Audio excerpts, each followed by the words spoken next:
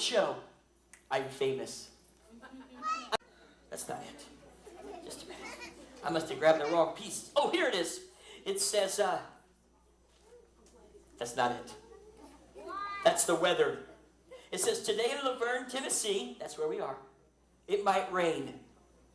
It might rain so hard, it could rain cats and dogs. I've never heard of such a thing. Ma'am, have you ever heard of such a thing? It says if it rains cats and dogs, be careful when you leave. You might step in a poodle. A puddle. We're going to have to ask a grown-up for a date on that joke. Let's see. You know what? I must have grabbed the wrong. This is very embarrassing, everybody. I must have grabbed the wrong pieces of paper. I know I put that paper in here somewhere. Would you help me fix this mess? On the count of three, would you say Shazam? 1, 2, 3, Shazam! We'll just start over. That might be a lot better. Oh, now you can clap real loud. Oh, wait. Come on. I know what you're saying. You're saying, better than I thought he was going to be. Let's see. Oh, here it is right here. It says, today at LaVergne, the public library, that's where we are, we're going to have a wonderful show starring the beautiful,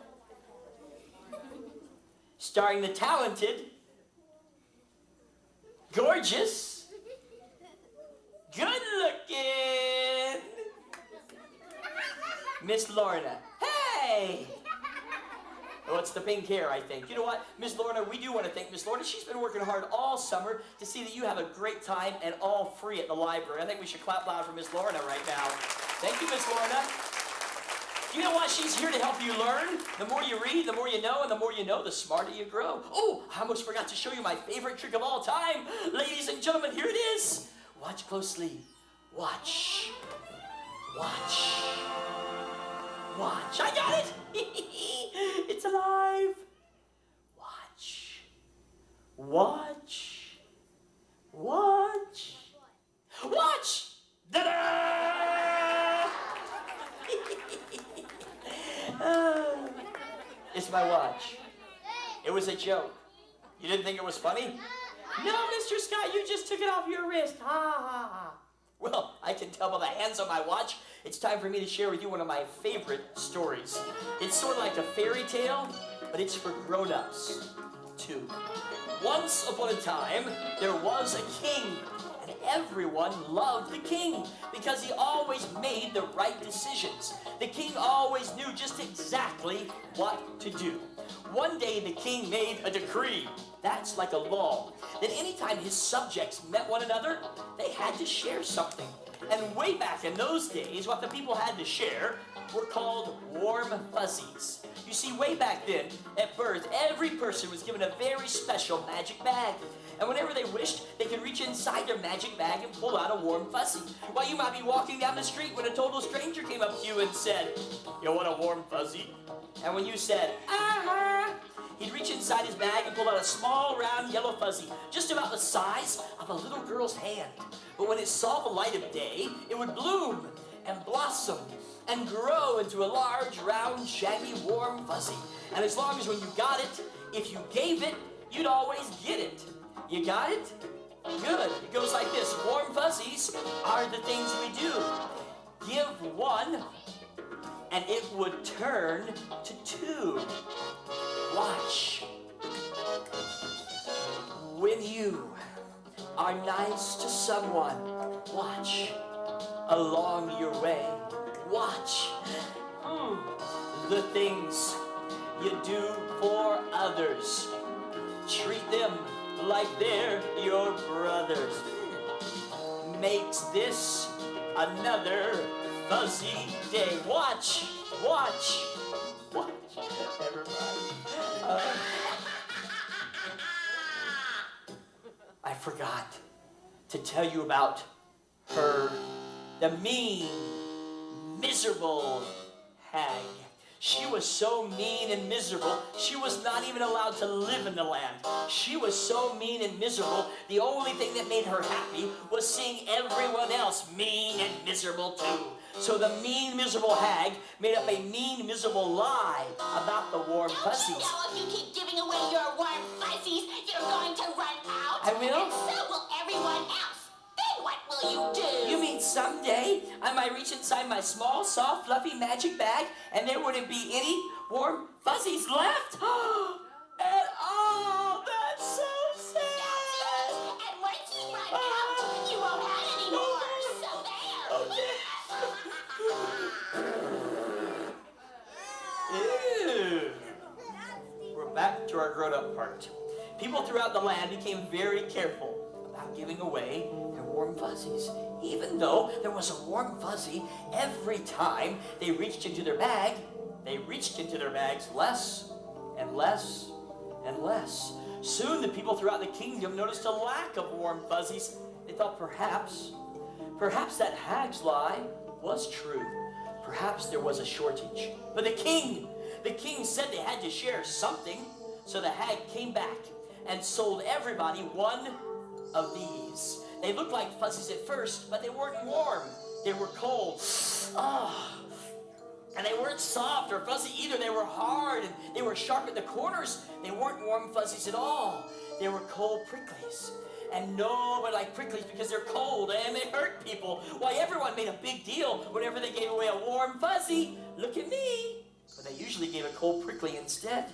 Well, the wise king knew he better do something before the warm fuzzies disappeared altogether.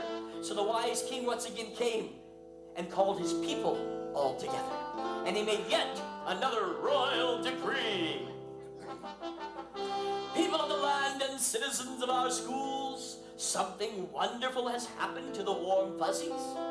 Now, every time you give one away, it will become two. One to give and one to keep. So if you want to have a lot of warm fuzzies, give away a lot of warm fuzzies. One brave kid tried it, and he found it worked. Whenever he gave his fuzzy to someone else, he still had it. One to give and one to keep. He could give his warm fuzzy away to anyone, anytime, anywhere, and he always had plenty for himself. That's because he did as the king said. And like the king said in my story, just like at your school, at home, just like on my scroll, warm fuzzies are still around today. You can't see them anymore, but you can feel them. When you do the dishes for your mama without being asked, or take out the trash for your dad, or help a friend or a teacher or a neighbor, whenever you give yourself to help someone else, that's giving away a real warm fuzzy. Would you help me with this? Come quickly. And when that fuzzy snuggles up against them and melts into their skin, hello, would you stand right there for me? When it snuggles up against them and melts into their skin, they feel warm and fuzzy all over. And you know what? So will you. What is your name? Would you hold this two fuzzies for me? Squeeze them tight, comfort. Both hands. Stand right here. Perfect. Everybody say please. And thank you. Open up slowly.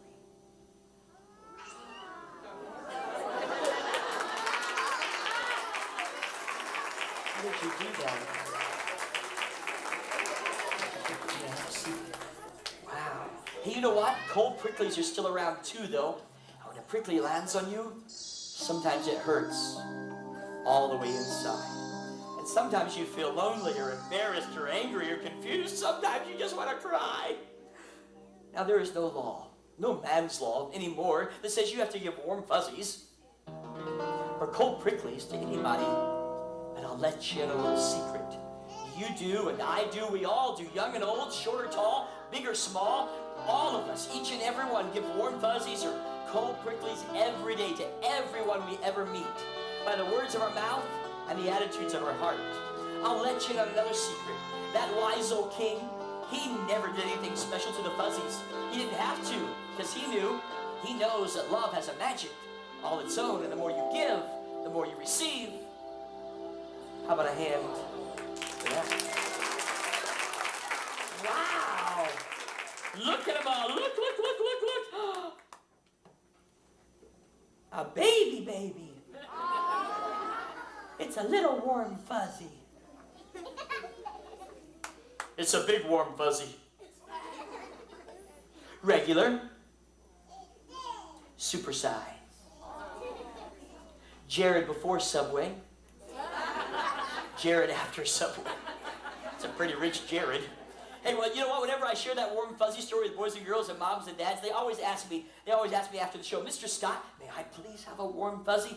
Now, depending on where you're from, you might ask that question in different ways. I get to travel all over this great country of ours. And you know, we have so many different kinds of people in our great country. When I'm in the South, Tennessee, Mississippi, Alabama, Georgia, North Carolina, South Carolina, even in the northern part of the state of Florida, where I live, people in those areas have little accents in their voice. Maybe you heard this.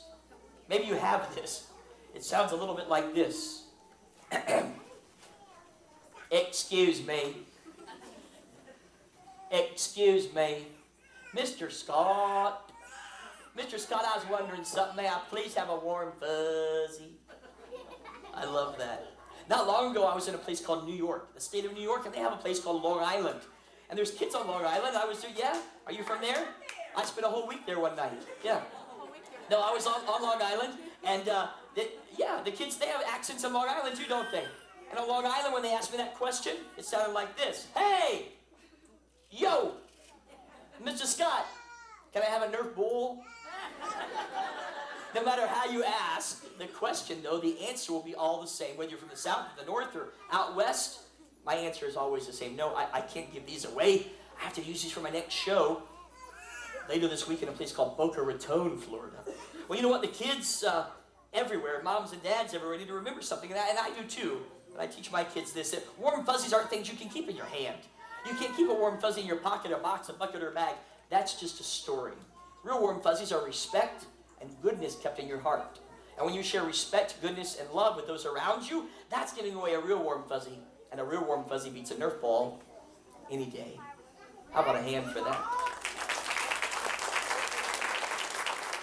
Hey, you know what? Speaking of warm fuzzies and hands, I need somebody to help me with a special magic trick on stage. So put your hand up high and a smile on your face if you'd like to help. Oh my goodness, these are lots of smiles. Look at all these smiles. I see a young lady right down front in the purple. Would you help me, ma'am? Come on down, clap loud for her as she comes this way.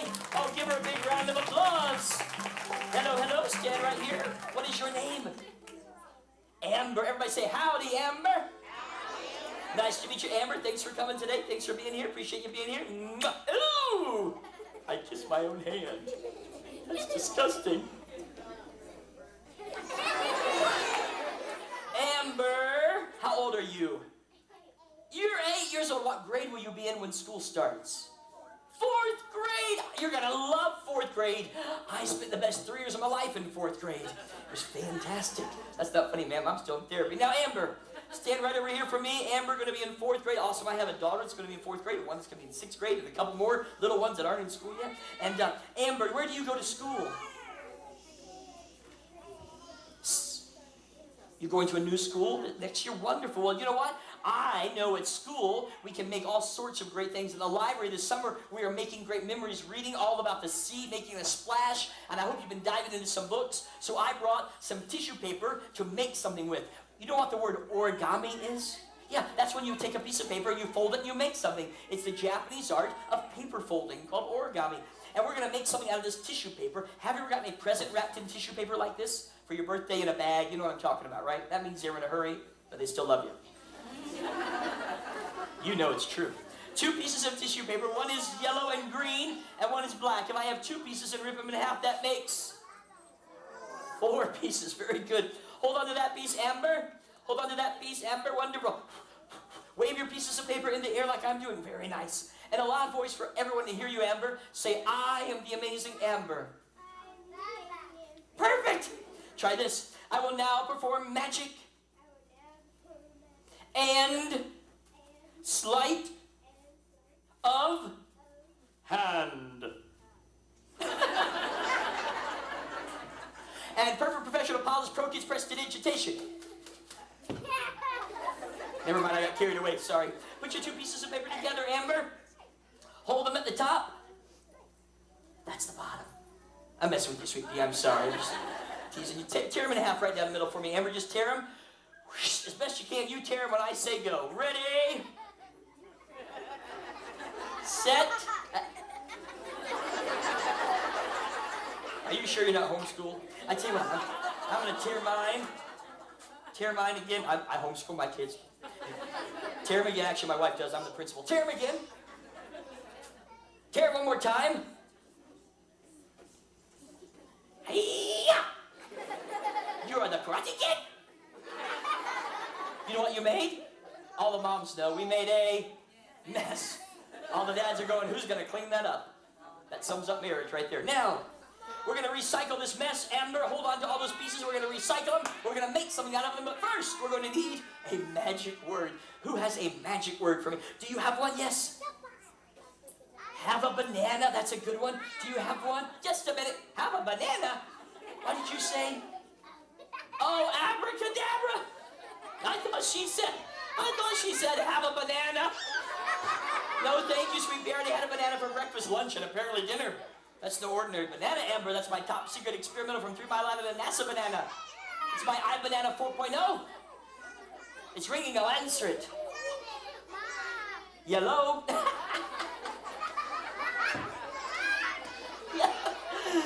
Hang tight, grown-ups. These are about to get a lot worse. See if you can catch all 9 of them. Who is this? Really? It's Bob Dole. Hey, Bob. Really? He said he thinks my act has appeal. Hey, Bob. Thanks a bunch. What? Really? He's going to put my Nana on the phone. Hi, Nana. Everybody say, hi, Nana. Hi, Nana. No, LaVergne. No, Shirley is not here. That was the little Chiquitas. Listen, Nana, I'm in the middle of a show. This is getting rotten. I got to split. No, ma'am, the kids don't get the puns, and the grown-ups are looking at me like I'm a fruit. Bye, Nana. Everybody say, bye, Nana. That woman drives me bananas. Everybody help. Put your fingers in there like this and wiggle. Don't point at me. I'll turn into a banana. Point toward Amber and those papers and say, have a banana. Say abracadabra. Say hocus pocus. Bow-legged locust. Fish bones choke us. And the best of all, please and thank you. Amber, blow on the pieces of paper. Let's see what happens. You know what? When we don't give in, Amber, we don't give up. We don't lose our head. We stop and think instead. Sometimes amazing things happen. And Amber, this summer, we're learning about diving into books, making a splash at our library. And the more you read, the more you know. And the more you know, the smarter you grow. And as you read, you can do all sorts of amazing things, even magic tricks. Amber, we have made something perfect for you to go to the splash park with. A beautiful hat for a beautiful young lady named Amber. Give her a big round of applause. How did you do that, Amber? Amber, come here for a minute. Is your mama here? Where's your mama? Ooh, way back there in the cheap seats. Hello, Mama. Is that Dad? Yes? Yeah, she says yes, you say no. This is not Judge Judy, my friend. Dad, can she have this paper? He said you could have it. Put that paper hat on your dresser when you go to bed tonight. When you wake up in the morning, $1 will be under it. Just tell him I said that later. Clap loud for Amber. Thanks, Mom, for the buck. Hey, Amber, don't wear it to the splash park. It'll turn your hair green and yellow. Ladies and gentlemen, boys and girls, back by popular demand, my favorite trick of all time. Watch closely. Nothing up my sleeves except my little arms, which were birthday presents from my mama. Watch. I got it. It's alive. Watch. Watch. Watch. Da!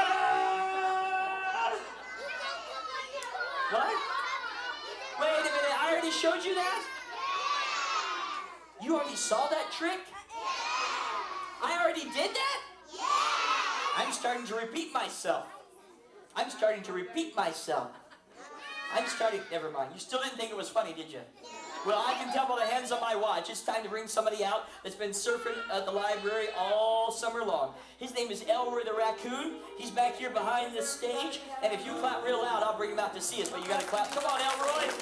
Where are we going? We're going out this way. Come on. Oh, you got to clap louder than that. Come on, Elroy. Here we go. We're going out this way. Come on, they're clapping for you. No, he can't. Yep, they're all here. Ladies and gentlemen, this is my friend Elroy T. Raccoon. The T stands for Tennessee. That's where I'm from. He's from East Tennessee, a little town called Maryville. Straighten up, look your best. He came today to be with us. Elroy, settle down. Straighten up. Hey, chill out. What are you doing, Elroy? I'm chilling. Or what are you doing? I'm playing possum. Elroy, you're not a possum, you're a raccoon and you're a puppet. I'm a what? You're a puppet. You're made out of rubber and fur. I'm not even a ventriloquist, Elroy. I'm just a puppeteer. I talk for you. You talk for me? Yes, I'm a puppeteer. I love Three Musketeers. No, I didn't say I was a Are you light and fluffy in the middle? Elroy, stop it. I didn't used to be. I didn't say I'm a Three Musketeer. I said I'm a puppeteer. I talk for you. You talk for me? Yes, I am your mouthpiece. You're my mouthpiece? Yes. You're my big mouth, Elroy. Straighten up. I wanted you to come today to LaVergne. We're back at the library. Stop.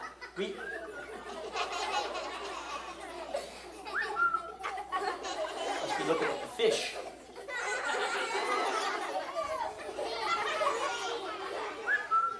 Ricola. Elroy, turn around. What are you doing, Elroy? What are you doing? Don't do it. Elroy, stop staring. Elroy, hey, baby, what's happening? Elroy! Excuse me, young lady, I apologize for that, Elroy. Elroy, my little chiquita. Elroy. My little babushka. Elroy. Will you be my Valentine? Elroy. Valentine's Day is over. Now, straighten up. I wanted you to come today. You been in the Elroy, Mr. Scott, we're at the library. What? Excuse me, sir, we're at the library. We're lying about berries? No. Library. We're gonna go lie down in the berries? No, Elroy. Library, it's where you read. Oh, I love to read. Yes, and you've been at the library reading? I have been reading. What kind of books have you been reading? Joke books. You've been reading joke books. Yes, I have. That's wonderful. Tell us a joke from one of the joke books. Do you remember one? I remember several. Okay, go ahead. Knock, knock. Who's there? May I who? May I kiss you? Elroy! There is no kissing during the... Oh, that's disgusting!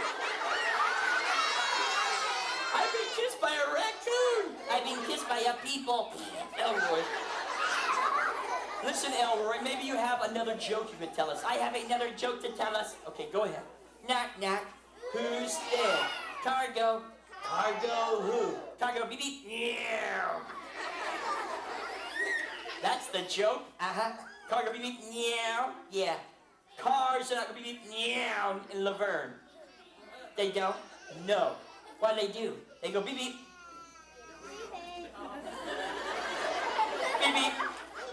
Beep beep. How do you know? The police told me on the way to the show. Straighten up. Listen. Elroy. Mr. Scott, yes, maybe you have another joke for us. Knock, knock. Who's there? Olive. Olive who? I love you, baby. Elroy! You know what, Elroy? When was the last time you were in the library? Today. Yes, but yesterday at the library, remember? Yeah, we were at the library yesterday. And what happened to you while you were in the library? You were running. I was running. And you shouldn't have been running. No, I shouldn't have been running. What happened because you were running? I slipped and fell. You slipped and fell. Why did you slip and fall? Because you were running? No. Why did you slip and fall? Because I was in the non-friction section. That's a librarian joke. Straighten up. Listen. I'm a puppet. Yes, you're a puppet. I'm not real. I can tell you're not real. You got your surfing shirt on, though. You got that at the beach? No, I did not get this at the beach. This is Build-A-Bear brand. Elroy. Maybe you can tell us another joke. I have another joke. Go ahead. Knock, knock. Who's there? Let us who? Let us get married. Elroy. I'm a puppet. Yes, you're a puppet. I'm not real. No, you're not real. As a matter of fact, you're made out of rubber and fur. Because you're made out of rubber and fur, I can take your arm like this.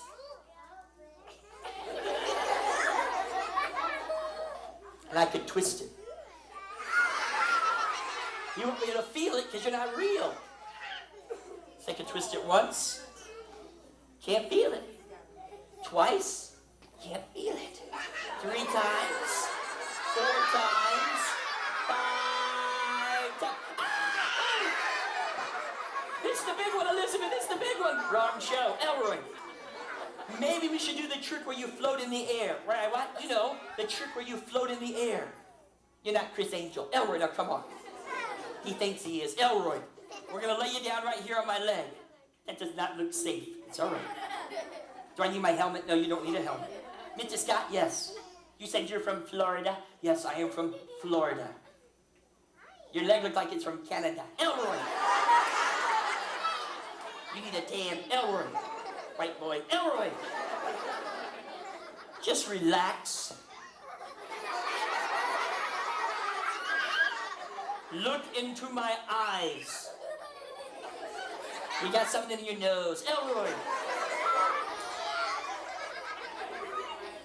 You will now become lighter than air. Had breakfast at Taco Bell. Elroy! I ran for the border. Elroy! I grabbed the chalupa. Elroy!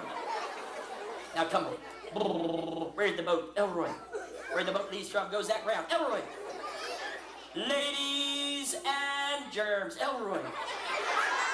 Gentlemen, ladies and gentlemen, boys and gerbils. Elroy! It's girls. Ladies and gentlemen, boys and squirrels. Elroy!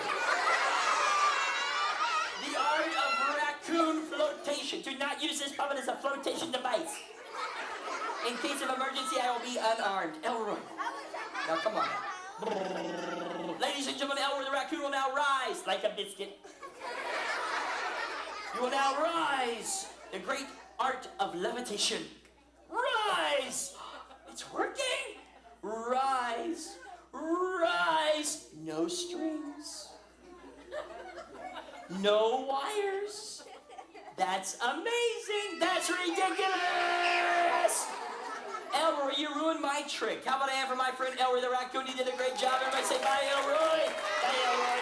No, you don't say bye to yourself. You say bye to my friends. My friends named Elroy. What are you doing, Elroy? I have a message. For who? For Miss Lorna, our librarian? Let me go tell her. No, Elroy. I love you, Miss Lorna. Elroy. How embarrassing. It's the pink hair. Elroy. Clap loud for my friend Elroy the raccoon. He did a great job. My apologies, Miss Laura. Lorna. Hey, you know what? Miss Lorna and I were talking before the show, and guess what she said? She said sometimes boys and girls come to the library and they check out books, which is what they're supposed to do. But they get home and they forget to take care of the books. They forget they borrowed them. They get home and they leave them on the ground, and their dog or cat comes along and chews up the corner. Or baby brother or baby sister gets a hold of the book and tears the pages out. Do you know the library has its own books just for babies? So if everybody didn't take care of the books, guess how many books we'd have in this library? Zero. Well, there's always that one that nobody checks out, but we'd have very few books in the library. So if you'll promise me that you'll take care of the books when you borrow them, and Miss Lorna, look back there, Miss Lorna, you can't miss her, and say, I promise to take care of the books in the library. Now look at your mom, your dad, your grandma, to your teacher, whoever brought you. Don't look at me, I got 4 of my own. Whoever brought you, and say, I promise to behave the rest of my life. And all the parents said, amen. Now, hey, you know what? These are books on magic tricks. Oh, eyes back up here. We're not quite done. You can find magic books in section 793.8 of the Dewey Decimal System. Mom and Dad, you do know when we talk about magic, we're talking about tricks. Magicians do magic tricks, and we'll leave the miracle stuff to God. But I thought, since we had such a great time today, we made a splash, and there's some fun magic that I thought maybe I would show everybody my grand finale trick. Would you like to see it? Take a big deep breath. Hold it in. Let it out slowly. Ladies and gentlemen, I've been practicing this one to show it to you today. Watch closely. Watch. Watch. Watch. Watch.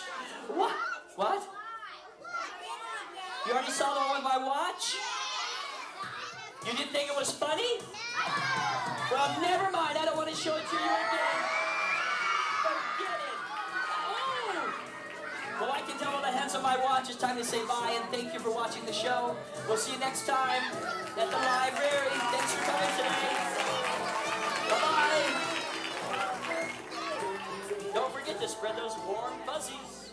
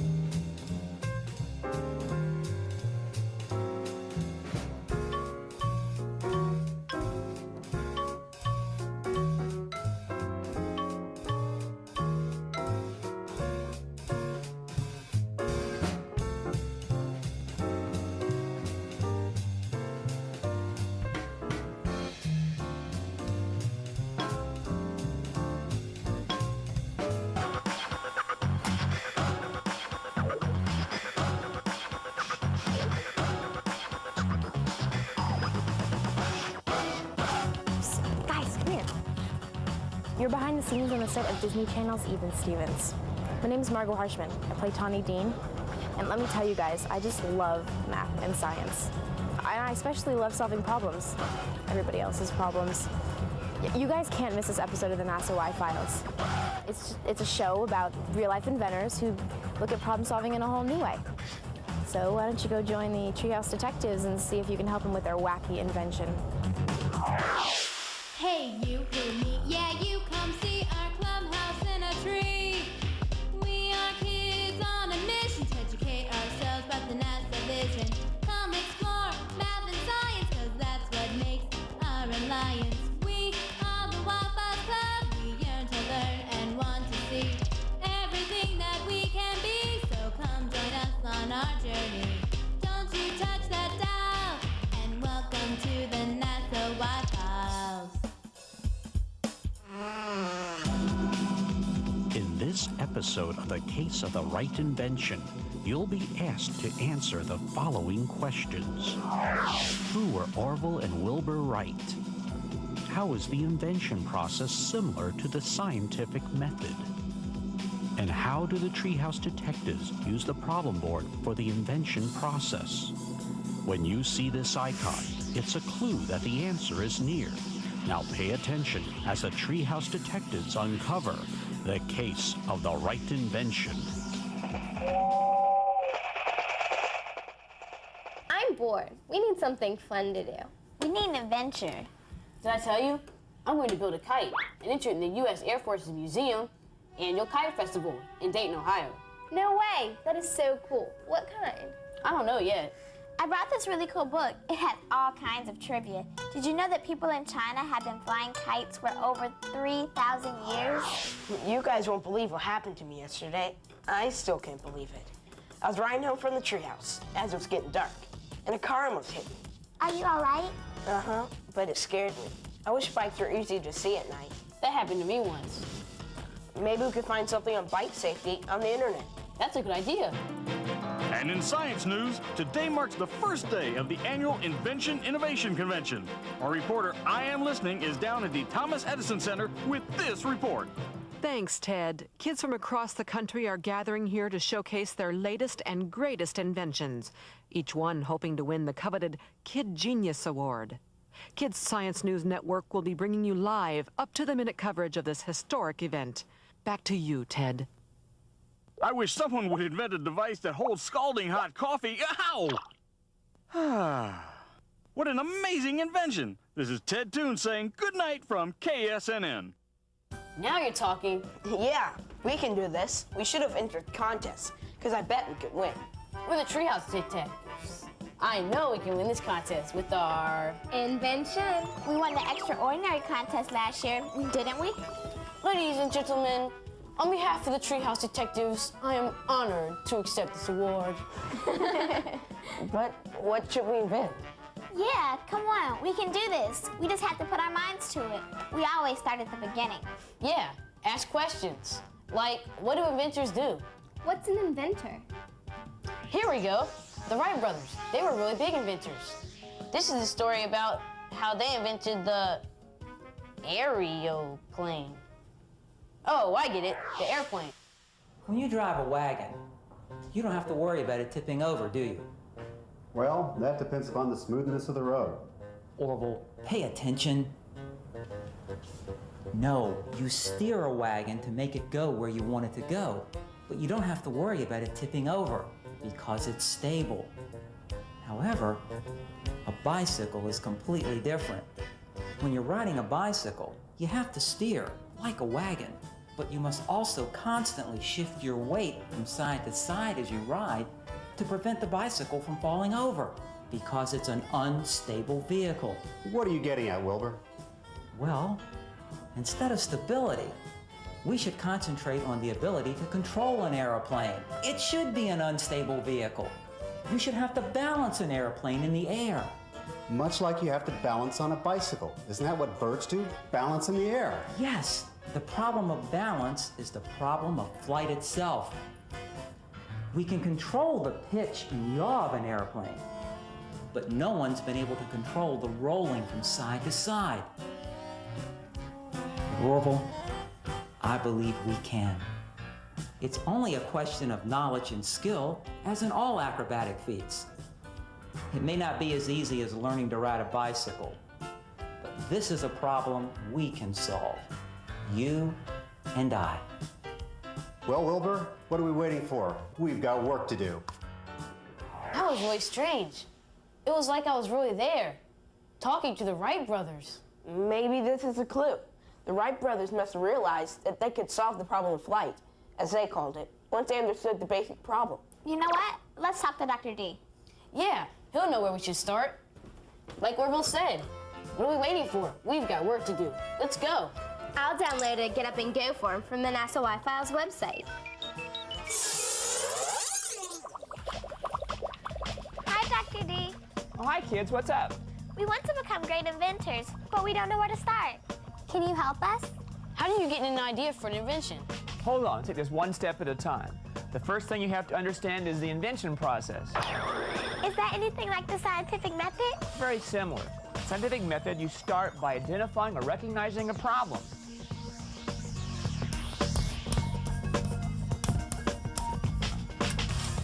In the invention process, you begin by identifying a need or want. A list of things that annoy or frustrate you is a starting point. You might call this a bug list. I know lots of things that bug me, like my sister. Let's take an example that you're bugged because you're always losing your portable CD player. The next step in the invention process is to think of solutions to the need or want. That sounds a lot like the second step in the scientific method. An idea would be to paint the CD player a bright color so that you can see it easily. I like the idea to have it beep when you clap your hands. You're really getting into this now. Once an inventor has a list of possible solutions, the next step is to evaluate each one to decide which one to develop. Maybe we could choose the cheapest one. Or maybe we could choose the one that we can make by ourselves.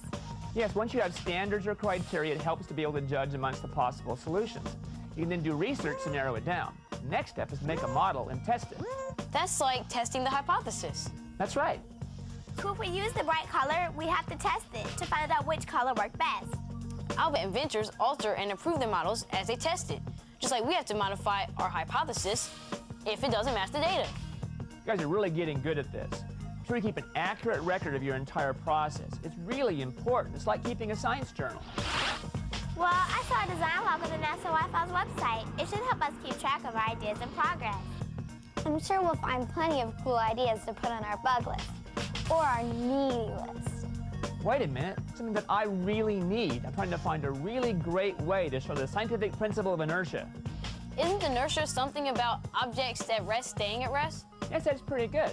It also explains that objects in motion remain in motion unless a force acts upon them. I've always used a bowling ball to explain the part about staying in motion, but I want to find a more exciting way to do it. How can we help? Why don't you think of some possibilities and we'll talk about it later. Hey, I've got an idea for you. Why don't you check out the National Gallery of Young Inventors and see who was inducted into the Inventors Hall of Fame this year? Let's use your computer, Dr. D. Go right ahead. I read about someone named Lindsay Clement from Longview, Texas. She's being inducted into the National Gallery of Young Inventors. Let's contact her and ask her about her invention. Hi, you must be Lindsay Clement. We're the Treehouse Detectives, and we wanted to ask you about your invention. Sure. Exactly what does your invention do? This is a gumball machine. It helps pick up sweet gumballs in my backyard. How does it work? As you push the machine forward, these mesh wheels grab the gumballs and carry them around to the front, where they are collected in this basket. How did you come up with the idea for your invention? Well, I was at the driving range with my dad, and I saw the golf ball collector cart picking up the golf balls. And I figured if it worked for golf balls, why couldn't it work for gumballs? That's cool. What did you do first? Well, first I started drawing to see what it might look like, and then I started building. What was the most difficult part? Probably finding something that would actually pick up the gumballs. I experimented with lots of different materials until I finally came up with wire mesh. That's great. We're trying to make our own invention. Do you have any advice? If you have anything that you think might solve a problem or help fix something, stick with it. Be willing to try new things if they don't work. And design and test your ideas. You really have nothing to lose. Especially when you end up being inducted into the National Gallery of Young Inventors. Maybe we'll be there one day. What an honor. Congratulations. I wonder if the Wright brothers had a bug list. My bug, or needless is long. Not as long as mine. Ah! You're crazy. You're not afraid of bugs.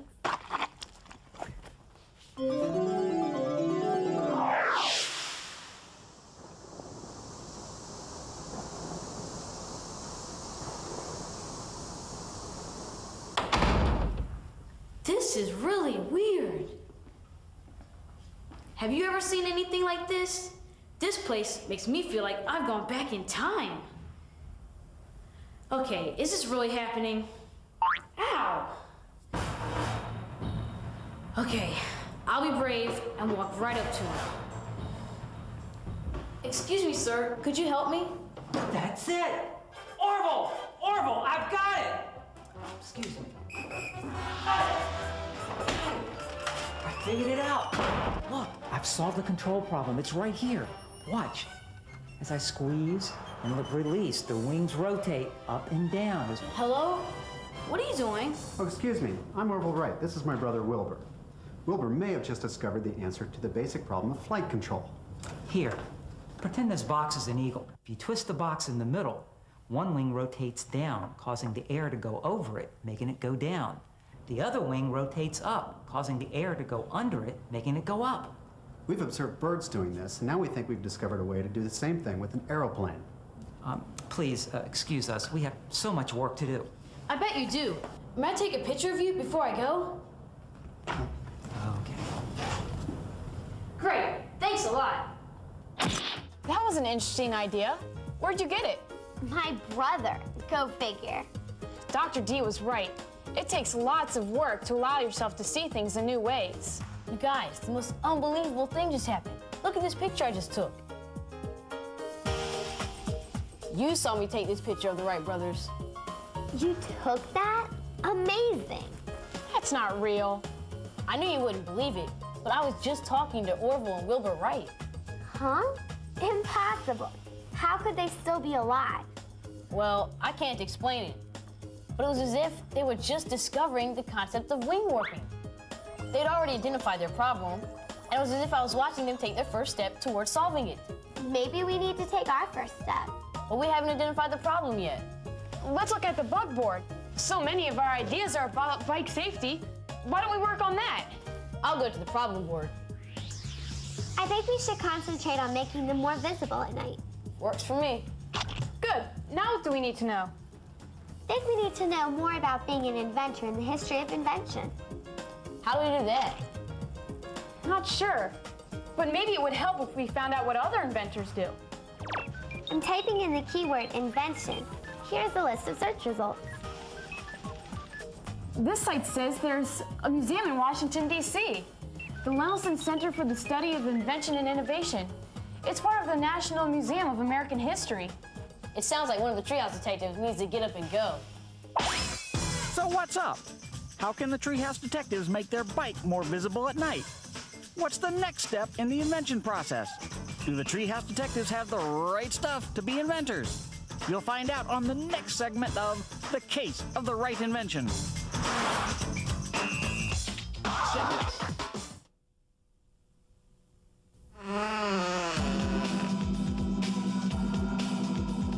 In part 2 of The Case of the Right Invention, you'll find out what is brainstorming. What do the treehouse detectives learn about evaluating ideas? And how does Dr. Harrison help the treehouse detectives? Hi, are you Mr. Judd? Yes, I am. Can I help you? I'm Bianca, one of the treehouse detectives. Treehouse what? Treehouse detectives. We're entering an invention contest, and we need to learn more about inventors. Well, you come to the right place. What do you do here? Well, we do lots of things here, but we study invention, we do programs for young people, and we also collect papers from inventors. Papers like their journals they use to keep notes on their inventions? That's right.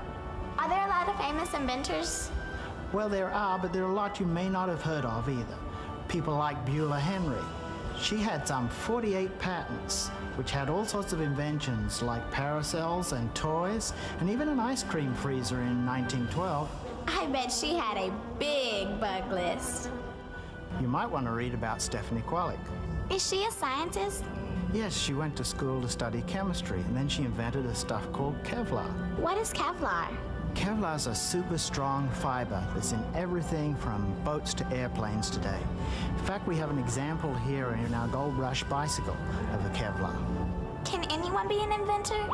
Yes, we can all be inventive, but I think there will only be one Wright brothers. How do you become an inventor? Inventors are curious about things. They also try to improve inventions. And you know, some inventions just happen by accident.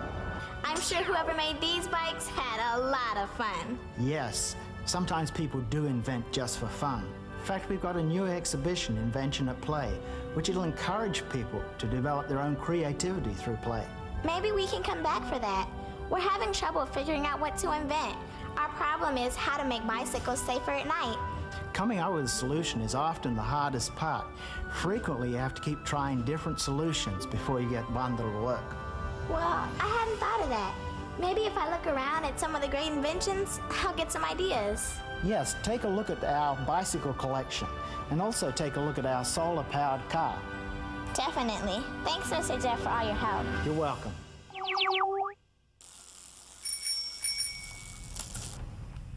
Hello, Treehouse inventors. Well, we're not inventors yet. We know our problem. Mr. Judd at the Linson Center said that a problem can have more than one solution, but we're having trouble finding at least one. Do you have any ideas? Just the thing for you. It's called brainstorming. But I forgot to bring my umbrella. Oh, very funny. Brainstorming is something that helps you think creatively. Is that where we get together and toss us out ideas? Yes, it is, but there's certain rules you have to follow. Someone has to record the ideas. Everyone needs to contribute ideas, and all ideas are accepted. What if one of the ideas is silly? That's all right. You're encouraged to give wild, silly, or even way out ideas in addition to the practical ones.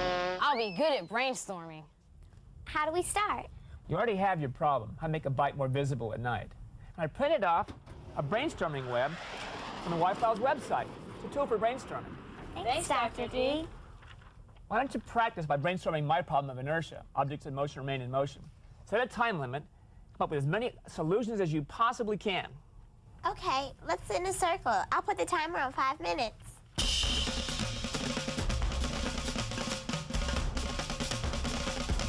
I've got the timer. Okay, I'll be the recorder. Okay, let's go. I think it should be something on wheels. How about a catapult that flings things far in the air? Or smoke rings. That'd be cool. How about a paper airplane? I'd like to use a watermelon. That's a silly idea. Remember now, no criticism. Okay. What do we do now? Are there any solutions that are similar, can be grouped together? Yeah, like catapulting a watermelon. See, I told you a watermelon wasn't a bad idea, if you don't mind a big mess. Thanks for all the ideas. I'll let you know what I decide to do. Remember, never judge any ideas during the brainstorming, only afterwards during the evaluation. How do you evaluate something? You need to talk to my friend Dr. Catherine Fay at NASA Langley Research Center. That's a great idea. Thanks, Dr. D. Hi, Dr. Fay. This looks really cool. Hi, kids. Welcome to the lab. What is all this stuff? These are various inventions that Langley researchers have developed here in Hampton, Virginia. Are you an inventor? Yes, I'm an inventor, but my job is to research solutions to problems that NASA has in aeronautics and space. And some of these solutions turn into inventions. If you have a creative, innovative environment, inventions will happen. What are some of these inventions? This is a colorless poly image. It was invented by several Langley scientists and is used as a flat panel reflector on solar arrays on satellites in space. All these things look great, but how do the researchers know if they're good ideas? First, as a researcher or an inventor, you need to define your problem. Then, you need to test your proposed ideas. You collect the data and analyze it and see if it works. If it doesn't work, then you need to reevaluate. Maybe you modify it, or maybe you start with a new idea. That's why collecting data is important? Yes, collecting and analyzing the data helps determine if your solution meets the requirements. So, what do we do with our bad ideas? Do we just throw them away? No, the idea might not answer this solution, but the data collected is good because it will help you determine other solutions. Well, is that it? We collect the data to test our product and we're done? You might want to consider a few more things in the evaluation. First, can I make it? And second, can I afford it? Could you help us get started? Tell me one of your ideas to solve the problem.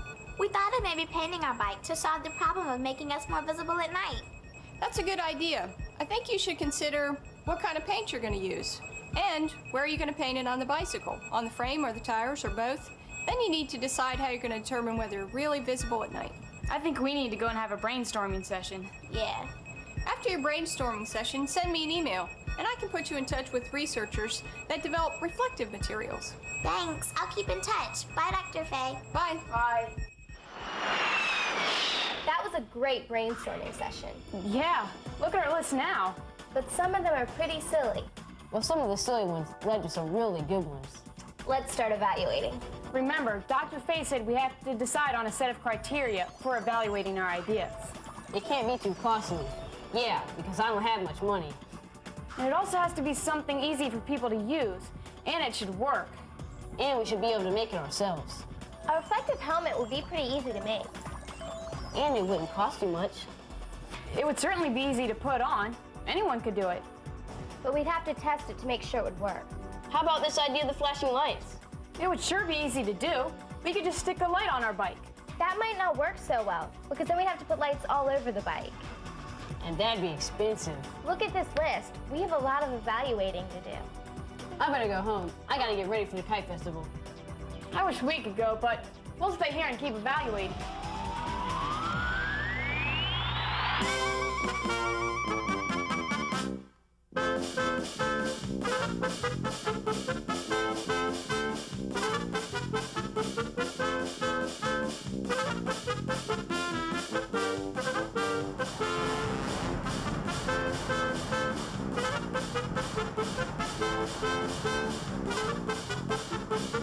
Today is a great day for flying kites, and that's what we're going to do. Of course, we have to build it. Who knows what shaped kite we are building today? What kind? In designing the invention, there are a few fundamental concepts they'll need to understand. Research what is already known about the idea. We observed that hawks soar better than buzzards, and that hawks also maintain their balance in strong winds better than buzzards. Why? Because their wings are shaped very differently.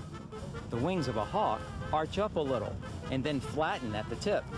A buzzard's wing gradually angles upward all the way to the end. And then they'll need to keep a journal. It is essential for them to keep very careful and accurate records of everything they do on the project. Hi! My friends don't believe that I met the real Orville and Wilbur Wright, so could you sign this picture I took of you? Hey, where'd they go? I know I'm not crazy. I just saw Orville and Wilbur Wright. Hello? You won't believe who I just saw. Those same two guys from the bicycle shop, and they call themselves Wilbur and Orville. That's awesome, Jacob. Pay really close attention because you'll probably learn lots of stuff that we can use with our invention. Yeah. Could Jacob really be seeing the Wright brothers? Maybe they're actors, pretending to be Orville and Wilbur. They're not pretending. I'm telling you guys, this is the real deal. Okay, we believe you. I read somewhere that the Wright brothers became interested in flight after their father gave them a toy helicopter. And listen to this. The Wright brothers were self-taught engineers, neither of whom attended college. I wonder if their parents were really smart. Actually, it was their mother. She loved math and science. Like me. But will you graduate top of your college class like she did? Of course. Listen, guys, we got a lot of work to do. We narrowed down our ideas, but what are we going to choose from? The Wright brothers said to research and find out all that is known about our idea. Let's go to the problem board and see what we need to do next. Okay. You know our problem is to make bikes more visible at night. And that anyone could be an inventor. We know that inventors brainstorm lots of solutions for their problem. And that Dr. Faye said to determine the criteria for evaluation. That means we're on the right track. So what do we need to know? I think we need to research how to make things more visible at night. Like materials that reflect. I'll go to the library. Hey guys, wait. I just got an email from Dr. Faye. She says to check out her colleague, Dr. Harrison. She works with reflective materials. Sounds like that's our next stop. Wow, this is neat. Are we in the right place? Well, you're in the right place. I'm Dr. Joycelyn Harrison, and I work here in the Advanced Materials and Processing branch at NASA Langley Research Center. But since you guys are in the lab, could you do me a favor and put these safety glasses on? We have to always remember to use safety first. Well, we're trying to solve the problem of making our bikes more visible at night, and we want to use reflective materials. We were hoping you could help us. Do you know anything about reflective materials? Yes, here at NASA Langley, we do research on developing reflective plastics. Here's an example of a reflective plastic film that we developed right here. Wow, this is really lightweight. This would look really cool on our bike. How do you make it? Well, we start off with this clear polymer solution that has metal ions dissolved in it. And then we pour it on these glass plates, and then we bake it in these big ovens. You bake here? Yes, actually chemists do bake, but we call it curing. While curing, the metal ions in the material migrate to the surface of the material, and we end up with a very reflective plastic. Wow, I thought that only metals were reflective. Why does NASA use reflective plastics? Well, you guys come with me and I'll show you an example of how NASA used materials just like this. Come on. What is this? I've never seen anything like this before. It's so tall. This is a reflective antenna. Actually, it would have to be about 5 times larger than this to be used in space.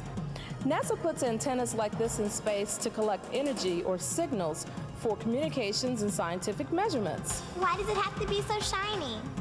It needs to be reflective so that we can focus the energy to where we want it to go, like to a location on Earth or to a science instrument on a satellite, for example. We really need reflective materials too. We're trying to make our bike safer at night. I don't think we could build anything like that. Do you have any suggestions for our bike? Well, what kind of things do you think could help you see your bikes at night?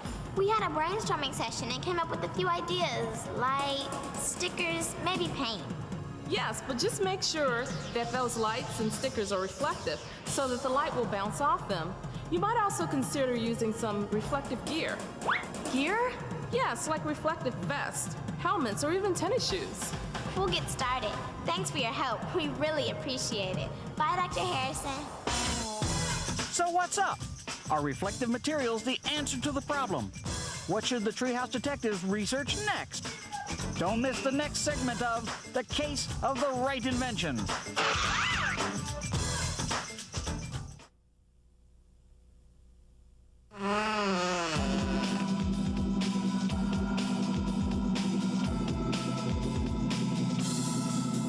Watch carefully and you'll learn the following. How do the Y-Files Kids Club experiments help the Treehouse Detectives?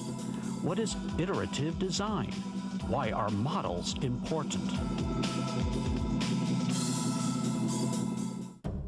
Did you know? Oh no, not again.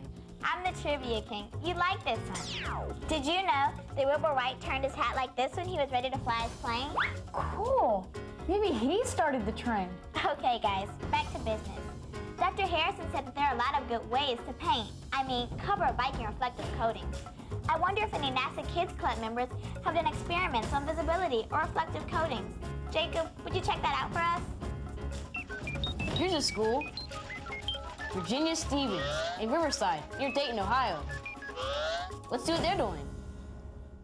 Hi, my name is Erica Hartley from Mr. Mark Bomida's 3rd grade class in Riverside, Ohio.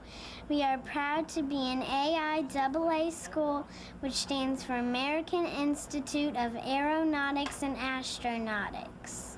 We need your help. Can you tell us about your experiment on reflective surfaces? Sure. We started off with the problem. We needed to find the most visible material for bike safety at night. That's so funny. We have the same problem. What did you do?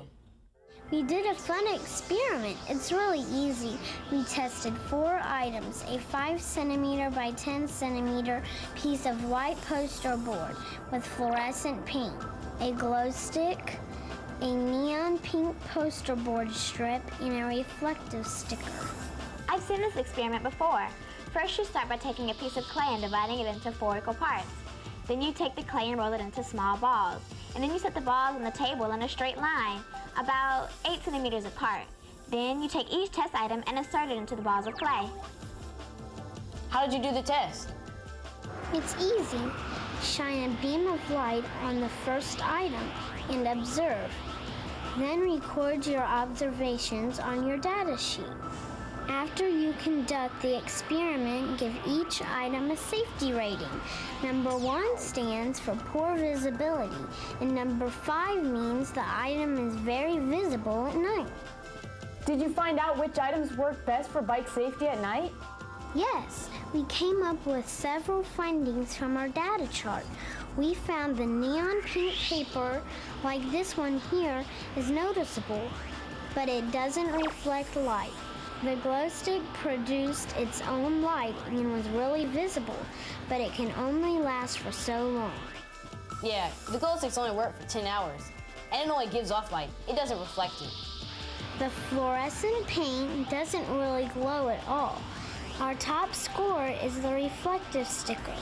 It reflects light well, and it's good for night visibility. We hope this helps you. Thanks, later.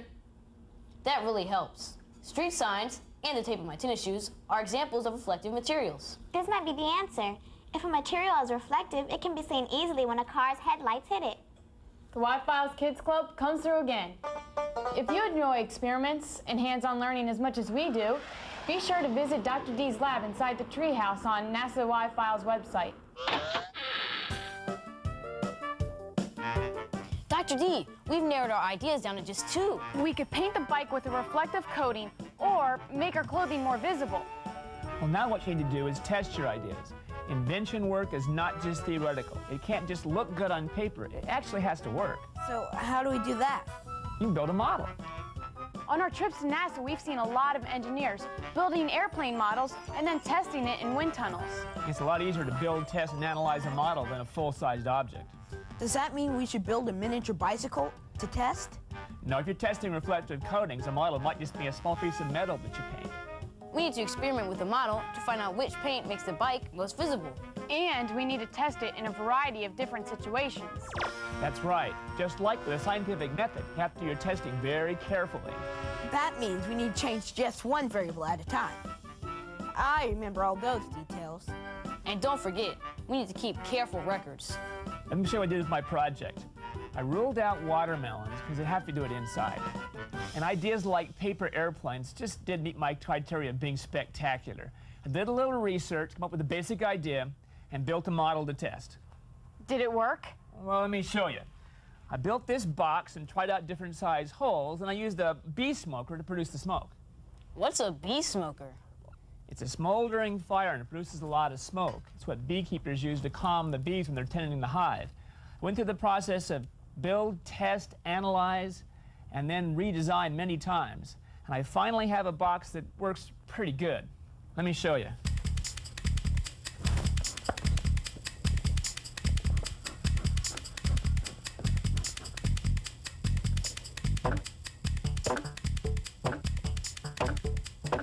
That's fun. My dad helps out at the theater, and they have a smoke machine that works even better. What a wonderful idea. See, it's great to work together as a team on the invention process. I think it's time for both you and me to put together a prototype of our inventions. What's a prototype? Well, once you feel pretty good about your testing, it's time to build a full-size working model to test, which is called a prototype. Oh, that's when we use a real bike. I can almost taste victory. I think we can do this, but I'm still not clear on this model-making thing. Well, there are 2 projects going on right now at NASA Langley Research Center that will help you learn more about model building. I'll give both researchers a call for you. Let's divide into 2 groups and take our investigation log and record what we learned. I'll call Kaylee and see if she can go on a field trip. Then we can share what we learn with each other. Let's get up and go. Nice to meet you, Mr. Wozak. Nice meeting you. This is a wind tunnel, isn't it? What do you do here? We're testing a new kind of airplane. A micro-air vehicle, or MAV for short. Is this a real plane? It looks more like a bird or a bat or something. Well, you're pretty close. It's about the size of a bird. And we use what we know about how birds, bats, and insects fly to help design it. Do you test your models? Yes, testing is an important part of the design process. That's why we're here, to learn more about the design process. Well, design is the process by which you turn ideas into reality. Ideas often involve contributions from many different people. We collaborate or work together by sharing ideas to improve our design. Kind of like us. We work together as a team. We collaborate. That's great. For MAVs, we're working with aerodynamicists, controls engineers, wind tunnel engineers, technicians, and even biologists. Biologists? That's right. Biologists help to better understand how animals fly. and we can design and build airplanes that use the same principles. Through collaboration, we help each other, and we can iterate to get a better design. What? Iterate. It almost always takes lots of tries and retries before you get an effective design. Iteration refers to the process by which we design, build, test, and analyze our data. Data collection is another part of the scientific process. From our data, we modify our design. We repeat the process over and over again until we get it right. So collaboration and iterative design help you come up with this. But what are you going to do with such a small plane? Well, we're going to use it to be our eyes and other senses to go to places we can't get to or are too dangerous to go. That is so awesome! I guess we need to get back to the treehouse so we can collaborate and iterate. That's right. And remember to use what you learn to make your designs better. Thank you very much, Mr. Wozak. This was really great. Oh yeah, thanks a lot. See Bye. ya. You must be one of the treehouse detectives. Hi, I'm Kaylee. I'm Sam James, an engineering technician. Hi, Mr. James. I really like this place. There's so many models. It's a pretty cool place to work. All the models you see here are designed by NASA researchers. I was hoping you could help me understand more about why models are important and how they're made. Okay, well, this blended wing body. Where do you think we had to start to make this model? A mold? Good guess. Come over to my desk. That's where we'll begin. Okay. We use a computer-aided design program, CAD for short, to make all of our models, like this blended wing body. Engineers and designers use their design specifications to create a profile. Then the programmers create drawings for the operators to use. What's that over there? They are molds, which are used to make models. Can you show us how to make a mold? Sure, we use several different technologies depending on the type of model we're making. Again, this blended wing model. One way to make this model airplane is to put fiberglass or graphite skins in the mold, then insert what we call hard points and bulkheads for support. That's really neat. What kind of materials do you use? We usually use aluminum, balsa wood, and honeycomb to reduce the weight. Wow, these are really light. Are all the models the same size? Not at all. Different tests require different types of models. For instance, the blended wing body. It's going to be made in two different scales. A 1% like the one I showed you earlier, and a 14% like that one on the table over there. By the way, if this 1% model has a wingspan of 2.5 feet, what will be the wingspan of the real airplane? He doesn't know that I'm a math whiz, too. That's easy. 1% equals 1/100. So you just multiply 2.5 by 100, and you get 250. You would do great at making a model. Okay, guys, let's put our ideas together and go from there. Good idea. Let's go to the problem board. What do we know? We know that the problem is we want to make our bikes safer at night. We know that anyone can be an inventor. Inventors brainstorm a lot of solutions. They only know how to evaluate our ideas. We know that we need to build a model before we build our invention. What do we need to know?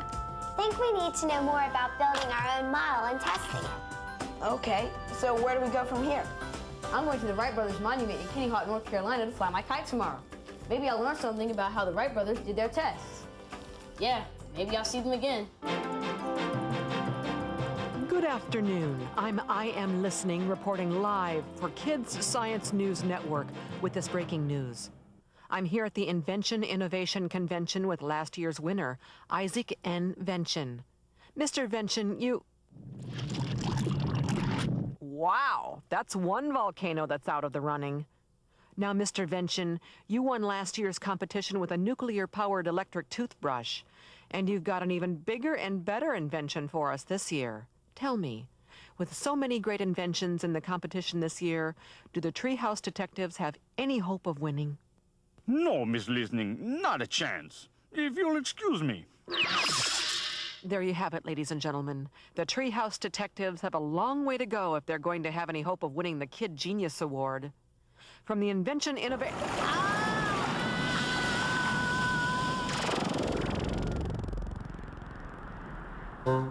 Slow down there, son. Be careful. Sorry, I guess I just got carried away when I saw you. You're Wilbur Wright, aren't you? What are you doing here? We're hoping to test our new glider, if our weather conditions improve. Last year was very frustrating for us. It was a failure, Orville. We'd been using Otto Lilienthal's lift calculations, which were generally considered to be accurate. But after last year's frustrations, we wondered if they might be wrong. So we decided to do our own lift calculations. How did you do that? Orville built a wind tunnel and created a wonderful scale to measure and calculate lift. We created and tested several different types of airfoils to find the one with the most lift. We're really anxious to test it as soon as the wind conditions are favorable. Why can't you test them now? How can you stand waiting? Waiting is difficult, but if we don't conduct our tests in appropriate conditions, we might invalidate our results. And worse yet, we could damage our glider and ourselves. No, we must wait until conditions are right. So what's up? What type of model will the Treehouse detectives build? How will they test their model? Where will Jacob see the Wright brothers next? You'll find out on the conclusion of The Wright Invention.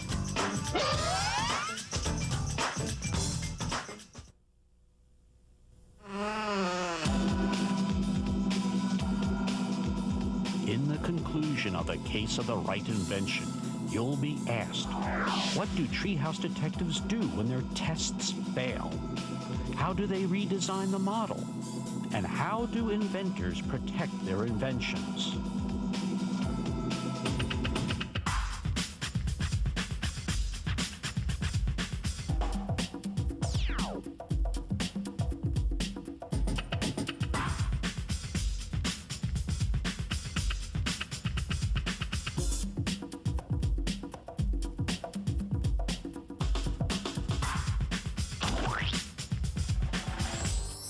This just isn't working. What's wrong? Why can't we make these things work? Do you remember what Mr. Judd at the Limson Center said about inventors, failures, and perseverance? Well, I wrote it in my journal. Here it is. Thomas Edison said that genius is only 1% inspiration and 99% perspiration. And that Benjamin Franklin said that he never failed. He just found 10,000 ways that didn't work. And Thomas Jefferson said the harder he worked, the more luck he found. I guess just because things aren't working for us right now, it's no reason to quit. Remember what Mr. Wyzak said about taking time to analyze our data from testing and using what we learned to make our model better? Jacob's right. Design, build, test, analyze, and redesign over and over and over again until we get it right. Remember, it took the Wright brothers 4 years of hard work to get their airplane to fly and 2 more years to get it to fly the way they wanted to. I have an idea. NASA's testing a high-altitude plane called Helios in Hawaii. Let's email them and see if we can set up a video conference to see how they do their tests. Hi, I'm John Del Frate. You guys are the Treehouse detectives. That's us. Thanks for talking with us. What can I help you with today? We're having a hard time with testing. We heard you just finished testing the Helios plane. Could you give us some advice on testing? Sure, I'd be happy to. What exactly is the Helios? Well, Helios is a solar-powered flying wing aircraft. It's flown remotely from the ground, and some people have described it as a flying yardstick. It's not designed to carry people, so you can shape it much differently. It has one of the biggest wings ever built. If you can believe it, its wingspan is bigger than a 747's. Yet it's extremely lightweight. It weighs less than most cars. Why was it built? NASA had 2 reasons. The first was that we needed a special airplane to collect information about our atmosphere up to 100,000 feet. That's 3 times higher than a regular passenger airplane flies. Recently, Helios set a new world record by flying to 96,863 feet. The second reason was that we wanted to design an airplane to fly longer than any airplane has ever flown. Why do you need to test your invention? Could you tell us how you tested the Helios plane? Testing is really important for us for a couple different reasons. The first is that we want to make sure we actually understand how our airplane and its parts work. We design the test and use the best information to predict the outcome of it. Then we compare the results with our predictions and figure out why they might be different. There's another reason why we test so much. It's because building airplanes is very expensive. We've been testing different parts of Helios since 1996. That's a long time. How could it take that long? In the beginning, we start out with simple models like this one to test the aerodynamic design. And then we made bigger and more complicated models until we were ready to actually make the real airplane. On some of our parts, like the propellers for example, we had to change the design and start all over. It's a long process. We aren't the only ones who've taken time to test. The Wright brothers tested patiently for several years before they succeeded way back in 1903. Careful testing leads to success. By the way, you know the place where the Wright brothers completed their first flight? It's a national monument, and it's a wonderful place to visit. Great idea. We should go there. Do you have any other advice for us in our invention? Actually, I do. Before you begin to test, you need to think about what could possibly go wrong and be prepared to handle it. Thank you, and good luck with Helios. Can you imagine going up 100,000 feet in an airplane? No thanks. Well, maybe we're on the right track. We just need to rethink what we're trying to do. You know, this tire looks really skinny when you look at it this way. It won't matter how reflective the paint is. No one will be able to see it at night. You're right. It's easier to see a bike from the side than from the front and back. Maybe we should stop trying to make the bike more visible and start concentrating on the rider. That sounds good. But what if we did both? What if we used the best reflective coating and put it on the bike, then use the best reflective material and put it on the vest? That would definitely make it more visible. But only if the car's headlights hit the reflective material. What if we put a blinking light on top of the helmet? Then you'd be visible even at dusk. I don't know if I want to wear something like that, but I guess I would if it makes me safer at night.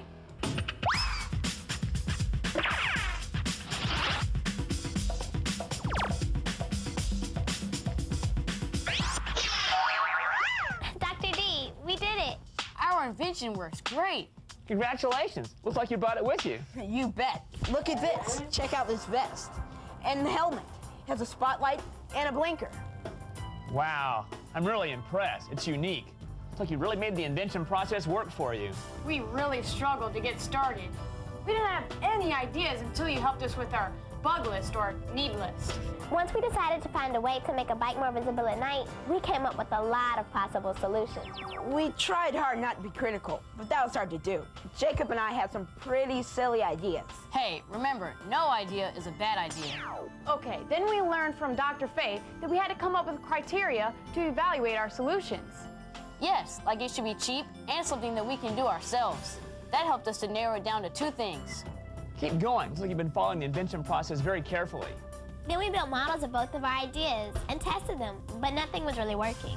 We had this really great idea that if we combine both of our ideas, we come up with this really terrific invention. So then we built a prototype or full-size model and tested it with our parents. I knew you guys could do it. What are you going to call it? It does need a name. Never thought of that. How about Bike Bright? Or the Night Buster. Those are both great names.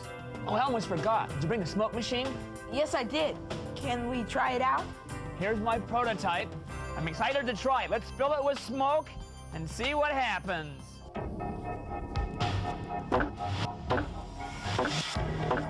That's really cool. Thanks for all your help. I couldn't have done it without you. For once, we had a chance to help you, Dr. D. Hope you've been keeping your iLog and writing down all of your ideas and your work.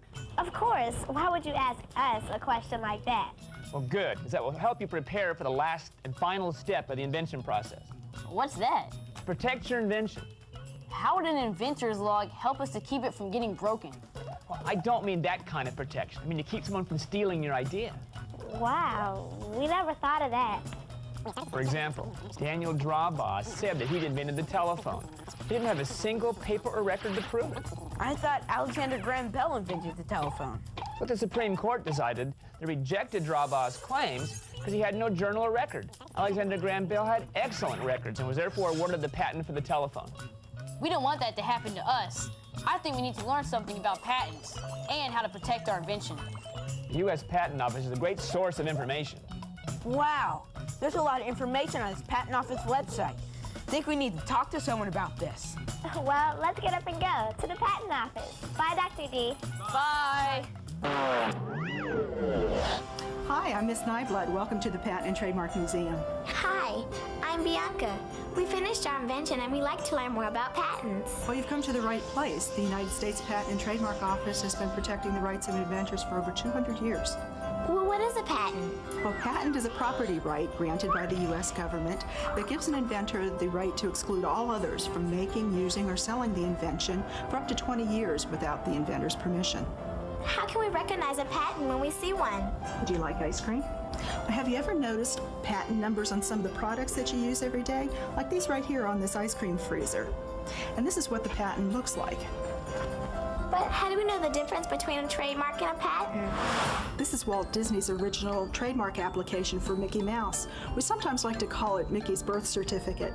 Trademarks protect words, names, symbols, sounds, smells, or colors that distinguish the products or services of one company from those of another. Like Ben & Jerry's or Breyers? You got it. The Coke bottle is a registered trademark, too. Can books be patented?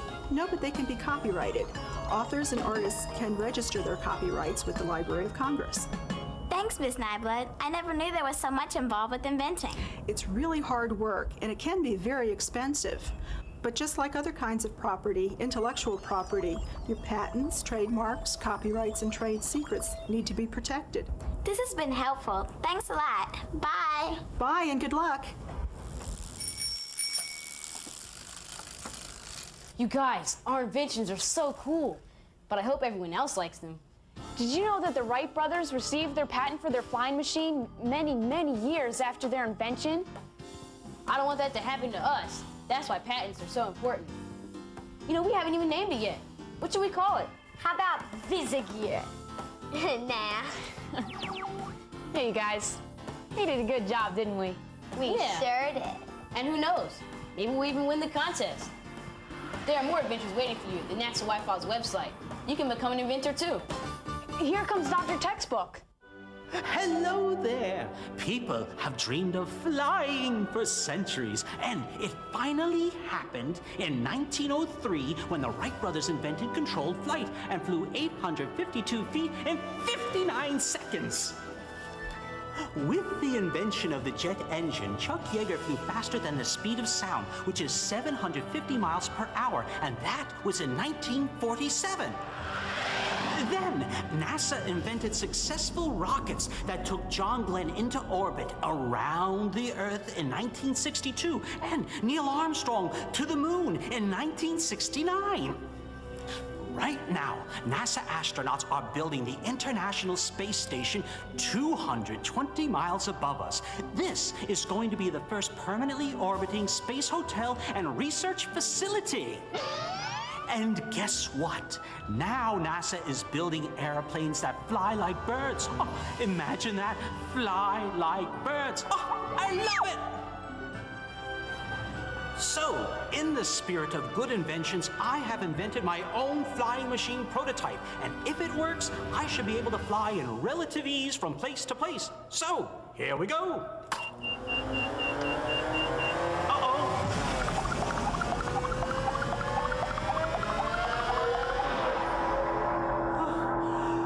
Not a very good idea. Hey, that reminds me. Let's go to the Wright Brothers Monument and see the Wright Brothers first flew. I met the neatest ranger there, and maybe he can tell me why I've been seeing the Wright Brothers everywhere. Great idea. I'll ask my dad if he can drive us. You guys go ahead. I have homework. All right. Bye. Bye. Hey, Ranger Collins. How you doing? I'm doing fine. Jacob's told me so much about your tree detectives. Yeah, pleased to meet you. This is cool. Would you like to see where the Wright brothers worked? Yeah, sure, of course. You bet. Hey, detectives, do you like homework? Well, sure. It depends. Kinda. The Wright brothers did tons of homework right here in their home at Kitty Hawk. You mean they actually slept in these beds? Right up top. In 1899, they wrote the Smithsonian Institution in Washington, D.C., asking for all the available information of man's early attempts to solve the problems of flight. I read that they went through all the information and identified all the problems that needed to be solved. And they used the scientific method to achieve powered flight.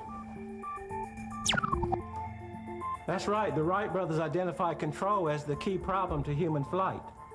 And they stored their airplane in a hangar just like this one. This looks really old. I did some research on them. I found out it took 4 years of hard work, dedication, and lots of disappointments before they solved the problem. But the Wright brothers had a dream, and they didn't give up. They're like us. We don't give up either. It was right here that the Wright brothers developed the airplane control system in the year of 1902. I bet you didn't know the space shuttle uses that same control. No way! Really? It's true. It was on this spot that Orville and Wilbur completed the most famous flight in world history. On December 17th, 1903. That first flight covered a distance of 120 feet in 12 seconds, from the center of the granite boulder to the first marker. Do you think you could run that far faster than the airplane? I can try. I gotta time this. All right, Bianca. On your mark, get set, go.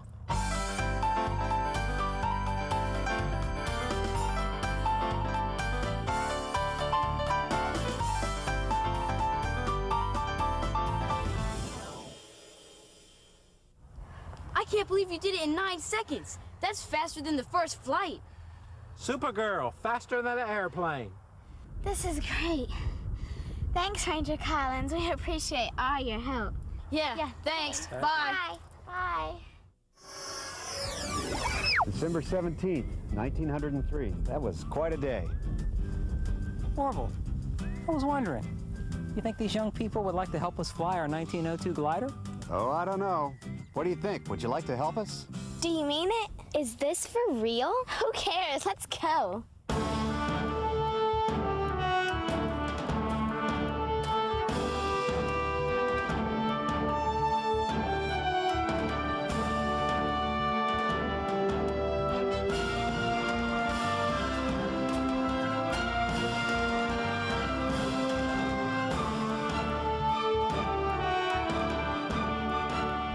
Everyone, when Orville gives the signal, he'll be ready to run down the ridge until the glider lifts off.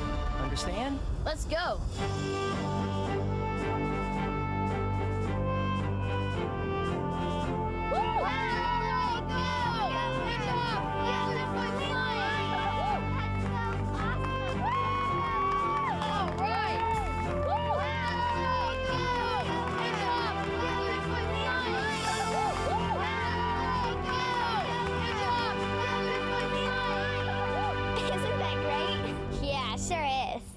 Unbelievable. Look at it go. Who knows? Maybe someday we'll be famous inventors too.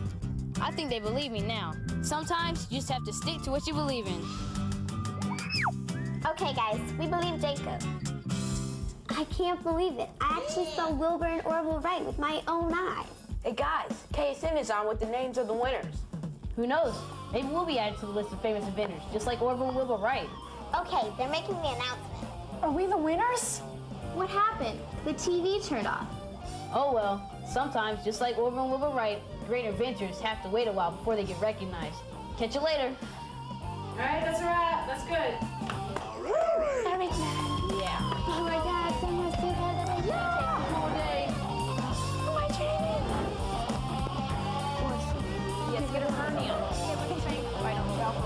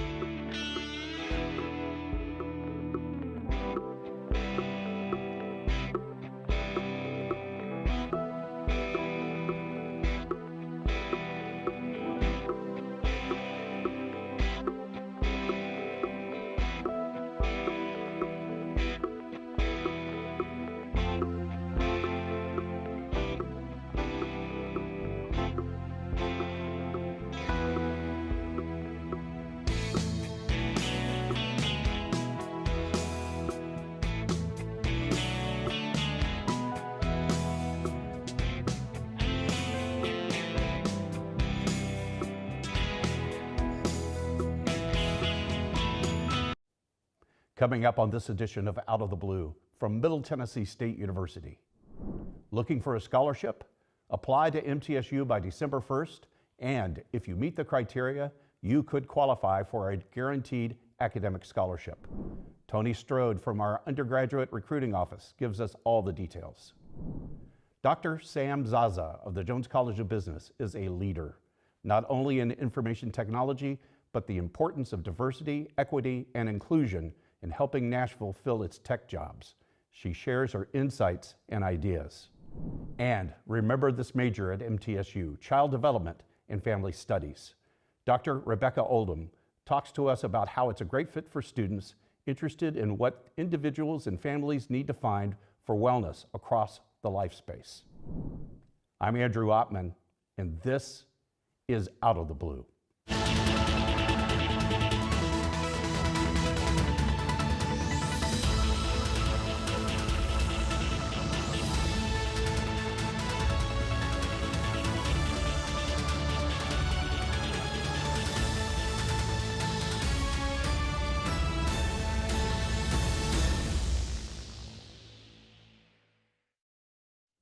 Welcome to Out of the Blue.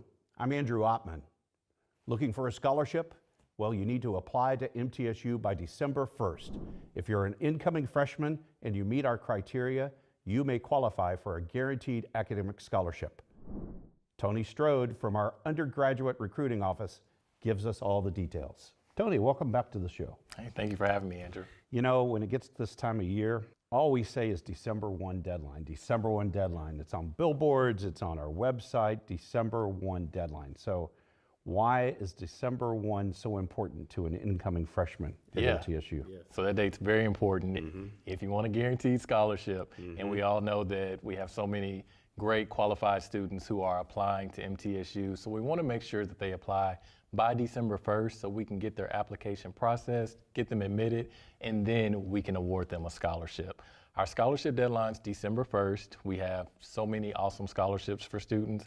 All they have to do is apply, send in their transcript, their ACT scores, and once we get that and we can admit them and evaluate, make sure they meet the scholarship requirements, then they will be guaranteed and awarded a scholarship. Now, you can apply to MTSU and be admitted beyond December 1st. Absolutely. And when we talk about a guaranteed academic scholarship, that's different than me just applying for a scholarship and I write an essay and all these things. It's a whole different kind of critter. What does a guarantee mean? Yeah, so if you meet any one of those scholarship thresholds with the ACT and the GPA, you're going to get that scholarship. Period. Automatic. There's no extra application, there's no scholarship essay, anything like that. You just have to apply, send in your transcript, your ACT scores. Once we get that and we evaluate it and see that you meet the requirements, you'll be awarded that scholarship. There's a whole range of these scholarships, and I want to talk them through a little bit, but we're really excited about the new enhancement of the True Blue Scholarship. Yes. And it's because it begins at an ACT score of 22. Absolutely. That's pretty cool, right? Yeah, that's awesome. I mean, it's the most money awarded to a student with the 22 to a 24 on the ACT, combined with that 3.5 GPA, gets them $3,500 a year. That's $14,000. That's $14,000 for 4 years, which is awesome. I mean, that's pretty much taking care of, you know, maybe most of your tuition, depending on how many classes you're taking and things like that. And the great thing about that is that it's stackable too. So if you qualify for the Hope Scholarship, which if you're a Tennessee resident and you have that 22 or higher, you're going to get that You've Hope got it, Scholarship. right. Absolutely. So you're stacking that on top of any federal money that you're getting, any outside scholarships that you may receive as well. You can stack that True Blue Scholarship on top of that too. You may even get some money back at the end of the year. It really is amazing, and it's the largest of its kind in the state. We're really proud of that. I love the fact that we're making these scholarships accessible to these great students in the 22 to 24 band. I also love the fact, like you mentioned, the Hope, the state recently expanded the benefit on the Hope. So combined with that, you talked about that plus the Hope. It is almost tuition free. It's very, very close to it, very right? Very close. And you know, every student is different depending on how much money you're receiving in scholarship. And that's just, you know, the starting band. So if you get higher on the ACT and still that 3.5 GPA, you'll get more money in a guaranteed scholarship. You are all about segues. That's good. So, okay, the presidential scholarship, what is that? So that one is $4,500, and that same as the previously True Blue, you'll get that over all 4 years. And once again, stack it with the Hope Scholarship, with any Pell Grant, with any outside scholarships as well. All that combined together. And that one is an ACT band of a 25 to a 29. And for sure, that benefit plus the Hope really does cover your tuition costs. Absolutely, that And will that's cover your tuition. just a fantastic thing. Then 30 and up, we've got the trustee scholarship. Yes, sir. And that one is $5,000 a year. And for those students in the trustee scholarship band that are at the very high end of the ACT, we've got another bonus for them. Absolutely. We're really excited about this one too. This is our new Centennial Scholarship. So from a 34 to a 36 on the ACT, that's giving you a total of $8,000 per year. So that definitely is taking care of your tuition. It really is. It really is. Just with that scholarship. And as we said, with the Hope Scholarship, anything else that you get, I mean, you're off to the races with that amount of money that you're getting. So many people don't do the math on this because you're right, because they're stackable.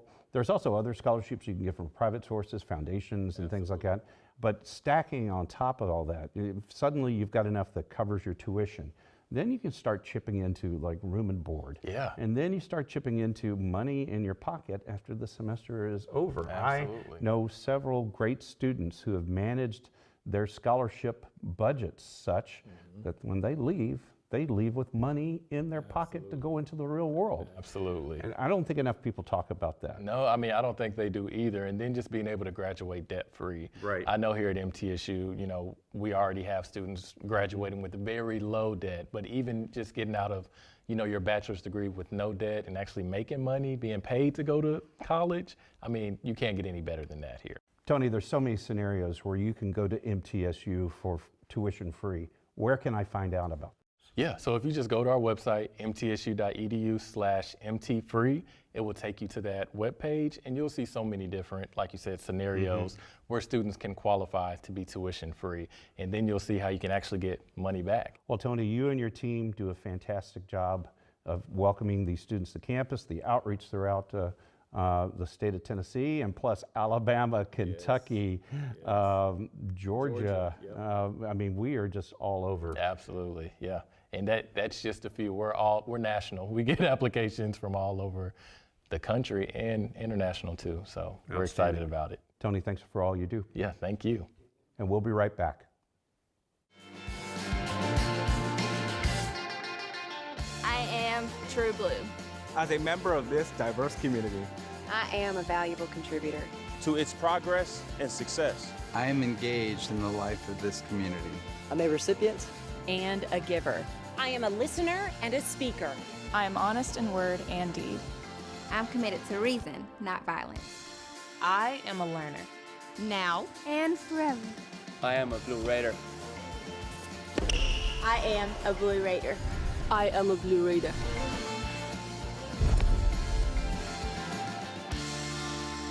True Blue.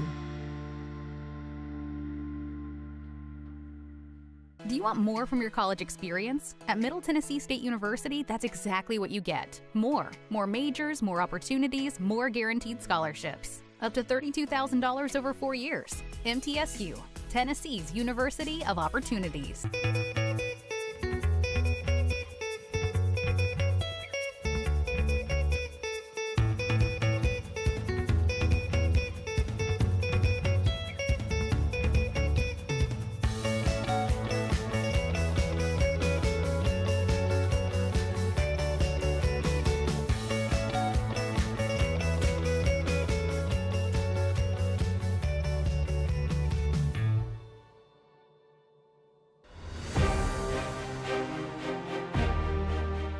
So many men and women that have served that expected to be able to have their tuition or certain assistance being given to them, and that money evaporated. With the establishment of the general fund is to make sure that all those men and women can get through MTSU and pursue what they thought they could do when they came on back. We're extremely proud that the Predators have identified the need to help make this fund one of the best at our university for our veterans.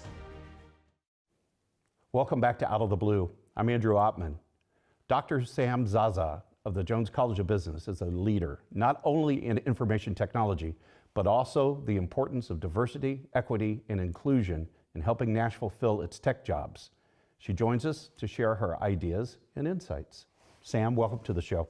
Thank you, Andrew. I appreciate it. You know, we bump into each other, it seems like all the time on campus. We do. I mean, there you are, here you are, and it's great to have you come to the studio because I really wanted to talk to you about your work in IT, how you're really trying to expand the pool of qualified candidates in IT, recognizing the great opportunities in the Nashville area, but you've also got some great stories about your journey here, so let's get started. So let's talk about first, you know, Nashville is a tech center and the opportunities and challenges that they face as a result of that and how your expertise is helping guide some of those conversations.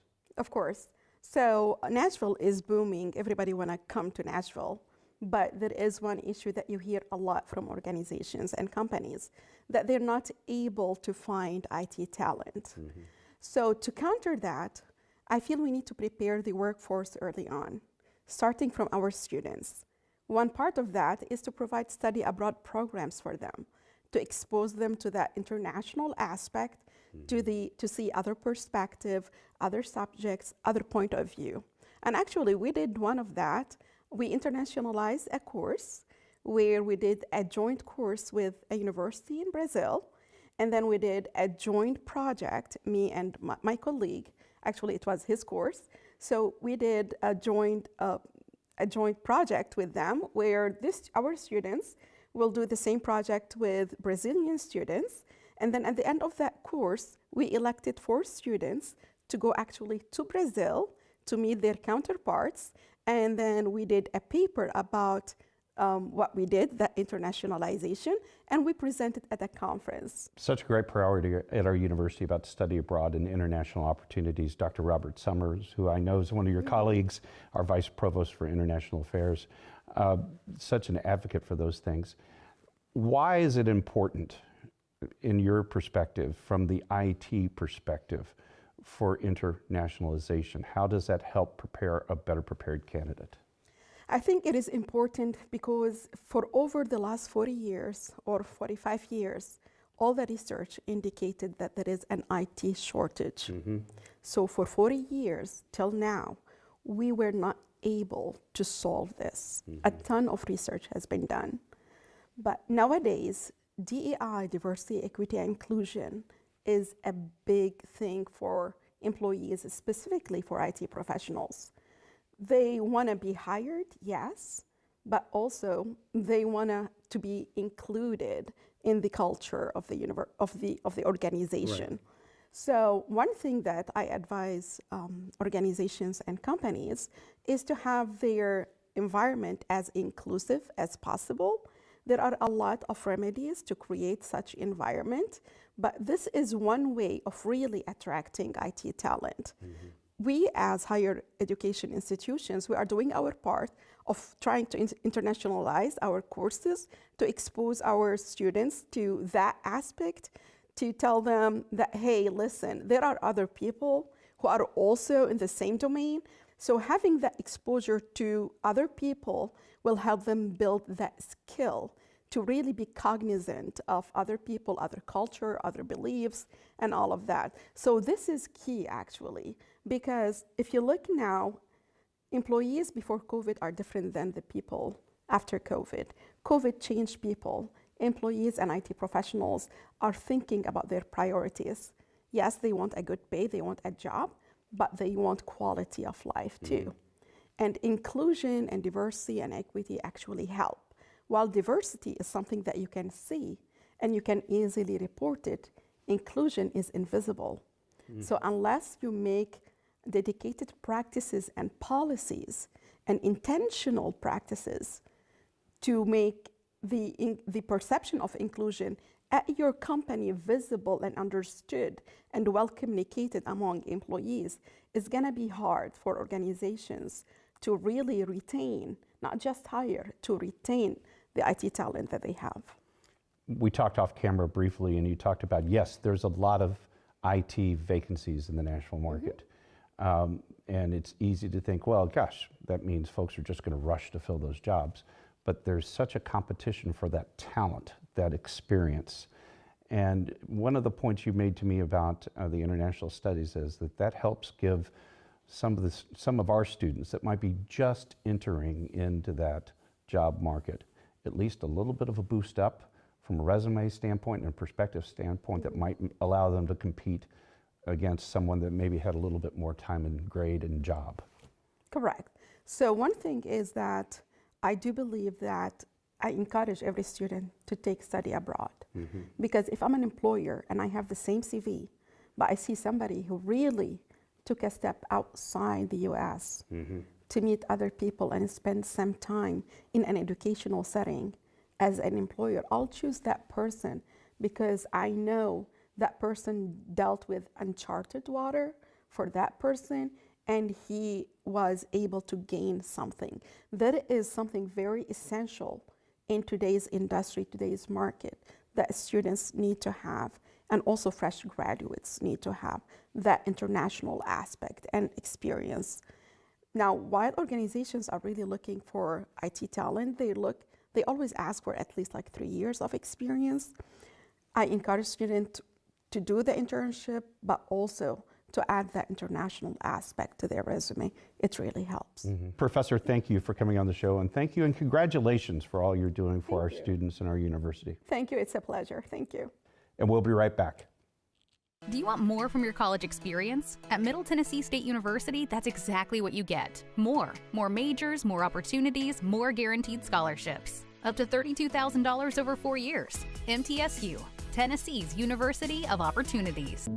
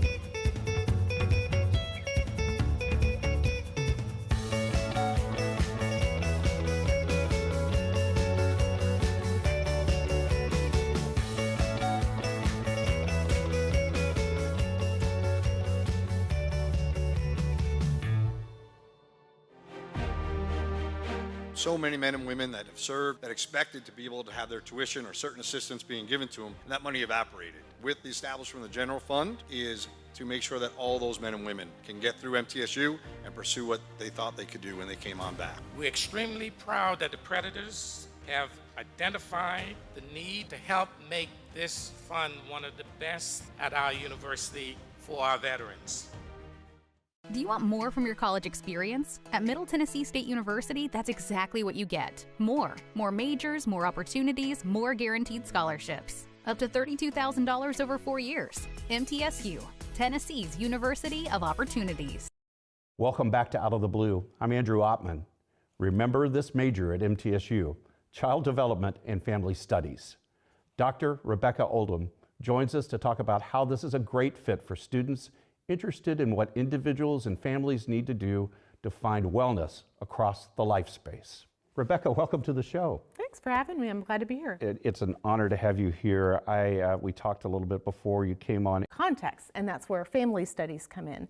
And so our students come into the major and they could have varying interests related to anything related to prenatal development, child development, emerging adulthood, middle adulthood, older adulthood, death and dying, or they may be interested in things like romantic relationships, friendships, siblings, sexuality, contemporary families, society at large in the context that families develop in. So it's a really interdisciplinary field. We draw from sociology, we draw from psychology, neuroscience, a lot of different theories and methodologies to do the kind of research we do in this field.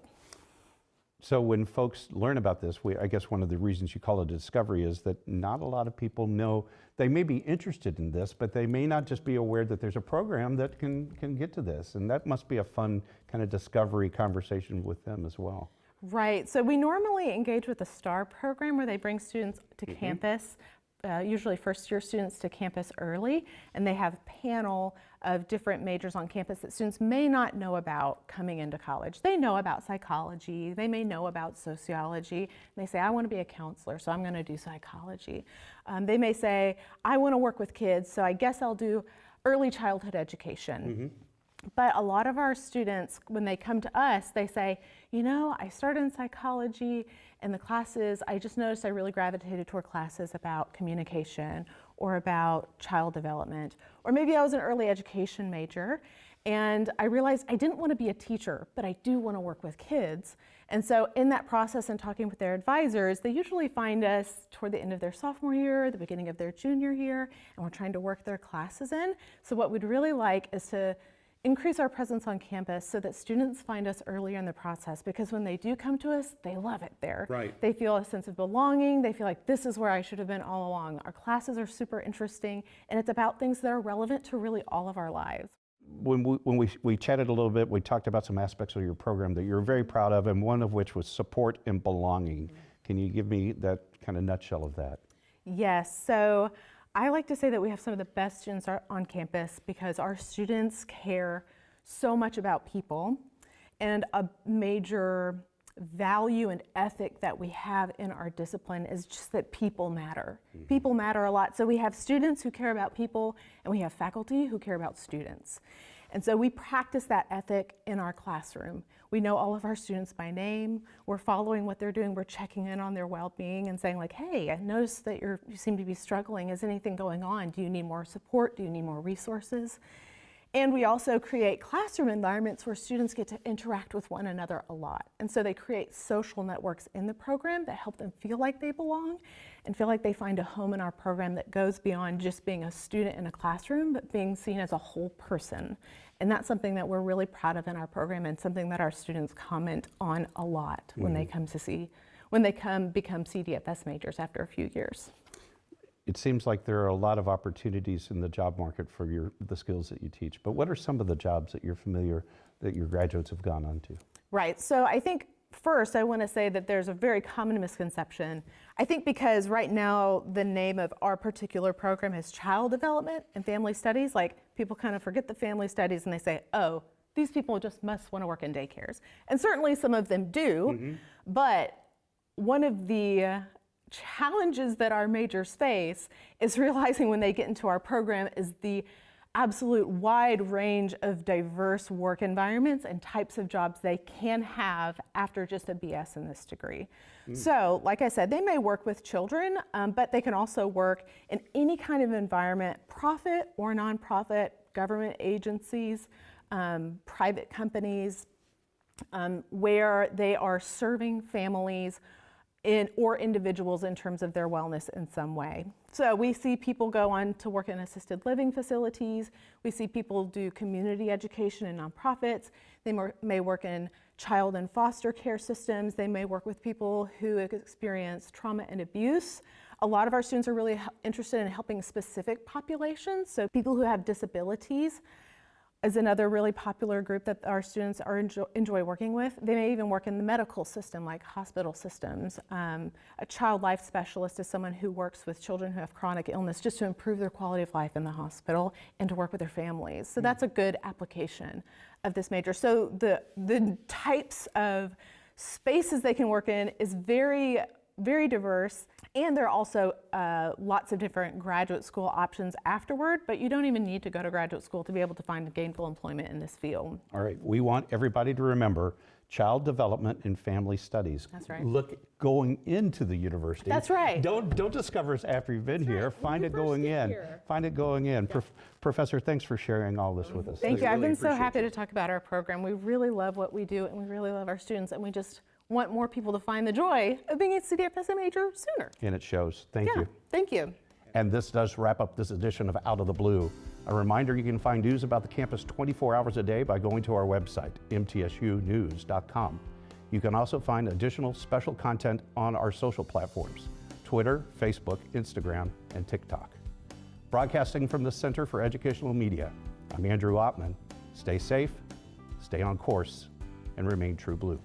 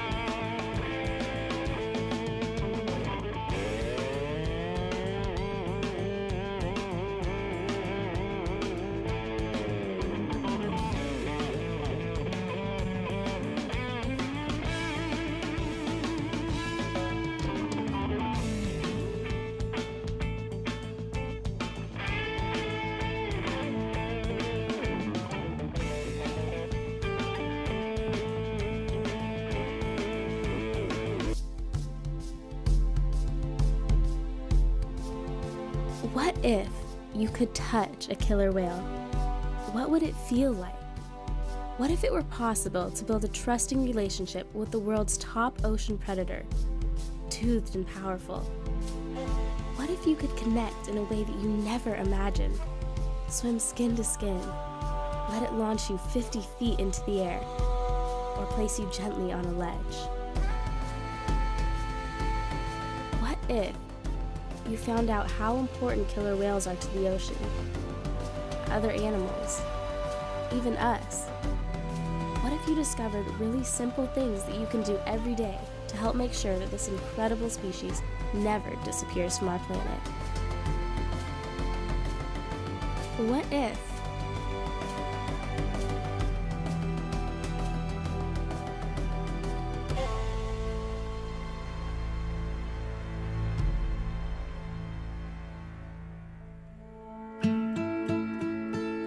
My children, Natselani said to them, you will now live in the sea.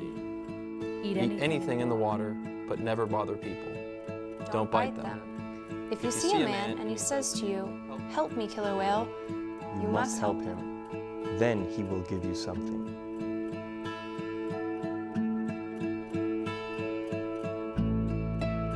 Throughout time, killer whales have been a prominent feature of many cultures. Whether living up to tales of kind-hearted whales helping hunters on the sea, or down to mythological, man-eating sea monsters, they've played a visible role in various cultures. So the Tlinkits regarded the killer whale as a very strong entity, and a certain group of the Tlinkits took the killer whale as their clan symbol or their totem. Killer whales are found in all oceans of the world, but are most abundant in the colder waters of the polar regions. You think of them as wanting to be in cold water all the time, but killer whales are found in all oceans of the world. So to see them in warm water down in Mexico or South American waters, and then to see them up in Alaska in cold waters is very cool. Next to humans, killer whales are the most widely distributed mammal.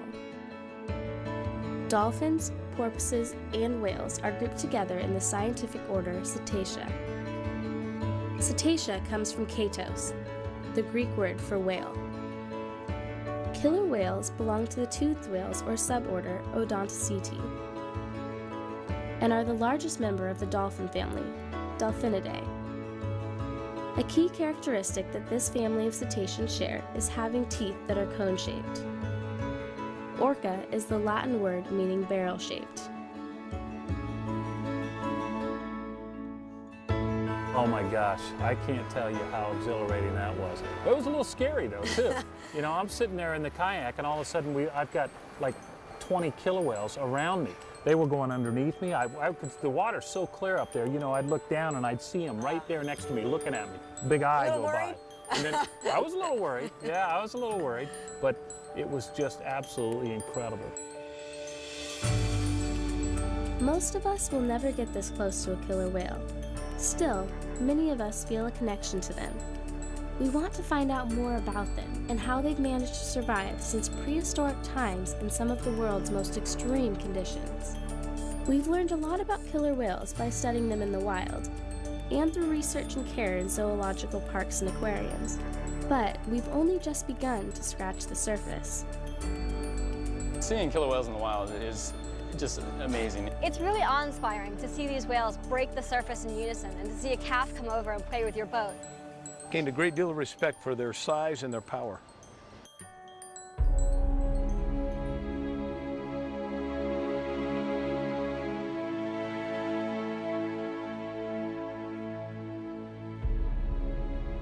No other animal is a threat to the killer whale. It has earned its rank as the top predator of the sea. Every feature, body shape, size, coloration, and speed, enhances their extraordinary hunting abilities. This animal is built to thrive. In the sea, color and pattern can make a life or death difference. Killer whales are solid black and white, with a gray saddle patch just behind the dorsal fin, a perfect example of disruptive coloration. In the flickering, shadowy sunlight of the sea, other animals may not recognize a killer whale as a potential predator. In the ocean, swiftness matters. Killer whales can reach speeds of nearly 30 miles an hour, making it one of the fastest swimming sea animals on the planet. Rounded, paddle-like pectoral flippers help steer, and the strong forked fluke or tail helps move forward or stop. From underneath the ocean, killer whales must surface to breathe. Through a single blowhole, warm breath meets cold air, causing a cloud of condensation. To open its blowhole, a killer whale contracts a muscular flap. When relaxed in a closed position, this flap provides a watertight seal. Flexibility can be life-saving. In frigid waters or warmer seas, a complex circulatory system of arteries surrounded by veins in the flippers and flukes help regulate body temperature. It all adds up to the ocean's top predator, built to survive and thrive.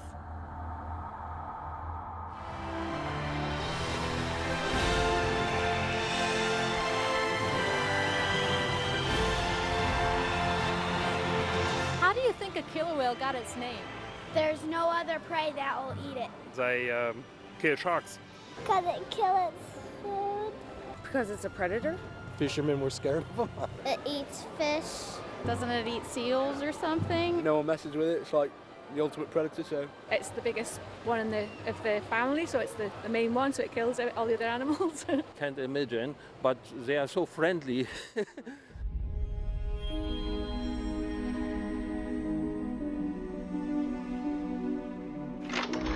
Why does the killer whale have such an aggressive-sounding name? Ancient sailors actually called them whale killer after witnessing killer whales attacking larger cetaceans, an event that can occur even in modern times, as seen by this amazing attack on an enormous blue whale.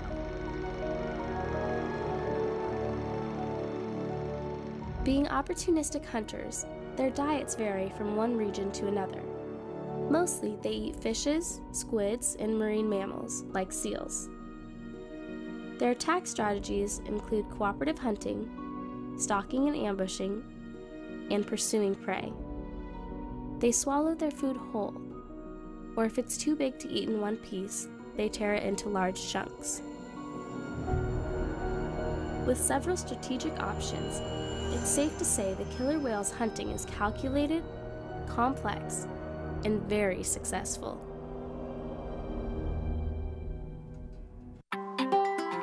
One of my graduate students in the last 3 or 4 years discovered that a young male, when his mom had a baby, all of a sudden he's footloose and fancy-free, and he formed a social bond with other males here at SeaWorld San Diego. That was something that we didn't know these killer whales did. Killer whales live in social units called pods, and within many of these group settings, there is a social hierarchy. Even though males are much larger than females, the pod is matriarchal, with females at the top of the hierarchy. When traveling, females and juveniles generally stay in the center of the pod, while adult males swim at the wings.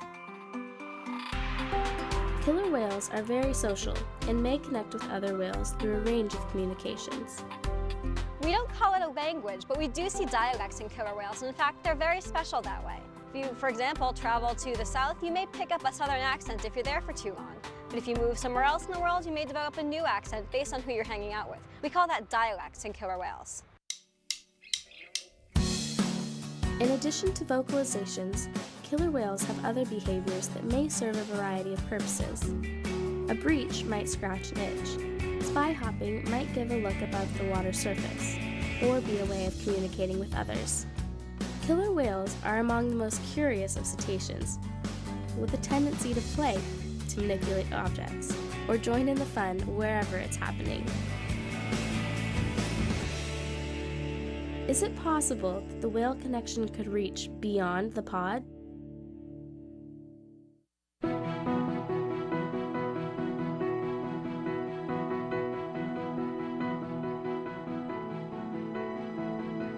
I came the first time when I was 20, and I was in college taking economics classes, and I watched the show and I watched the guy fly through the air, and right then I was like, that's what I got to do. So I talked to one of the trainers after the show, said, how do you get the job? They told me, and I went back to school. I changed my major, and here I am.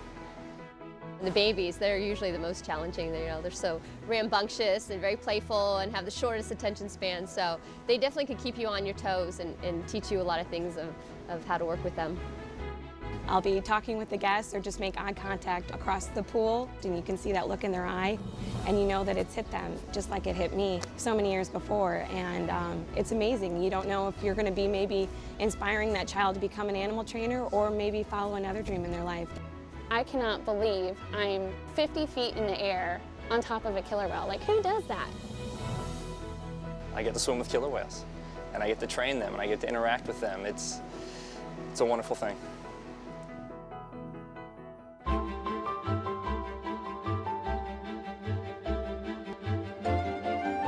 Training animals is a rewarding and fulfilling career, but it's not always easy and fun.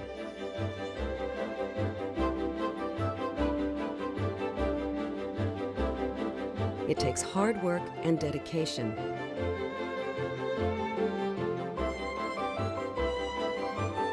But it's worth it. Here are the basics you'll need in order to succeed. You have to be 18 years old, and to work with marine mammals, you have to have your scuba certification and a high school diploma. Once you have those three things, you'll need to pass the SeaWorld swim test. You'll need to be a very strong swimmer for this. First, you'll have to be able to do a freestyle swim, an underwater hold-your-breath swim, and a surface dive, where you pick up a weight and bring it back to the top. And you have to do it all in cool salt water, without a wetsuit. It's a pretty competitive field, so here are a few tips to give you the edge. A college degree in any science field is good. If the degree is in biology, psychology, or marine biology, it's even better. But any four-year degree is a definite plus. And if you want to get a jump start on experience, volunteer for any animal-related organization. Animal training. It takes hard work and dedication, but in the end, it's definitely worth it.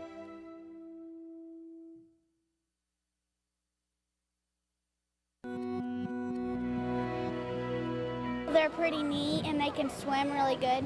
He's a beautiful animal. Because he splashes people. They're so big and huge, it's just great to see an animal like that. The confidence they have in the trainers is really good. I think it was Shamu that was born when I was a kid. I remember the whole story on TV and I always wanted to come see it. I liked it when he splashed us.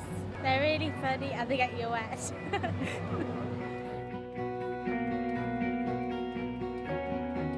I just dreamed and dreamed about being able to build a friendship with the top predator of the ocean. To have that relationship was something that just stuck in my heart. I always wanted to do. I remember my first time interacting with a killer whale and just rubbing her down, and she took a big breath in my face, and that was really powerful to me, and it kind of gave me the sense that for once in my life I was exactly where I was supposed to be. I could feel every time she took a breath, her back would move, and every time she kicked her tail, it just blew me away. I interacted with Takara for about 2 years before I got in the water with her. My heart stopped because I've been waiting for it for that long, and to feel what it's like to experience something with one of your best friends, you know, that you've made over the years was magnificent.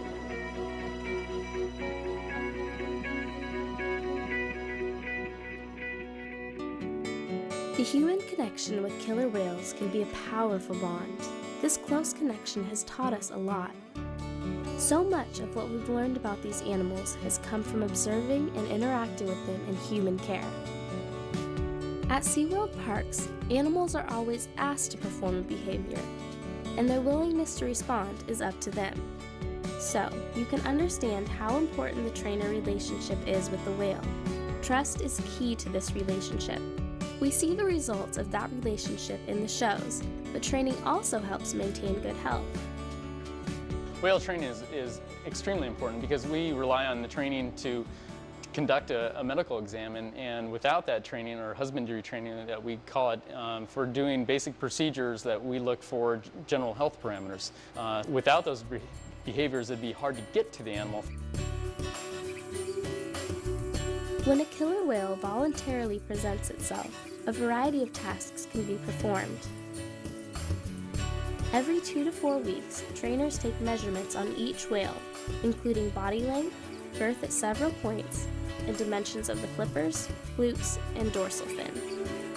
During pregnancy, periodic monitoring ensures the health of both mother and calf. Even dental care is part of their health routine. Killer whales are trained to hold still and stay calm throughout procedures. There is no doubt, training reaches far beyond the behaviors guests see in shows.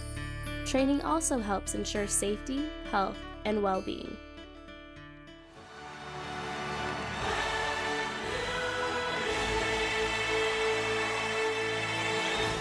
You just watched the show. Do you know which whale was Shamu? The big one that wet us, that was Shamu. It was the big one, and it came up and absolutely soaked you. The biggest one, I think. The last one that came? Yeah, they all look a lot the same, like. The big one.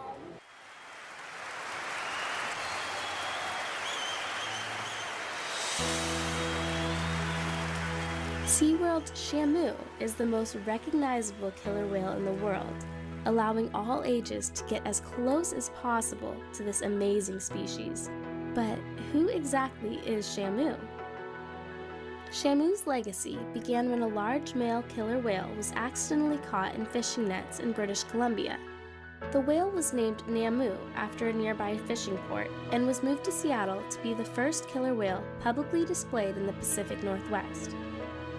A female whale soon joined Namu, and she was named Shamu, a contraction of she in Namu.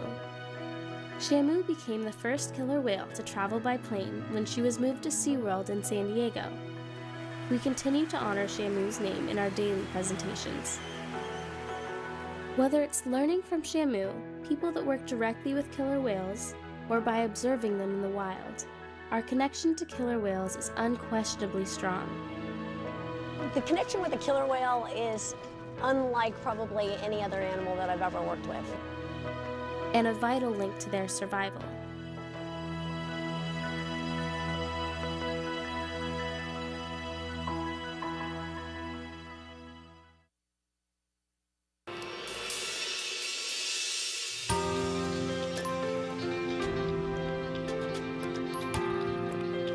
On stage, they may all be called Shamu, but every one of SeaWorld's whales has its own name and a distinctive personality to go with it. Names are chosen in several ways. In some cases, the trainers have named the whales. On other occasions, our guests and pass holders have been asked to vote. The names selected usually have meanings in other languages. Nakai was the first calf conceived by artificial insemination, so he was named Nakai, which is Native American for victory. Una means to love and adore in Icelandic. Taima was born during a thunderstorm, so she was given the name Taima, which is Icelandic for crash of thunder. Kaliha's name was selected by SeaWorld annual pass holders. It means beauty in Hawaiian. Trua is Icelandic for believe, and Trua commemorates the premiere of our Believe show. Takara is Japanese for treasure. And Keet is the word for whale in Russian. The name Shamu has come to symbolize the mystery, majesty, and wonder of all killer whales. By giving all of our whales the opportunity to participate in this starring role, we create a great environment for them and an exciting, meaningful experience for our guests.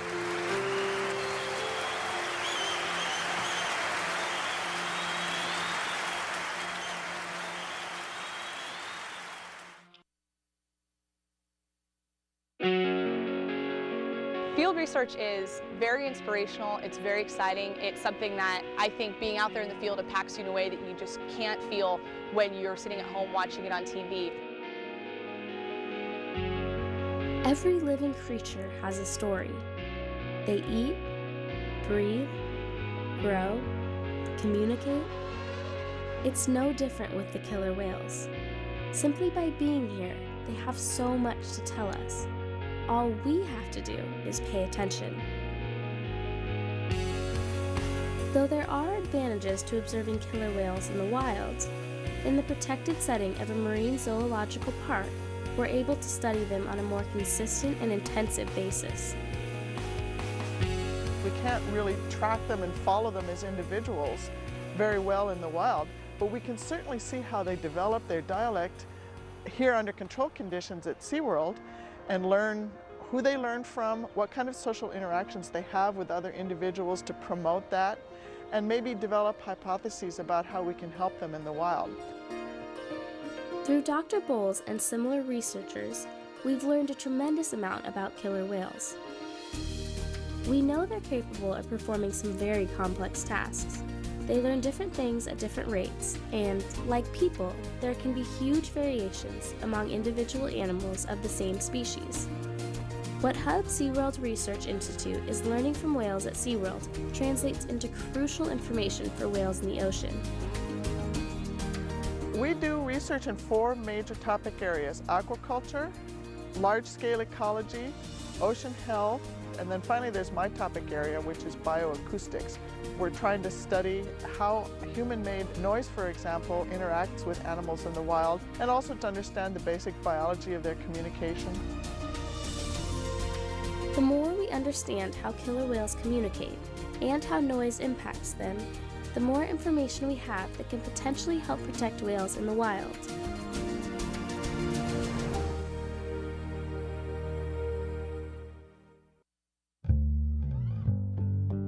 To watch something underwater spin and swim quickly.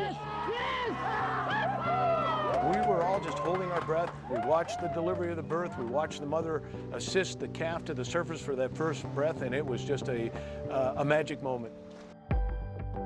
SeaWorld's killer whale breeding program is the most successful in the world.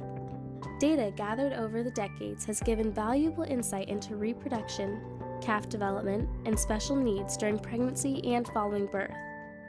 This information has led to the successful development of artificial insemination techniques that help maintain diversity within our family of whales and could impact future killer whale populations and other at-risk animals. We can get samples from other countries that have killer whales in captivity, so we can improve our genetic diversity by using other male genetics to improve that diversity, and that helps us and our population grow. And that may very well lead us to information that we can use for wild animals as well.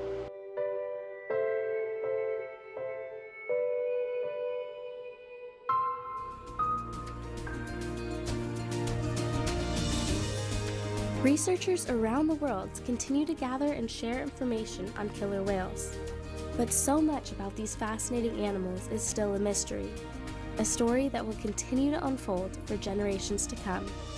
Assuming, that is, that we take good care of their ocean home today. Big things that are happening in our world, it's trickling down to where the animals are.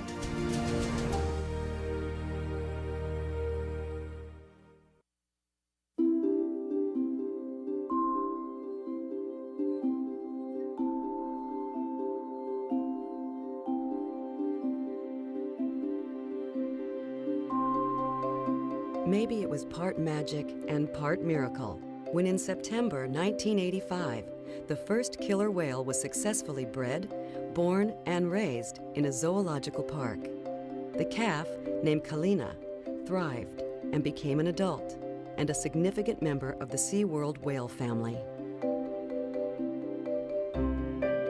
In February 1993, Kalina had a calf of her own, the first second-generation killer whale calf born in a zoological park.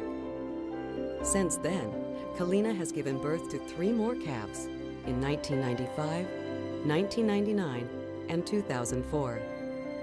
Killer whales have been born at SeaWorld parks in San Diego, San Antonio, and Orlando. And it started with the grandma of them all, Katina. We all love all the whales, but there's always that one. For me, her name is Katina. I love her like a person.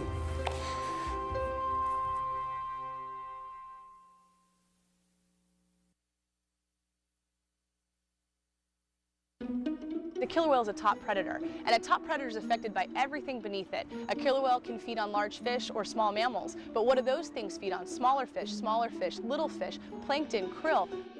You knock out any block below that top predator, you're affecting him. And I think that is kind of the ambassador for marine conservation, is that animal is affected by everything you do beneath it. So conservation is really important at all levels.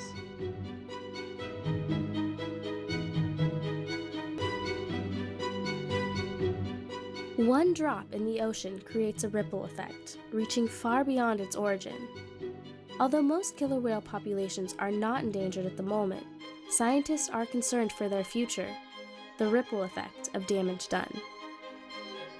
Well, I don't know how to bring home the size of the issues that they face right now back to people. Several things are having an impact on killer whales. Competition for limited fish stocks threaten them and other animal populations worldwide. More and more fish are being taken from the sea for human consumption. Fisheries programs have been successful at replenishing overfished stock or even raising fish to sell directly for eating. Our future, we feel really optimistic about. Our white sea bass program, we're expanding into other species, not only to release back into the ocean, but also to provide in a more traditional farming way directly to the consumer. Other things are affecting the killer whale's home, the ocean.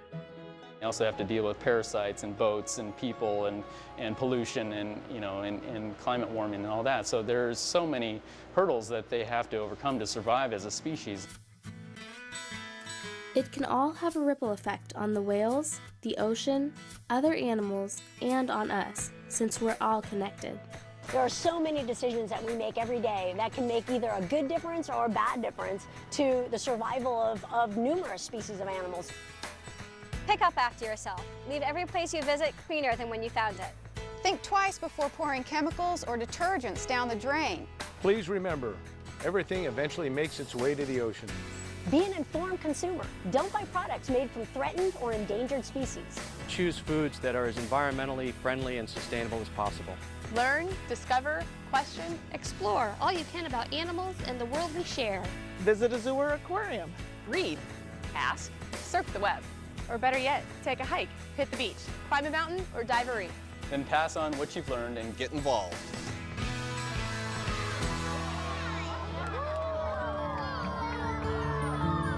When we look eye to eye with another creature, we realize we're more alike than different.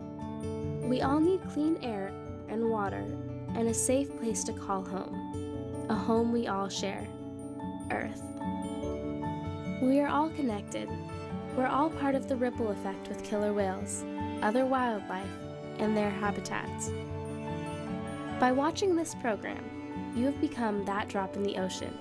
Without you, the ocean would be less because of that missing drop. I really think it does come down to ocean health. Killer whales are intelligent, they're adaptable, they're found in all oceans of the world. If we give them a chance, if we work towards healthy oceans, they will find a way to survive.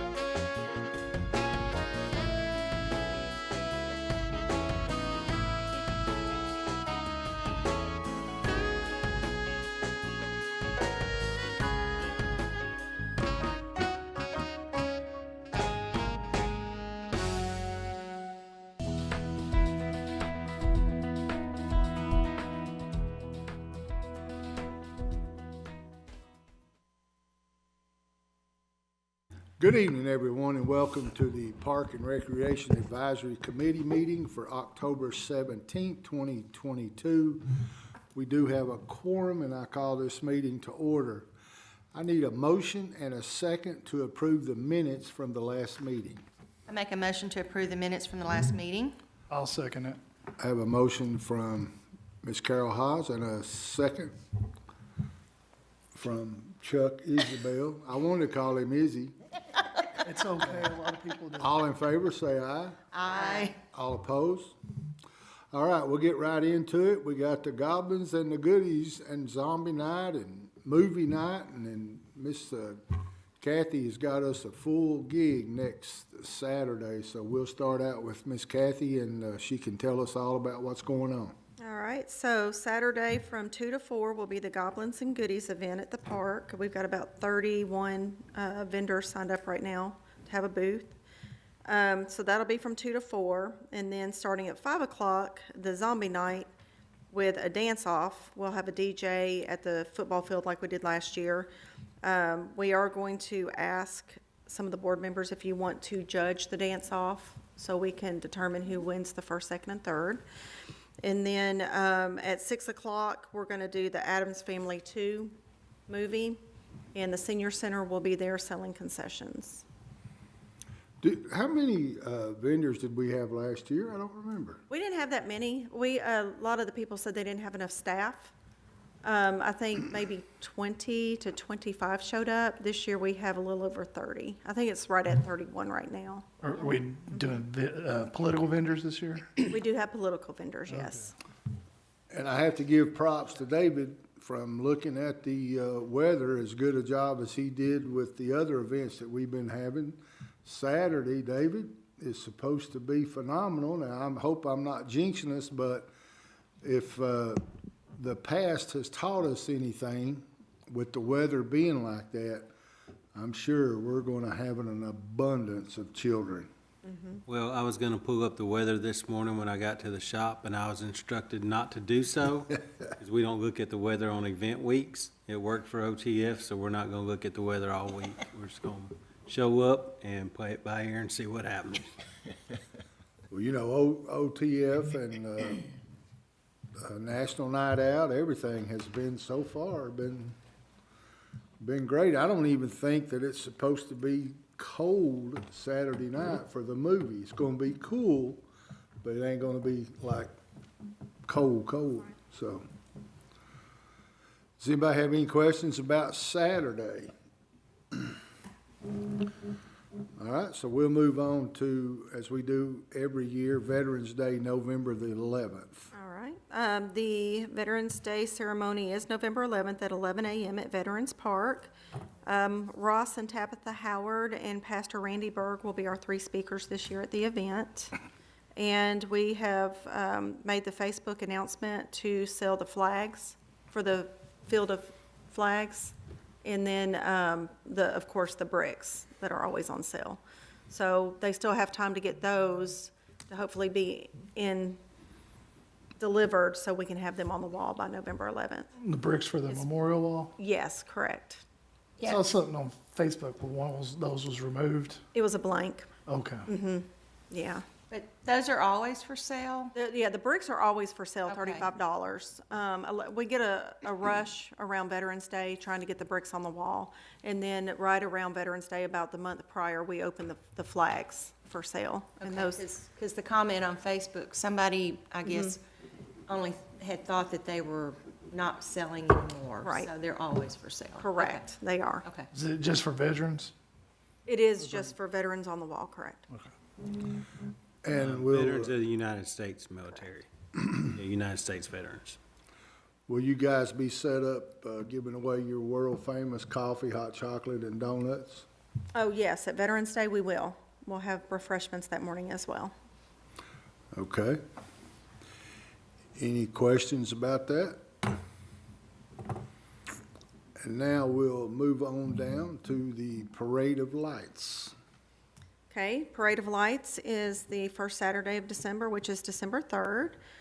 And the parade will start at 5 p.m., start at City Hall, and then end in the park for the tree lighting ceremony.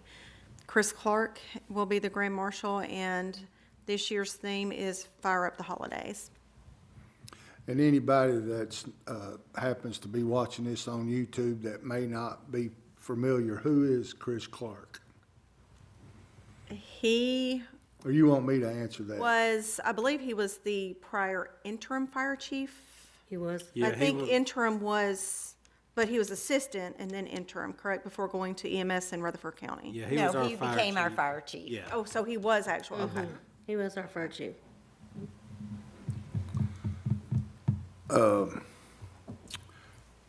It's not on here, David, but I want to interject with it, just so I'll know, and maybe you got it planned for next month, but I just want to, because of the parade of lights and the lighting of the tree, what's the status with the ice rink this year? Am I jumping the gun? Yeah, we're actually gonna try to install that the week of Thanksgiving, we think. And then, do you have the dates? I didn't bring the dates with me on that. December 1st would be the employee escape, and then it'll go December 2nd through December 17th. And it'll be available to the public, well, available Thursday, Friday, Saturday, and Sundays. Okay, I didn't want to jump the gun, but I just wanted to make sure that we start getting the word out there, because I think that thing's going to be a huge hit. Well, and you know, this year we're expanding, so it's gonna be 50% bigger. Last year, I think we did it Monday and Tuesday.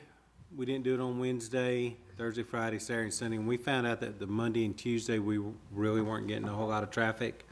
So we're gonna do it Thursday, Friday, Saturday, and Sunday this year and try that out.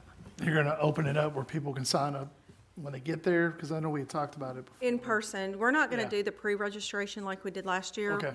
The only day that really filled up was the Winter Festival Day, and that was traffic messed with some people getting there. They didn't get there allotted times. So we're still going to open it on the hour, so you'll get an hour rotation, but it's first come, first serve. So if you show up at 12:30 and it's already at capacity, you'll have to wait till 1. Okay. So. Is it too early, David, to put in an order for like about a 35, 40 degree night that night? Or? Oh, no, we're already working on that. Actually, I think this year, we have talked about, you know, we did the Winter Festival last year and kind of put everything in the front parking lot. Well, as y'all know, last year, it was a terrible day for weather that day. Rained a bunch of our vendors out. So we had 20 some odd vendors signed up, and I think maybe 5 to 8 showed up. I think we're gonna rent a big tent, maybe a 50 by 100, and put in that front parking lot so the vendors can actually be under the tent and then kind of light that up. In case we do have some bad weather, at least we can still have our vendors there. Away from the tree. Yes, in that probably around that middle front, in the front parking lot in between those two light posts. I like that idea. And hopefully, we will get a good vendor that'll show up with coffee and hot chocolate. Correct. I'm sure we'll talk more about this next month, but it's on my mind, and I just wanted to, you know, because you guys worked hard last year. Y'all have any questions about the Parade of Lights? All right, we will move on to the Winter Festival. Which December 3rd, we're going to have it from 3 to 8. We're going to open it before the parade starts this year and have it a little longer for the vendors. We have the horse and carriage rides. We've got 2 horse and carriage rides coming this year that will take them up through the walking trail in the back of the park and do rotations that way. And we've already opened up the registrations for the arts and craft vendors for the event. And we are currently looking for a warm snack vendor, be it hot chocolate, donuts, something of that nature. So. I'm just, is that something the senior center would do? Well, they generally do hot chocolate and cookies after the parade at the tree lighting. I think they're interested in doing that this year. I know last year they couldn't make the tree lighting, so they provided that at the employee family night skate. So I think maybe this year they may be looking at doing both nights. It's something they've generally done in the past. I think they enjoy doing it if it fits into their schedule. I think they did mention, and I probably failed to mention it to Kathy, that that may be something they want to do. Even if we could find another vendor type, we've had several of those in the past. We had like a mini donut here at City Hall, and the senior center was still able to provide the free stuff also. We want the mini donuts back. They were supposed to be here last year, so, Don't get me started, man. I was looking forward to it. I was just thinking, if the center's always been good about doing that, but if they could combine it to where it could be a minimal charge for a fundraiser and still, you know, good for the citizens, that it would be a win-win situation. Something just to think about, you know. But, you know, I don't want to put them in there without, you know, but just an idea. That's what we're here for, advisory, you know. Any more questions about this? All right. So we're going to talk about the fall ball clinic. And I'm going to get Andrew to jump in here too. I think we finished up this past Saturday morning with kind of like a game day, kind of like a play day for all the kids that were involved. So we did have 4 nights of practice type sessions and then followed it up Saturday. 4 good nights, 4 great weather nights. We didn't have a rain out, so we didn't have to reschedule. A lot of participation. Saturday was a great turnout, and as some of you guys know, you guys were there to see it firsthand. Just to see the progress that those kids made from the first night to what we saw Saturday was night and day. Every night they showed up. Parents were great. Can't say enough about the parents and our volunteers. They showed up. You know, I'm sure there's a million things that the parents could have been doing those evenings, but they made sure they brought their kids to the park. So that's what we want. So from what we witnessed in those 4 weeks and Saturday, when the kids left, they were all excited about what was coming in the spring. Had parents asking us about the new league coming in. I didn't see a kid that did not leave with a smile on their face. So I think it was a good experience for everybody.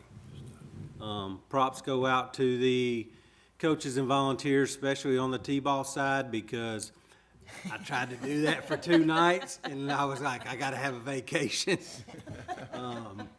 Yeah, they were, you know. It was like a Chinese fire drill. Yes, sir. So, like many of y'all know, we're going through a transition where we're changing to the new league, and a lot of the parents want to volunteer with the new league. So I think just having the clinic and having the kids involved, once they want to get involved also. So that was a great sign for us moving forward. So the new thing that we voted on, that worked out for the... That's what we're going to discuss next, yes. Yeah. But a lot of the parents want to volunteer with that new league. Oh, okay. So, yep, they expressed a lot of interest in that over the past few weeks. Can't say enough about the volunteers. Sunny with Rock Springs Middle, she was huge on the softball side. First night, I think she showed up. She probably had 50 girls down there on that side. Brent Turner, you know, he kind of spearheaded the baseball side. Andrew and his guys had everything out there. So it was very organized for something that was kind of thrown together. I don't say thrown together because a lot of effort did go into it, but just to see the organization and the equipment was on each field when it was needed. It's pretty impressive for our guys to have our whole department jump in. And, you know, they're like anybody else. They could have been at home wanting to spend time with their family, but everybody in our department participated in all 4 nights. So big shout out to them. Them guys are great. Kathy and Sheila, awesome. Andrew was on. I thought he was going to wear himself to death on the shirts. He started ordering them like 2 or 3 months before they came in. So, yeah, we couldn't ask for a better turnout. I think things went off without a hitch. I'll just add a little bit to that. You said thrown together. It's probably not the right word, but it was kind of a quick thing. And everybody involved did great. The park crew, Andrew whipping up hot dogs, man, it was, it was good. The kids were happy. Because, you know, most kids, now there's a few, there's always a few, but most kids, man, they just want to get out and play. And I guess we can just roll this right on into the next one, the ball league, and know that that's going to, and you used one word that I am really, really proud of, because let's face it, we've not seen it in a while, especially the last 2 years. You used the word organization or organizational. So that's something that between that and another word, communication. Yeah, and with that being said, I will turn it over to Andrew because him and Julia already have, they've got the communication down. There's been more communication before their contract has ever been in place than with any organization that has been up there since we have been here. So, yeah, I'll let him run that down. Yeah, like David said, Julie and I, we probably speak at least once a week as of right now. But the last BOMA meeting, the board passed the RFP, which you all basically saw from the last meeting. And then the next month will be the user agreement. So that's just finalizing all the info that our agreement's set for the spring. And once that's done, they're good to go. So, but she's already pretty much toured the facilities. We've kind of expressed when signups are going to start, what our scheduling needs are, what their needs are. So we're moving right along. So. Yeah, what we want to do is provide them with whatever they need to be successful, whether that be them printing up flyers and us going out on a Saturday and Sunday and standing at the local supermarkets or Walmart and handing them out for them. We're willing to do that, to put their signs up. I'll be honest with you, man, I've been here 12 years and everything in our department seems like it's trending in the right direction except for that ball league. So that has been a thorn in our side. So we're ready to turn the corner, and I don't see it not being successful. I just don't, because I know their passion is there, their heart's in the right place. They're dedicated to the kids of this community, and anybody that knows her knows that the basketball league, you know, it's a success. So we want to see that spill over onto the ball league side too. And I think we're heading in the right direction. And so far, I think she's even went ahead and scheduled her board to go ahead and meet up there. So I think they're laying plans pretty quickly to get this up and rolling. And I know you guys talked about scoreboards, you talked about the sound systems, you talked about the little tweaking things. The details that the kids want to see. Yeah, that make a ball league excel, and she's you know, I'm not going to go over expectations, but she kind of knows what we're expecting, but at the same time we've got to stay humble and be realistic and grow it gradually. We don't want to go in there and, you know, but now if it happens, hey, that's great. So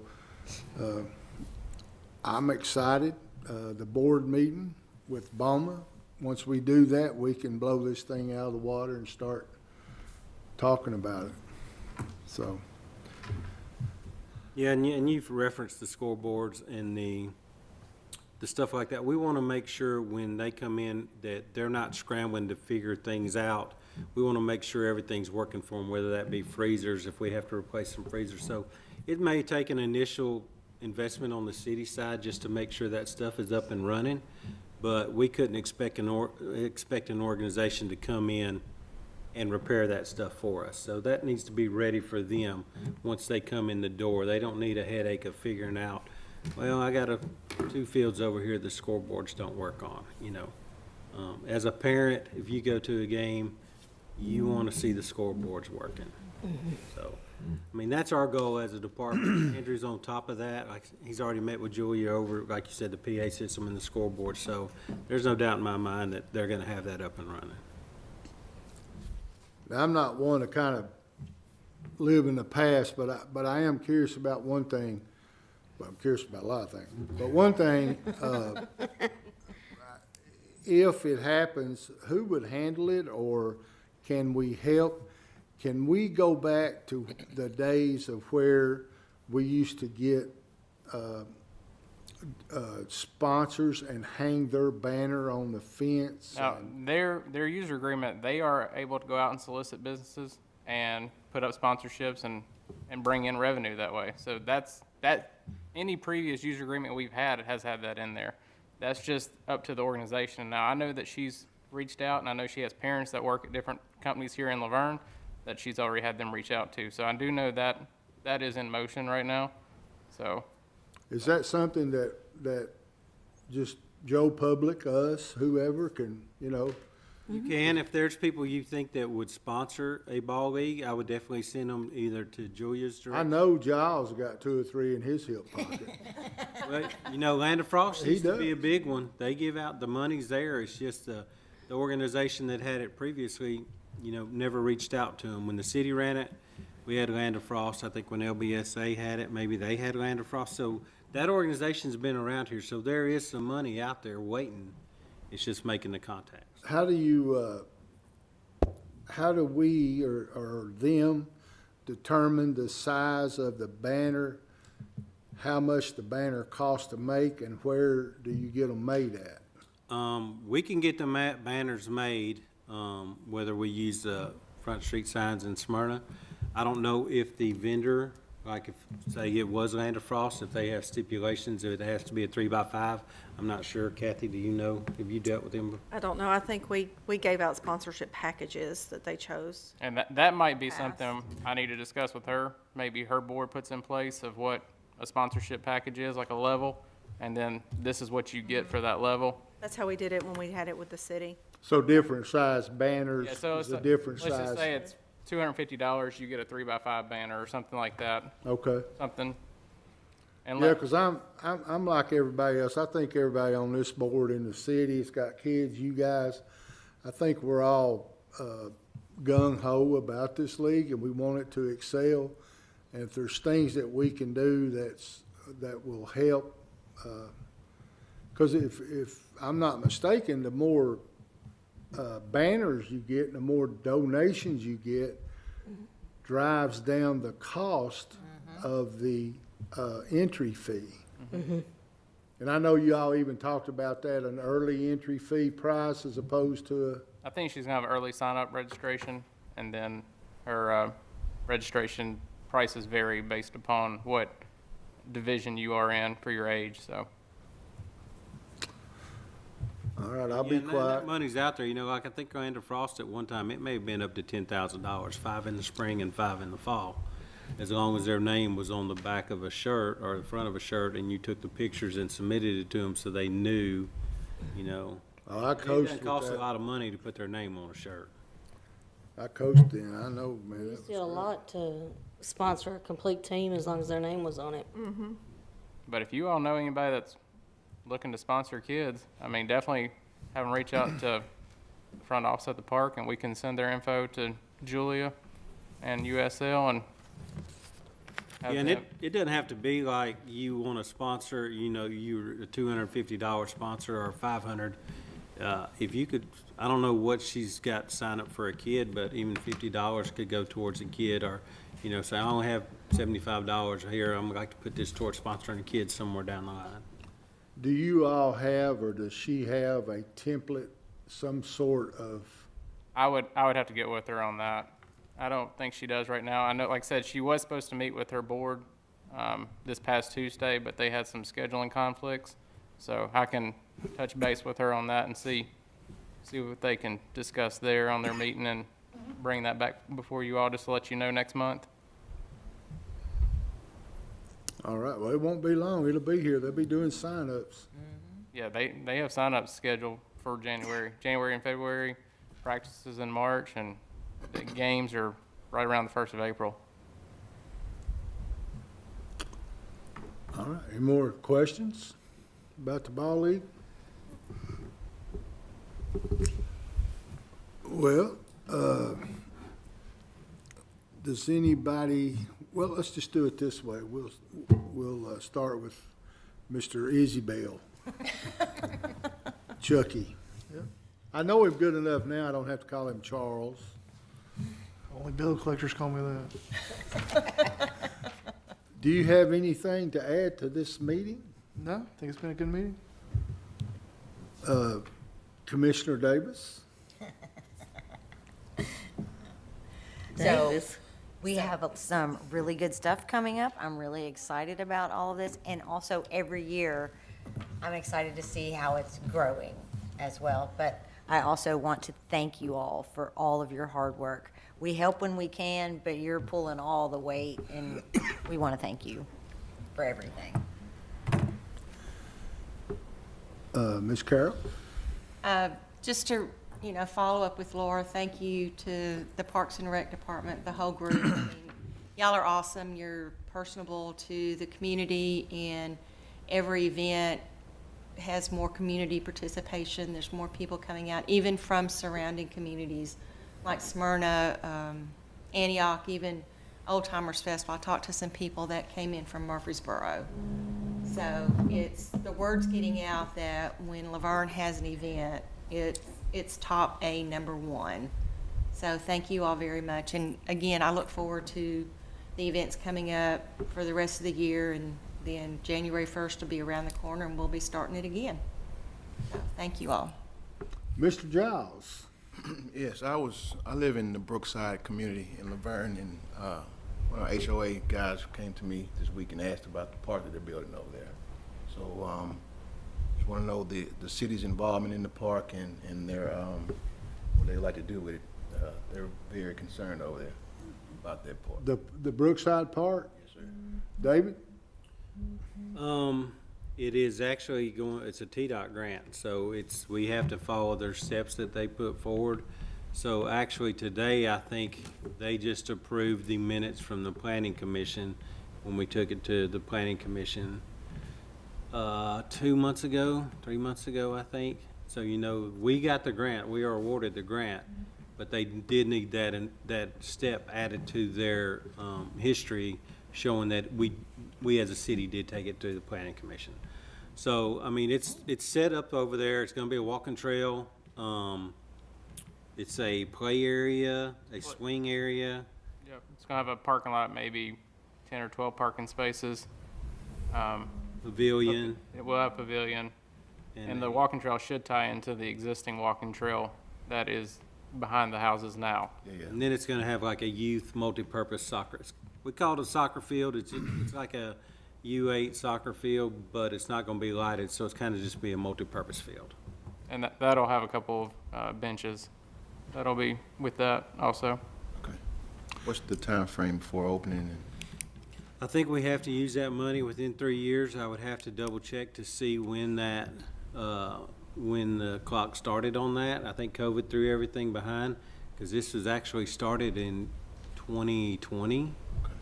But we really didn't get to go ahead to start moving forward here until probably within the last 6 months. Is that the part that you're building? Is that the one we voted on, or is that somewhere else? That is the. I think you're talking about the Blue Cross Blue Shield grant. Yeah, that is another grant that is out there. Okay. That's totally different than this TDEC grant. That Blue Cross Blue Shield grant would be for a playground that we're proposing kind of over around the Hurricane Creek area, where the walking trail dead ends right now. But the one you're talking about, we brought before this board, I want to say in 2020, around December of 2020. Okay, thank you. Mayor Cole, did you hear the question? I did not. He was talking about he was asking about the Brookside Park. Maybe you or Mr. Graham can update us on. Sure. You want to come up with, so the Brookside Park had to go through Planning Commission and get approval through Planning Commission. Then that, as well as the minutes of the approval, had to be submitted to the state. And so that has been submitted, and we're just waiting for them to release funds, and then everything starts. So it will have a pavilion, a ADA accessible playground, a soccer field, and some parking. And it is a pocket park designed for the local community, not not a big Veterans Memorial Park, similar to how Manatee Park is. Well, Giles lives over there in that area, and they were asking him about it, the community. So, There was discussion with the planning commission to increase the size of the car park, but looking at the grant, we decided to leave it as it is, because it would have through money to be funded for the park as it was drawn up. Okay, thank you. And I've gotten a few emails from some residents over there about could we change out the soccer field for a pickleball court, and we actually have one over here with Veterans Memorial, so whereas we don't have soccer, really a soccer field anywhere in the city. So right now it's staying with that. Right. But what other questions were they asking? More so just concern about the neighborhood. It's a small community over there, you know, in this last phase, it's not connected to the other side of Brookside, so they're concerned about that kind of stuff. Yes, it is designed to be pocketed, so small, something for that immediate community, not one of the larger parks. So I was just over there. I know I've spoken with Kathleen, who lives on Condor, that backs up to where the park will be, and she even has some concerns about where it's at. But this has truly been a long time coming, because this was, Brookside Park was really established under Mayor Mosley, but it was just a walking trail that ended to an open field. So there was no park, and our side of town really hasn't had anything other than the fire station. So this is the start of that. We've discussed some other uses. I know there's one piece of property that's developing where they're giving the city some land, and that will either be for police, fire, or for the parks.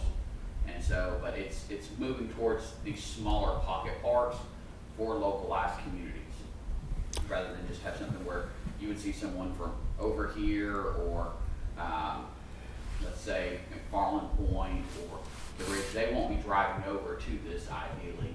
This is just something that's again small for the local community. Awesome, thank you. question for Mr. Coates, is this going to be a lighted park? There's no lights. No lights, okay. I don't believe there was any electricity around the pavilion. No. There may be regular security lights, but At some point, we may install a couple of outlets and a security light there, and possibly a water fountain. Would have to go back and look into the plan. Anything dealing with T-deck, if it's not on the front end, it's hard to get it on the back end. Because like when the mayor said, people asked if there were certain elements that we could change. I don't think we can go in there and do a big change like they're talking about, take that field and turn it into pickleball, since it wasn't proposed on the front end, because what they approved was our basic design that we submitted. Now, there may be a possibility inside those play zones to swap up some equipment, so it's not necessarily the equipment we proposed, but maybe something similar. But something as drastic as even, I think they would consider it drastic where maybe we wouldn't, is even building a bridge across that creek there to the other existing side. I don't even think we could do that, because that was mentioned, and it was like that was kind of taboo since it wasn't proposed on the front end. Kind of similar with kind of what we're going through with the help me out, Andrew. Greenway. The Greenway, where we're trying to extend it to the boat ramp. They said, anything you think you may want on there 20, 30 years from now, put it on the front side of it. If you build it on the front end, that's great. If you decide you're not gonna build it on the front end, but you wanna build it 15 years down the road, if it's in your initial plan, that doesn't have to come back for review. You can just go on to the next step. So that's kind of, I think, where we're at on that Brookside Park. Like the mayor said, the minutes have been submitted for the planning commission, so they're pretty much in their system. We're just waiting for the next go-ahead on the next step. Giles, do you have any more questions about it? No, sir, thank you. Gentlemen, thank you very much. Miss Felicia? Well, I would like to know when y'all find out what the sign-ups are for the children for playing ball, because I personally would like to donate And I would hope that our board. Say it again, I didn't hear you. I personally would like to donate for a child to play ball. Jerry, you got that on film? I've donated before, I just don't I tell know people. you have, but I have got to give you a But hard time. I do hope that, you know, so that if there are any children that the parents can afford it, I would like to, and I would encourage our board to Absolutely. help Yeah. with that too. Yeah, I'll reach out to Julia and get the prices on that and also talk to her about the sponsorship levels. So, and we'll have that for you next meeting. Is that it? That's it. Only thing I'm gonna do is add to what Carol and Laura and them was saying is, and we come in here every month. I mean, let's say it. We come in here every month and we give you guys props and we thank you for the great job you're doing. There's really no words to say what a great job. We come up there, especially us Boma people and stuff, and everything is set up, it's fixed up. So looking forward to this weekend, and going to be with the weather holding true, it's going to be crazy. Everybody knows that, and I hope all your vendors show up, Kathy, because I know when them vendors don't show up, you get Yeah, it gets a little hectic. it gets a little hectic. So we are having a meeting next month, according to this. Is that correct? Yes, sir. Because we had We're gonna said have one something next earlier. month. I don't think we have one planned for December. Okay. All right, so our next meeting will be November the 21st at 6 p.m., same bat channel, same bat time. With that, I call this meeting adjourned.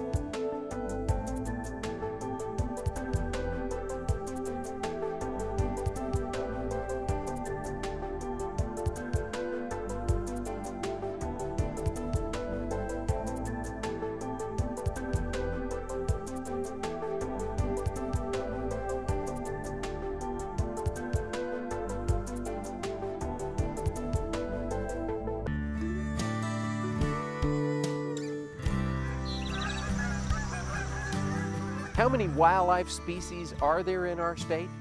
Well, the Tennessee Wildlife Resources Agency counts more than 1,300. From salamanders and songbirds to bass and black bears, the TWRA has the responsibility of managing all these species. So the next time you purchase a license to hunt or fish, rest assured, you are investing in programs that support all wildlife. This week on Tennessee Outdoor Journal, we've got a special turkey show for you. We'll start off with Tennessee's governor goes turkey hunting. I'm shaking. You couldn't have scripted a better walk-up. And we'll finish off with the hunt with Dale Outdoors. Oh yeah, I called it down there on the ridge over on when we was coming to him. I said, I bet he's got some good hooks. He ain't no 2-year-old. Tennessee Outdoor Journal is opening the cover and inviting you in for some outdoor tips, tricks, and behind-the-scenes look at the work being done by your Tennessee Wildlife Resources Agency. Let's turn the page. What kind of legacy will we leave when our days upon this earth are gone? Tell me who will carry on this work that we've begun, care enough to be the keeper of the dream. Thanks for joining us on this episode of Tennessee Outdoor Journal.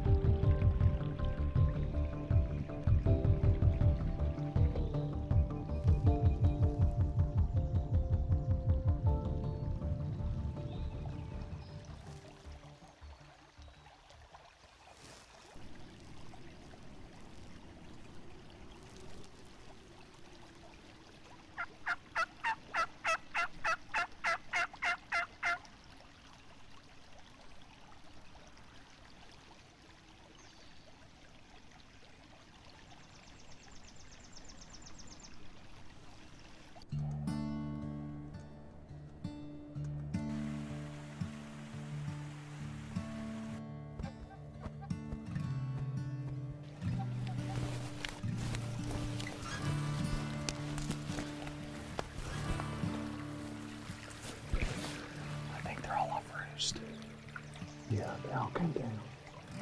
I think there's one on the ground. I'm just gonna keep making sure we don't get back toward it. They must just be sitting over there, because the toms aren't moving. I don't see the hens. They must have gone.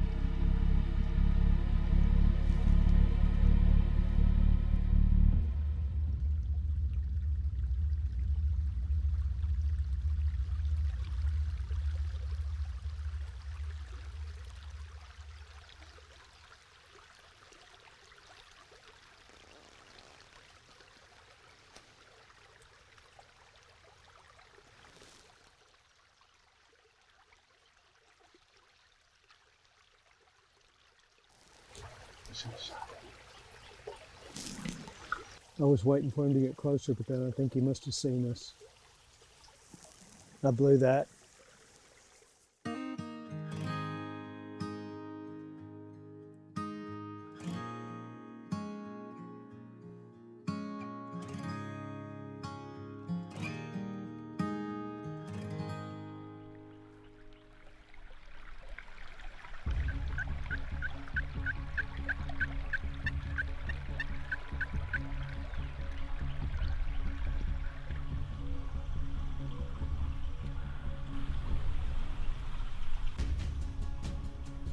I see him.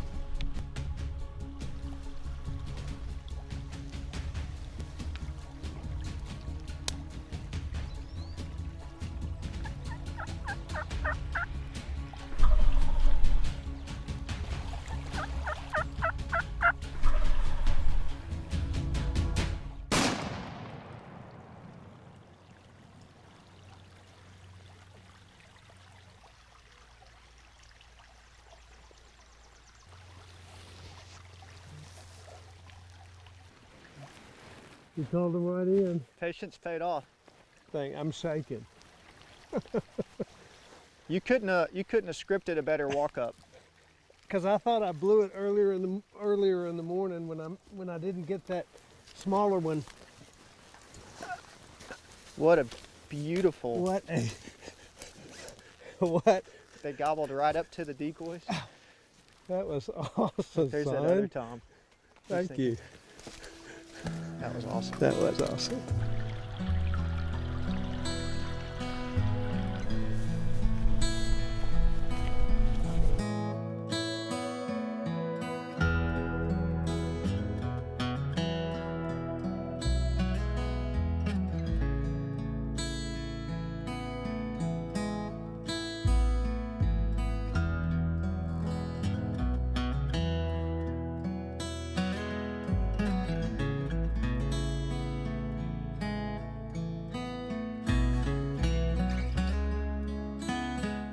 We're very privileged and grateful to live in such a beautiful state with abundant natural resources and wildlife. And I hope you get out and enjoy the outdoors as well. Boys, hey look, you want to touch the feathers? Why don't you take a feather? You want to take one for good luck? Look. Dang. That's BB's turkey.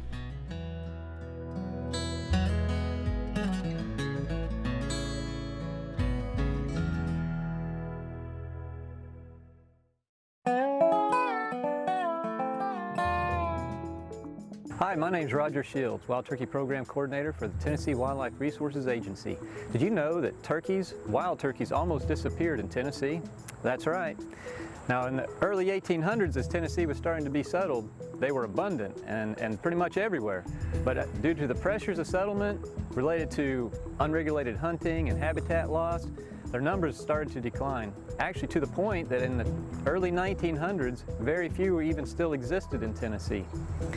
Well, with recognition of the problem, efforts to restore them kicked in.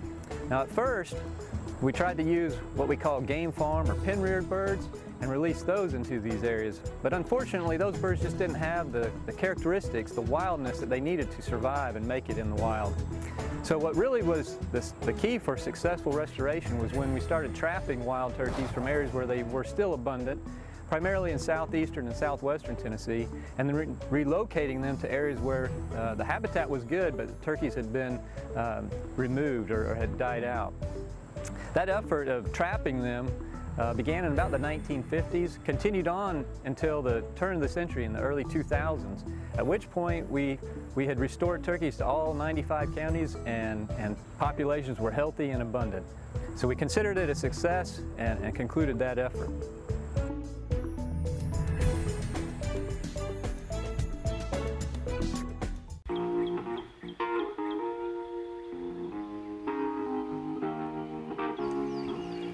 Good morning, Tennessee. We're up here in God's country. In fact, there's one goblin right way over there, probably a quarter of a mile. Turkey hunters do this all the time. They'll set up here, daylight, waiting for that gobble, see who's closer, right? And if you don't hear nothing early, and let's say that turkey over there's, gobbling, he's a quarter-mile away. Now we can go on the back side of this, but instead of rushing all the way over in the prime time where they're still in the trees, and a lot of guys just run over there. But if you got access to move a lot on the property, we're hunting about 300 acres here, so we got access to where that turkey's gobbling. A lot of times, if you just wait, just be patient, work the area you're in, at about 9 o'clock, 9:30ish, go back in there, even if he's not gobbling, 9:30. Then you can maybe get in your vehicle, drive back around to where you heard that turkey earlier. And a lot of times, turkeys up in the day, mid-morning will start gobbling. And boy, and there's one right there. So we're going after that one. Yeah, it's too close. I heard that one.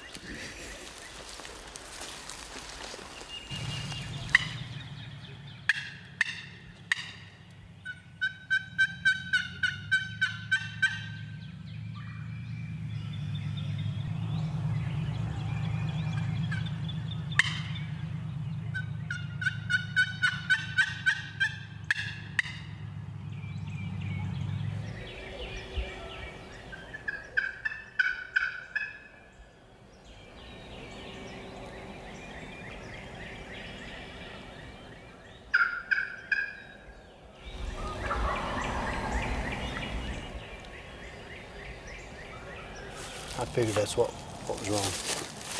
He's in his strut zone. He's got a strut zone. He's staying right in the same spot. That's what he's gobbling at, that slate call. He's on that point over there, where he's at. We're going to try to have to get over on that side with him. Just go slow, but he's probably going to stay right there. We'll have to get... It goes to show you, he won't say nothing to that. I picked that slate call up, it's like bam, I think what it is, they have a particular hen that they've been with, or maybe they've heard and they haven't been with yet. That's why you need different calls. I called with that. They get in these strut zones like this, and you get them gobbling. Sometimes you get them, like gobble. Then they'll start gobbling by themselves. That's a good sign. When they start gobbling by themselves after you've called to them, just let him keep gobbling. Don't call to him going over. We can get over here on this ridge with him. We'll crow call to him because he was gobbling the crows earlier. And then just get as close as you can and try to get in that bubble. He's gobbling right on that point. Because he was up here, did you hear him? He was up here. Then he went down here. Then he came back up here. And now he's back down there. Then, so when they walk back and forth like that, and once you get up there, if he keeps doing that, let him go back down there, move up. If you have to get down, he comes back up here. I hope he walks back in. And just, every time he walks back down there, move a little bit closer. It's tough. It's a tough turkey to hunt, especially in terrain like this, because you're in this high elevation, you've got all these bottoms. It's tough. But that's the way you got to do it. You don't just run. A lot of people just run right to him. So, let's just go to that point and run right. You blow him out of there. When they gobble by themselves, it means they're interested. Now, if you were calling, let's just say he wouldn't gobble until you called, that's either a shot gobble or he's close. I'm going to set up. You have to be careful. He ain't that far. Listen. He's like right over that ridge. He's within 100, so I'd say y'all sit right up there and hang back. I'm gonna have to look. Yeah, you're gonna sit back here. Yeah, I'm gonna see you. God, man, he's close. Let's see. When he walks back, get him, let him go back. Across the top of that hill, he'll spot us. Oh, yeah. If we call, he'll come. Yeah, he might come in. He's within 100. Yeah. I can hear him. He's probably within 100. I bet just get back, let him go back. Sometimes you gotta wait 30 minutes and just let him go. But I've killed so many like this, man. And usually when you get, like, if we can get where he gobbled down, you can just, yeah, let him go back. Usually, most of the time, if you can get where he just gobbled, you just make like 2 or 3 clucks, a little bit of they'll come running back. He might be a stubborn 2-year-old, but I doubt it. I'd say this will have.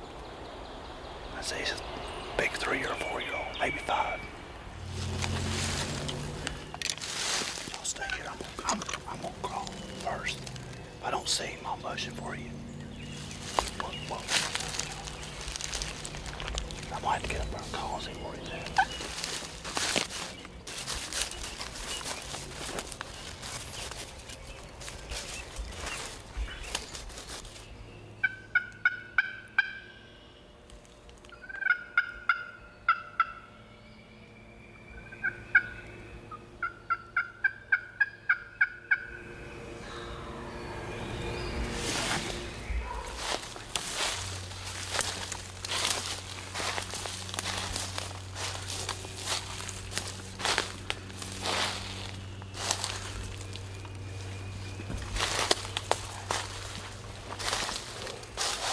That's what I wanted. He's down in there. He'll come back up here.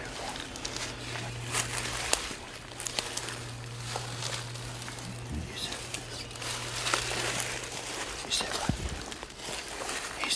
He's down over. He's back down the bottom. Yeah. So you sit right there. You sit right there. Sit back there. I'm gonna sit. He'll probably come back pretty quick.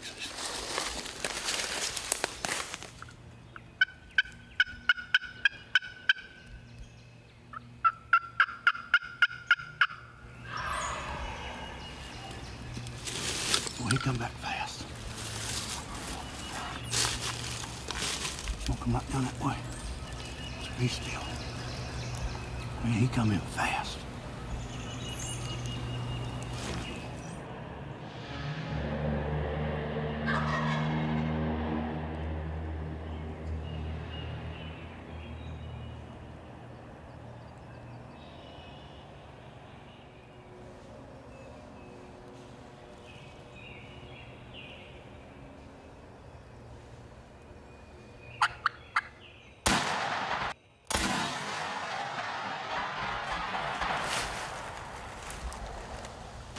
That's the way you kill a strut zone gobbler.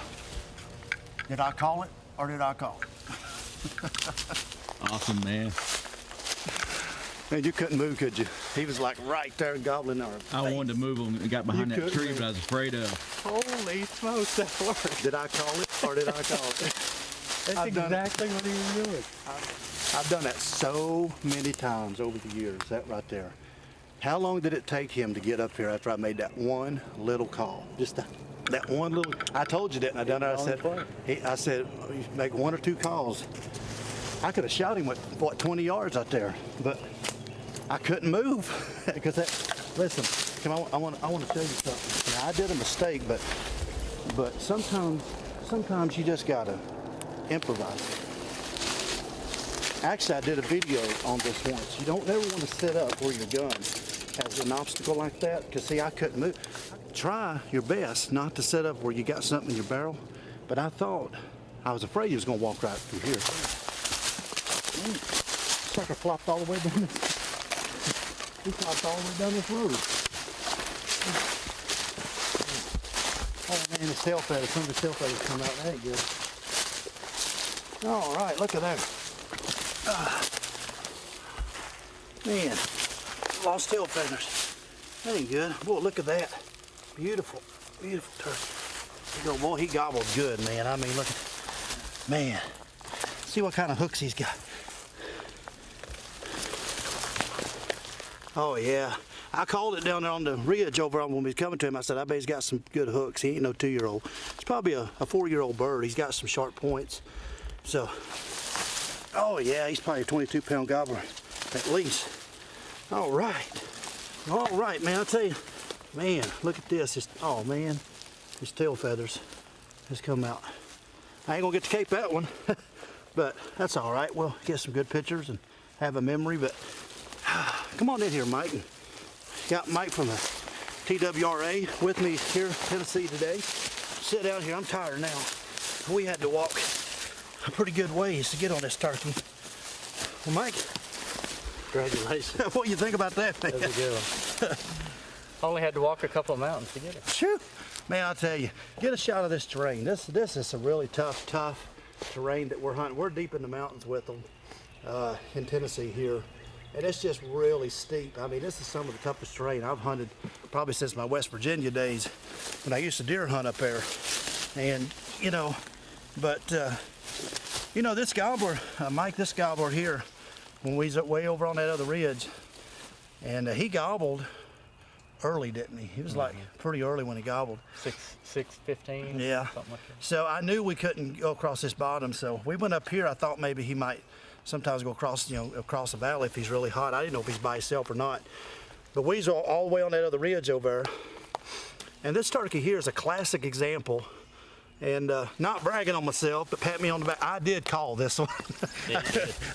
I did call this one perfect. But, you know, after 30 years of hunting them, you kind of get to know them a little bit. But this turkey here, he was on this point. Well, no, actually, he was under this point when he gobbled. And we come up there. And when he came up here, we was way over probably 800 yards. But he came over here to this little ridge. And then he gobbled at me. I switched to this slate call here because I hadn't used it none. I've been using my mouth call, been using my box call, but he just went and talked to it. And so, you know, it's just like fishing. Sometimes you just got to keep throwing to what they want. And I pulled out this whole fire starter by Spring Fever Custom Calls, this slate call, and boy, he just ate it up, didn't he? I mean, he just, bam, boy, he hit it. And I was like, okay, that worked. So sometimes you just got to switch calls, whether it's the frequency or maybe it's a hen that they're used to hearing, they're wanting to get back with. And that's why you need an assortment of calls. Boy, he's been strutting a lot. He's an old turkey, and you can tell he's really got wore down there. But this turkey is a classic example of a strut zone gobbler. And what he does is they'll get on these points usually. It's usually a point, not always, but it's usually a point probably 70% of the time. And he'll just walk these points into a ridge and back down a point, up to a ridge, back down a point. So when we was over there at the last place we set and he started doing that, I told Mike, I said, I believe he'd be a pretty easy turkey to kill if we can get over there. He said, well, we got to go all the way back around this mountain. And it took us a while, but we didn't call. You know, don't be calling to a turkey when you're going to him if you can help it. Sometimes you got to check them and see where they're at. But you know, we tried to crow call to him, he wouldn't say nothing. But I just kind of felt the way he was acting. And he had to be coming right through where we're sitting, probably 4, 5, 6 times, just walking and gobbling, walking and gobbling. He'd be down here, and then he'd be back up here, and he'd be down. So when they do that, what you got to do is you just got to try to get in their bubble, and that's how we killed this turkey. We just got in his bubble. He wasn't going to come across this valley to us. He wasn't going to come 1,000 yards to us. He won't come 500. You had to get in his bubble. So when we got around, and that's the one good thing about timber hunting, where field hunting is, you know, it kind of will mess you up a lot of times. You know, I killed a field turkey last week, killed a hardwood mountain turkey this week, but the mountains are just a lot easier to slip on turkeys when you have to do that. So we got up here, and then I told the boys, I said, just stay back and let me crawl up there, because that last time he gobbled before we set up where we killed him, he was close. Yeah. Like he was right. He had to be like right in here, and we was just not even 80 yards. And I was afraid and I didn't call because I was afraid he'd come looking for us. So we let him back off, and probably about 20 minutes, I crawled up to that tree. 20 minutes later, I thought, okay, well, I was sitting there thinking, well, he's had time. And sure enough, just a cluck and a little old yelp on that slate call, and he gobbled way down here under this perfect, and he gobbled like right in our face. I mean, it was great to be strutting. And the reason, you know, a lot of guys, I'll say this too, when you're hunting in thick stuff like this, a lot of guys like to shoot a real open choke. But when you're hunting this stuff, I shoot a 650 choke because this is why. I mean, it's just thick. So you want as many pellets as possible going in a small hole, and that's pretty much what I had to shoot through. So that's why you shoot a tight choke, because if you shoot too wide of a choke, you're gonna miss because you're gonna hit a bunch of branches. And I'm sure my pattern probably got knocked off some, but I had enough to get the job done. But boy, that's a nice turkey and heavy turkey. Just a good day. Thanks for coming and showing us how to do it. Hey man, hope you learned something. We did. I don't know everything about them, but you know, after you chase them, and I've done this so many years. I mean, just my dad taught me that years ago. He said, you know, let him gobble, let him go off, get up in the bubble, sit there and let him come back to you. And boy, I've done it so much over the years. But a lot of guys, just like, you know, a lot of your audience here, don't know that. And they would have just come right on up in here and blowed it. You know, so sometimes that's why I call it the ultimate chess game. Because what you're doing is you're letting him move, and then you're moving. And then you're letting him make a move, and you're moving. And you just got to be a little bit ahead of him. But boy, that was great. That was fun. Yesterday, they about killed me walking around these mountains. But today, I feel pretty good. Okay, Mike, since I've never turkey hunted Tennessee, I know your state is a tag before you drag. So how do you check this turkey in? It's super easy. We have the TWRA on the Go app. We already downloaded the app for you because you bought a license. And it's got 4 questions at the very start. You want to go to My Accounts, Purchase License, Sunset, and Sunrise Times, and then the Report of Harvest. Report of Harvest. We're going to report a harvest because you got a bird. Okay. And then you just answer the simple questions on that next page. Super easy. You've tagged your bird in maybe 30 seconds. So Okay. super easy here in Tennessee. Well, that's great. So you don't have to notch it or nothing? Like Nope. Piece of paper or nothing? Just like on the that. Just on the app. On the app, and it'll send you a confirmation email, and you can always get your confirmation number on the app itself. So. All right. Hey, it's been a great hunt here in Tennessee. It's still one of my favorite states to come to. You need to check it out, and you can have a turkey hunt just like ours. Make sure to visit GoOutdoorsTennessee.com. We're going to go off the mountain now and go get something cool to drink.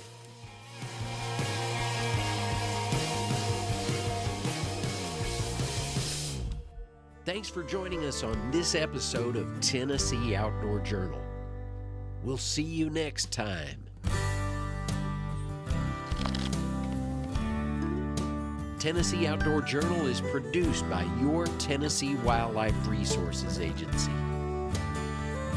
Tell me who will carry on this work that we've begun. Care enough to be the keeper of the dream. This legacy.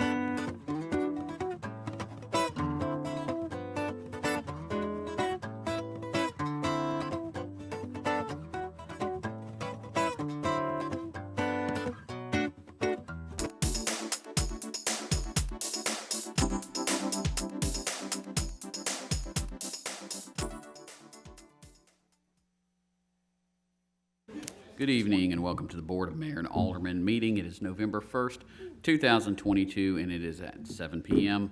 Call this meeting to order. We do have a quorum. Tonight, the prayer will be with Vice Mayor No, and the Pledge of Allegiance will be with Dr. Bill Burns. If everyone would please rise for the prayer and the pledge. Let us pray. Our most graciously and heavenly Father, we come before you this evening with humble hearts, open minds, bowed heads. Lord, we would ask that you watch over our fair city. Thank you so much for an incredible, beautiful day in your world, because we know that without you, nothing is possible. Lord, we ask that you help this board make decisions that will benefit all of LaVergne and its citizens. And these things we ask through your Son, Jesus Christ. Amen. Amen. Dr. Burns. Ladies and gentlemen, my name is Dr. Bill Burns. I'm a retired Army doctor with 12 years prior service in the Navy. If there are any veterans here tonight, would you please raise your hand and be recognized? Okay, thank you very much. Ladies, there's a small token of appreciation. I'd like you to take there and do that. Okay. All first now in uniform and veterans, hand salute. I pledge allegiance to the flag of the United States of America and to the republic for which it stands, one nation, under God, indivisible, with liberty and justice for all. Thank you. Thank you, Dr. Burns. First item is to approve the minutes from the October 6th, 2022 regular meeting. Make a motion to approve. I have a motion to approve from Alderwoman Honeycutt. Is there a second? Second. All in favor? Aye. Minutes are approved. Moving on to departmental reports. Chief Davis with the Police Department.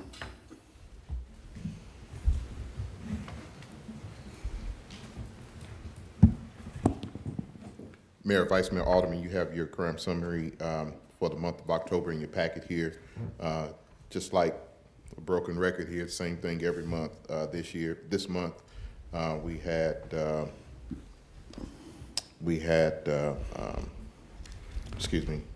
10 cases where motor vehicles were broken into, and all 10 of those motor vehicles were left unlocked, resulting in one firearm being stolen out of that vehicle in the hands of a criminal in the city now. Also in the package, you see activity from the officers. As you can see, our numbers are getting a whole lot better now that we are sufficiently staffed. You can see 1,382 traffic stops, 26 DUI arrests, 36 arrests for drug violations. I will add that these stats are being put online as well, so any member of the community can look at that as well. Any questions? How's Blue Sentinel going? I'm sorry? Blue Sentinel, how is that going? Blue Sentinel's going good. We're in our phase 2. Right now, we're in the process of getting the cameras installed up by I-24. That's the easiest because there's already meters on the poles there. So that's going to be the easiest. The others that we're getting put up, because there's no power or poles that we can use, we're having to kind of go back and punt and get solar panels. That's what I'm trying to say. Get solar panels for those things so we can power it that way, which I think that's the way we'll go forward in the future, to where we just use solar power to power those. But other than that, we're moving right along with that. Does anyone have any questions? Thank you. Thank you, sir.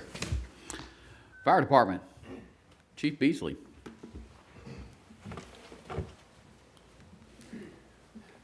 Thank you, Mayor and Vice Mayor, Alderman. I trust that y'all have had an opportunity to review the reports, and as you can see, there's no new trends. We're on par with everything that we do month to month.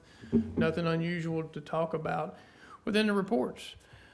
I do have a couple of things worth mentioning that are happening this week and next week, if y'all don't mind. Obviously, we know that there's a groundbreaking for new Fire Station 41. This week is a monumentous occasion. Obviously, it's long overdue, and thank you to the Board of Mayor and Aldermen for securing the funds to make that happen. Additionally, we have next week 4 recruits graduating fire school, be the first time the LaVergne Fire and Rescue has invested in a fire school itself. So with these 4 people that are graduating, 4 people that have done exceptionally well, been on campus with them multiple times in the last 10 weeks that they've been there and watched and participated in their training. Our fire instructors have been part of the recruit training, so we've not just sent somebody off to be trained, so we participated in that. It's a great partnership between Murfreesboro Fire and Rescue and Lebanon Fire Department, so it's a great product. 2 of those individuals came from our Fire Explorer program, so we've invested in this community and continue to do good work with those young people in the high school. It's great to hear. Do y'all have any questions? Thank you, sir. Parks and Recreation Department, Mr. David McGowan.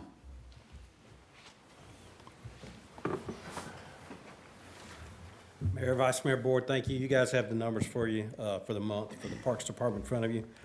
85 help desk tickets, 708 hours devoted to those. You see some of our projects. We're doing a little kind of like spring cleaning, fall cleaning, I guess, at the Parks Department. We're painting some offices in the shop area. You see our past events. October the 15th, we wrapped up the Fall Ball Clinic that Saturday with a scrimmage day. October 22nd, we had Goblins and Goodies followed by a zombie night. Unfortunately, we did have to cancel the movie due to the wind conditions. We are working on something in the future that hopefully we won't have to do that again. Upcoming events, Veterans Day, November the 11th. Parade of Lights and Winter Festival is December 3rd. You can see some of the events at the Senior Center upcoming. Lunch at Asuka. November 17th will be their Thanksgiving dinner. Upcoming meetings, Park and Rec on November 21st and the Greenway on the 21st. Park and Rec at 6, Greenway at 7. Veterans Day is November the 11th. That ceremony will take place at 11 o'clock at Veterans Memorial Park. Weather permitting at the Wall, if we run into some rain, we will move that to Pavilion A as we have in the past. Flags can be purchased for $10. They will be displayed during the ceremony. Those are yours to take home after the ceremony. Your veterans information will be displayed on those. Bricks for the wall are still available. They're $35. Each brick, up to 4 lines, 21 characters per line. Forms are available on the city's webpage, or you can call the Parks office at 615-793-3224. Snow rink, we're planning on setting that back up. We plan to open up on December 1st. It'll run through the 17th. Thursday through Sunday will be the days of operation. Thursday will be 4 to 8, Saturday 12 to 8. Sunday will be from 1 to 5. That Sunday, December 4th, that 1 p.m. time slot right now is going to be limited to families with special needs. So if we have a good turnout and we need to extend that further, we will. So that's something new we're going to try this year to try to offer a little something for everyone. We're not going to have online registration this year. It's all going to be in person. I don't think the rink wasn't full enough last year to kind of warrant online registration this year. We will be accepting canned goods and unopened and unwrapped toys that we will donate those to the PD for Christmas. Any questions? David, the size of the rink, is that increased from last year? It will. It'll double. Well, I won't say double. It'll increase by 50%. So last year it held roughly 48 skaters is what it was rated for. So this year that number should increase. At no time last year did we have 48 skaters on there, but it will give a little more opportunity that if we do run into that, we can open it up and possibly have more toddlers out there at the same time. Okay, and who are the guest speakers for Veterans Day, the veterans that are speaking? They are Tabitha and Ross Howard. That's the things I did not have written down here. And I think, you may know this, I think we have one more lined up. And you're gonna have to help me out with that one. Steve? Kathy told me, and you and I are in the same boat? Kathy is God sent, and it's almost like you don't worry about it. I think when you start to lose your hair, it kind of affects your memory also. So we'll blame it on that. Here we go. Did the other part of the rink come in? It's supposed to be here Friday. Okay. It's supposed to, The delivery truck is set up to pick it up tomorrow. It's still in customs. It's been in customs for 2 weeks. So Friday is supposed to be our delivery date. So last year there was no issue once customs released it with it getting in here within a day. I think I did skip over the parade lights and the Winter Festival. That will begin at City Hall. It ends at Veterans Park with a tree lighting, fireworks, snow rink, and craft and food vendors will be set up. I sent you a text message or an email about Fox had put it on there that it would start at Veterans Park and go the other direction. Yes, sir, and in the front part of that media release, they had it right, so how it got kind of backwards at the bottom, yeah, it's beyond me. Now, David, is Chief Beasley going to be out demonstrating his ice skating prowess like last year? I'm going to practice.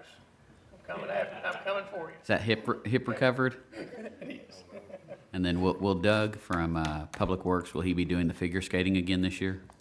That was the plan. I think he kind of offered, and I think Danny also said he was going to come out since he has a hard hat and a vest. Nice. So we should be Well, good. they can show the lift. Yes, sir. I guess the only thing left is to put Michael in the Duncan booth.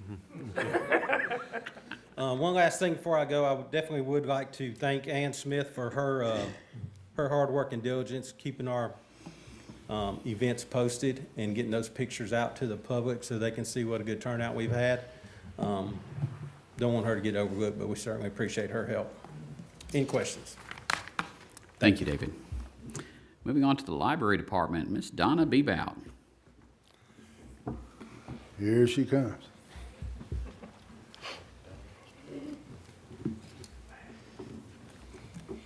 Mayor, Vice Mayor, Alderman, good evening. For the month of October, our attendance was up. We were so excited, 2,857. And our circulation was also up, 3,115. And we also issued 85 new cards. We've had a lot of people that I met at National Night Out and Old Timers Day that have come that said they've just moved to the area and needed to get a library card. So we were very happy to accommodate them. We had 19 programs for ages birth to 17 and 5 for ages 18 and up. We're building those programs back up slowly but surely. Want to talk a little bit about our Saturday movies at the library. Those also have had really good attendance. We just watched Hocus Pocus, the original, this past Saturday. We had several children who really enjoyed that. I was vacuuming today. We always have refreshments, and I was vacuuming today, and something kept hitting, and I finally looked, and there were Skittles and M&Ms that were hid in my carpet, our carpet. So it was very interesting. So we had to get down and start picking those up, but it was fun. November the 12th, we're going to be having a Charlie Brown movie marathon, and of course, it can't be November without Charlie Brown's Thanksgiving. So families, come on out, enjoy the movie. We have a wonderful TV, and it's just great to get in that meeting room and watch a good movie and have good refreshments. Tonight, I wanted to talk just a few moments about a couple of programs that we have monthly. These programs, as you know, like our story times, we have ages according to what we help present in the story times. Like on Mondays, we have homeschool story time. That's for kindergarten through 3rd grade. Miss Janice, she teaches the children the states and the capitals and the presidents. They learn it through song and dance. She reads stories that are pertinent to some of the curriculum that's going on and that they do. So it's important that we have those ages, that kindergarten through 3rd grade. We have Once Upon a Story Time on Wednesdays, and that's for our preschool children. So anyone age 2 and up to about 5 years old can come to story time, and they learn early literacy through fun songs, rhymes, puppets, stories, and so much more. And of course, through the fun of sharing books. Jammies and Stories is our one night that we have on Thursday nights at 5:30. kids and families, which we've had adults come in their pajamas, and they come and they get to listen to some great stories, and it's families of all ages. We have them from babies all the way up to grandparents, and that's just a really fun time for music, movement, dance, books, and a craft. So that's why we have these ages divided out. We understand that there are siblings that need to come along sometime, and we welcome them. But we really like to focus on the age that we are looking at that time, or that we are there for. So our Kids Crafternoon, this is one that is coordinated by a former teacher. She's a former science teacher from St. Cecilia, and this is for students grade 1st through 5th. Now, we're going to have a great program on November the 8th at 5:30. We like to do STEM in action. STEM meaning science, technology, engineering, and mathematics. So when we give them crafts such as, a little show and tell here. Okay, looks adorable, doesn't it? When you look at this, do you think of STEM? Okay, but it does. They have to take the kit that is packaged up. They have to read the directions. They have to comprehend those directions, and they have to follow the directions. And therefore, after they have done all of those things, it becomes a really fun and beautiful craft. Show it around here. So this is one of the crafts that they're going to be doing. Oops, I have a turkey stuck to a turkey here. Okay, that's the Give Thanks turkey wreath. The next thing we're going to be doing is the gliding turkey. Now, it comes in a package like this. And again, they have to open the package. There's no instructions to this one. They have to use their mind and figure out how to put it together to make a glider. When they're doing this, Miss Becky's going to be talking about aerodynamics of a glider using currents of rising air called thermals. And we have a demonstration tonight, Mayor. You already did it. You are, oh. Did I miss it while I was talking? You said aerodynamics. Oh, and it came down. All right, you need to try that again. Okay, readjust the wings, readjust the tail feathers. All right. The air conditioning breeze. We run with that all the time. Okay, stand and go. There we go, much better. So the mayor got the aerodynamics just right. And tonight, Miss Becky sent all of the mayor and the aldermen a kit to see if you guys can put this together. And we may have to have a contest sometime to see who can make their glider go very far. I'll get it out in a moment. Okay, so do you understand why we would like to have the grades 1st through 5th? Because we want to get those things, over to them. We want them to understand, but have fun while they're doing it. And again, if younger siblings come, we welcome them. We welcome the parents to sit beside the younger siblings and help them out. One more, and I know I'm taking long tonight, and I apologize. Teens and tweens, and that's ages 11 to 17. We're going to have a program November 17th at 5:30, and our invitation says, invite a friend and have fun being creative in our do-it-yourself gift workshop. It's a great way to make gifts for families and friends. Marta and Lauren have come up with some great creative gifts that can be given away, or they can keep themselves, but they have to be very creative in it, and they have to use their imagination. Now, please note the crafts are geared for ages teens and tweens only.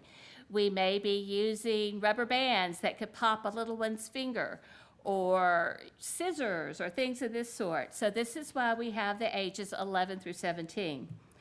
All we ask of the teens and tweens who are coming to provide the laughter, and we will provide the refreshments and also the supplies. Do you have any questions? And thank you for letting me go very long tonight. No questions? Just comments is, you're awesome. Our team is awesome. Your team is awesome.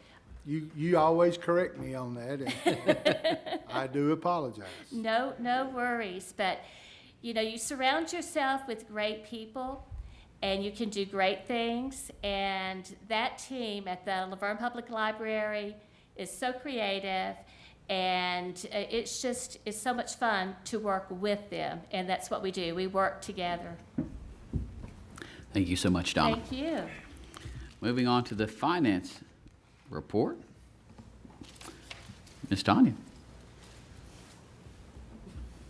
All my stuff. It's their first time, ain't it? Welcome, welcome.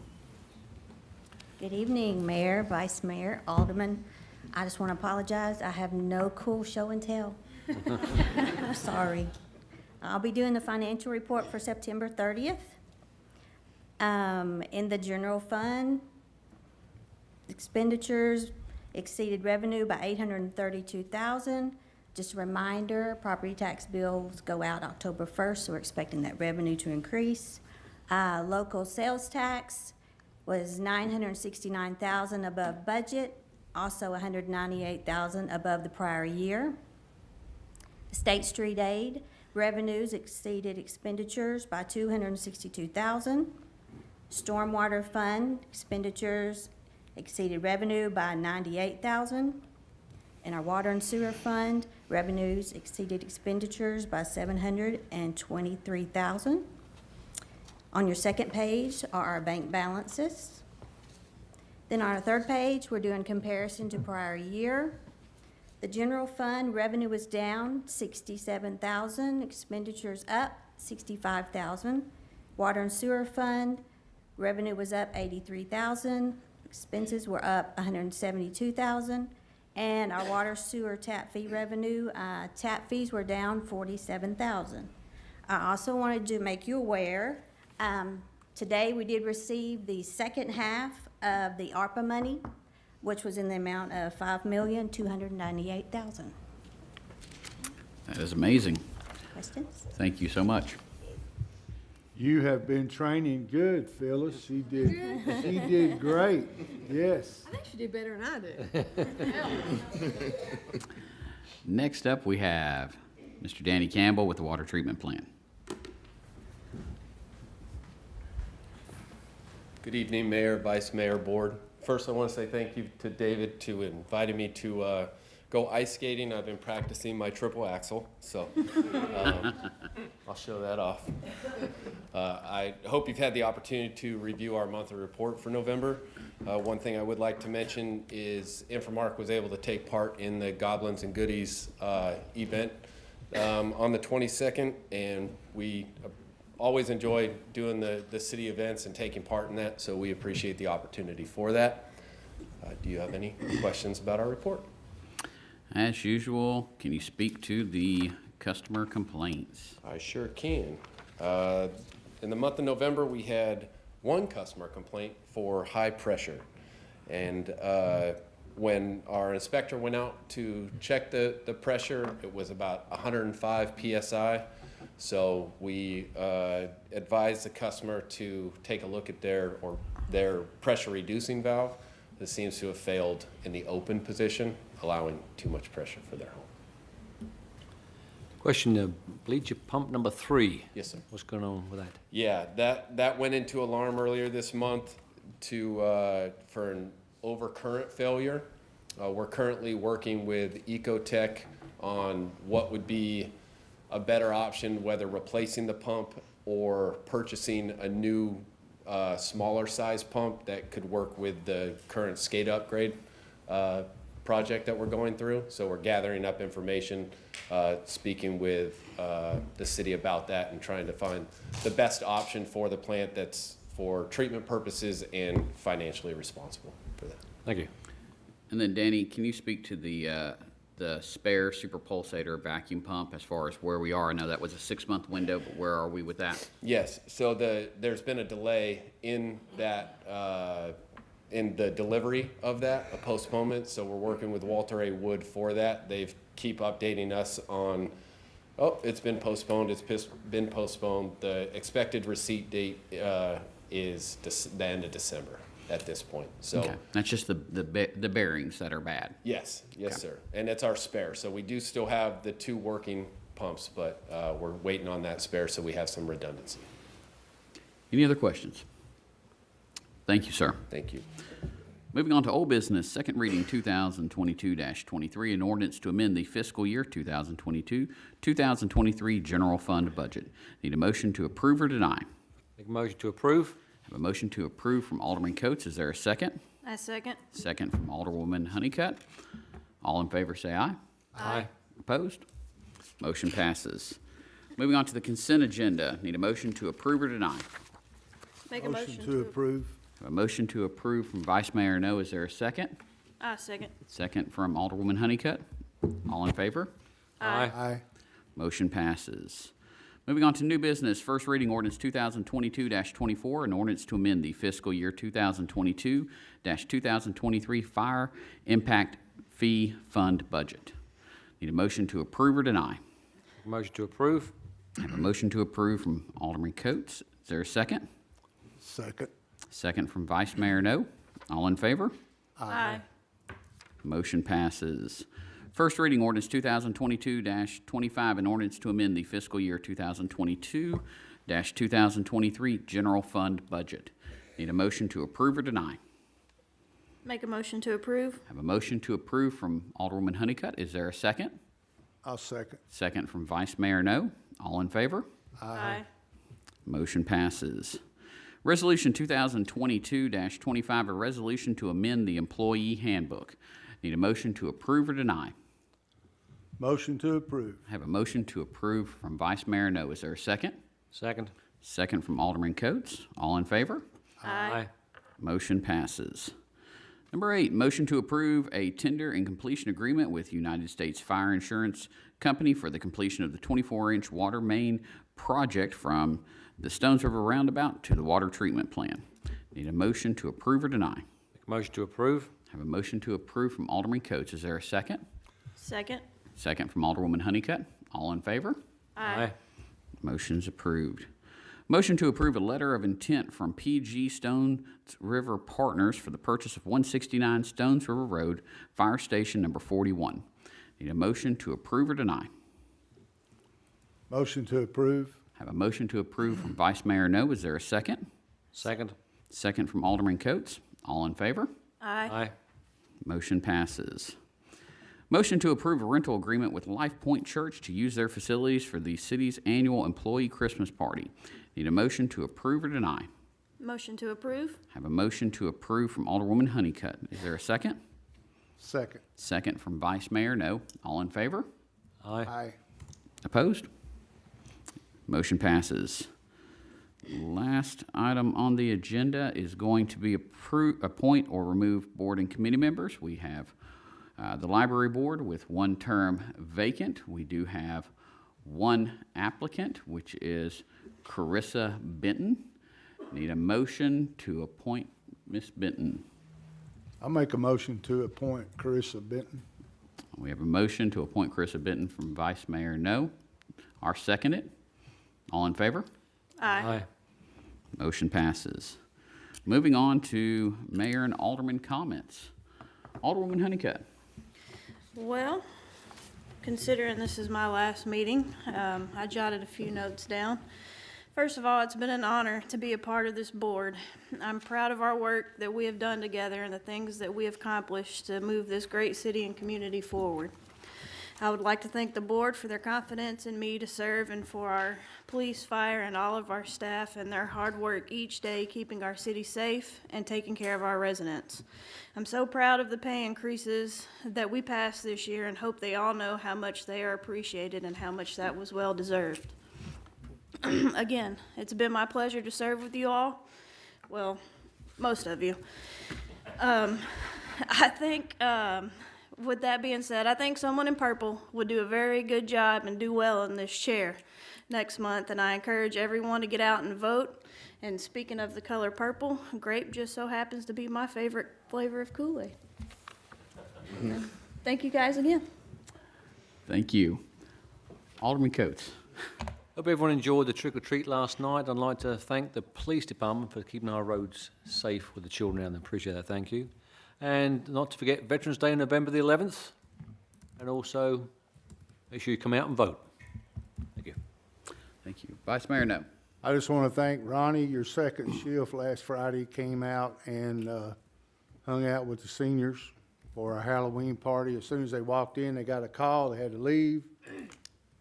Luckily, it was something not bad, so they were able to come back. The seniors are always glad to see men and women in uniform come in and eat with them, dance with them. And then lastly, Alderman Honey, well, no more, Miss Honeycutt. Thank you for accepting the appointment.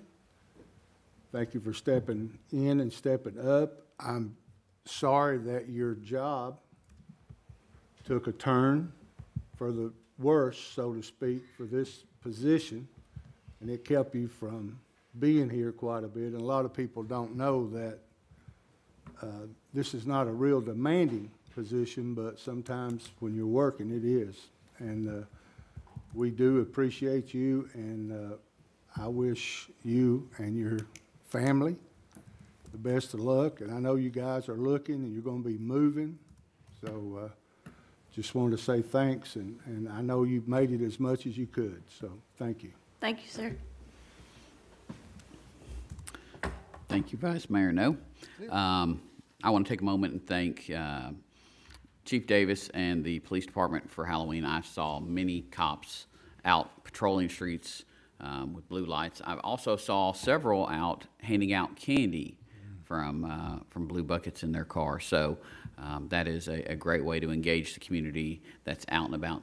And I've not heard any reports of anyone getting hurt. So that's a great thing to hear. Just want to reflect. It's been 4 years, and it's been an amazing 4 years. We've had a lot of stuff done. We've gotten the CMAQ grant, and that's going to get going now that we've accepted that contract. So we will see sidewalks and crosswalks on Murfreesboro Road. We're seeing, as far as a funded project for widening South Waldron Road, and working on improvements for both Fergus and Old Nashville. We just voted tonight on getting the 24-inch water line, which was long overdue, back on track so we can get both Hollandale and Stones River repaved and looking nice.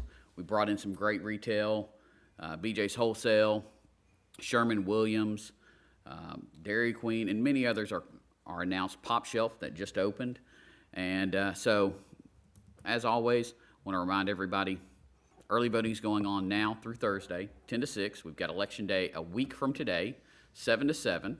You can vote anywhere in the county, so come out, vote, make your voices heard. It's what we want to hear. We want people engaged in this community.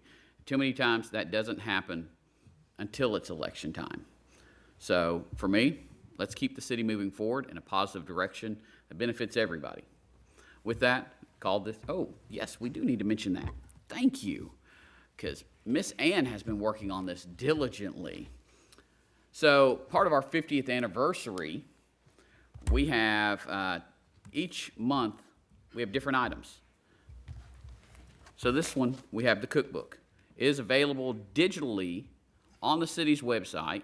You can download it, you can print out your own copies if you want, or just use it on a tablet, e-reader, however you would like to. Lots of great items and recipes from our residents in the community, some from our staff, and I've even heard that Ann Smith's going to start cooking some for us every so often. Her and Phyllis. So Bruce can greenlight that. But with that, let's have a great rest of the week. Call this meeting adjourned.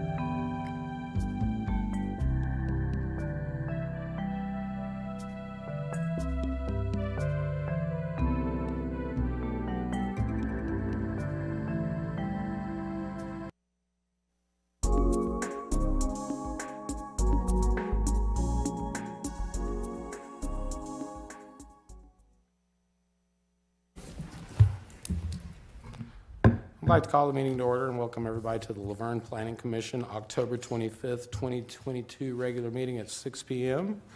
We do have a quorum. Our first item of business is to approve the meeting minutes from September 27th, 2022 regular meeting.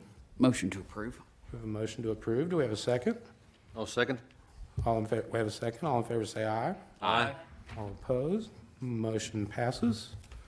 First item of business, recommendation to the Board of Mayor and Aldermen for subdivision acceptance. Lieutenant Frank Walkup, Phase 1 and 2, property located off Jones Mill Road, requested by Womble and Associates, R1 Low Density Residential Zoning District. Mr. Logan. Thank you. So staff has been looking at items 1 and 2 today, and due to the applicant's inability to meet the city's standards, they haven't been able to complete what they're supposed to complete for these subdivisions. So this would be probably the 4th month, maybe the 3rd, that they've been on this agenda. So staff's recommendation would be to make a motion to withdraw these and take them off the agenda. Then at such time that they complete their end, they can resubmit to the Planning Commission. Very good, sir. Do we have any questions for Mr. Logan on this item? No questions? We'll entertain a motion.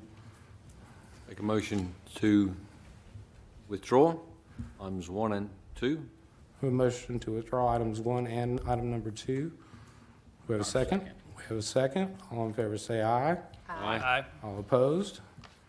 Motion passes. Just for the record, we're going to read item number 2. Recommendation, item number 2 was recommendation to the Board of Mayor and Aldermen for subdivision acceptance, Minerva Village Phase 1, property located off Hollandale Ridge Road, requested by Womble and Associates, R3 High Density Residential Zoning District, which motion to withdraw passed. And item number 3 is deferred, Mr. Logan. Yes, sir, that's correct. And so we're going to item number 4. Site plan, Palm Commodities, new building addition totaling 5,400 square feet on 4.11 acres, requested by CIA LLC, property located at 1289 Bridgestone Parkway, tax map 17, parcel 28.04, I-2 Heavy Industrial Zoning District, property owned by Fiji Strategic Realty Investors LLC. Mr. Logan. Thank you. This is a site plan request for approval for the Palm Commodities building, and this building is located at 1289 Bridgestone Parkway. And you can see here on the screen that this area outlined in blue. Of course, this lot has double frontage. It fronts Howell Quaker as well as Bridgestone Parkway. Closer look here shows the building along with the 2 roadways. They do have parking, employee parking off the Howell Quaker side. And site plan for this passed last month, which was to make some parking improvements. So that site plan did pass in September. And the other site plan was for a building addition on this southwestern side of the building. And this building addition is 5,400 square feet.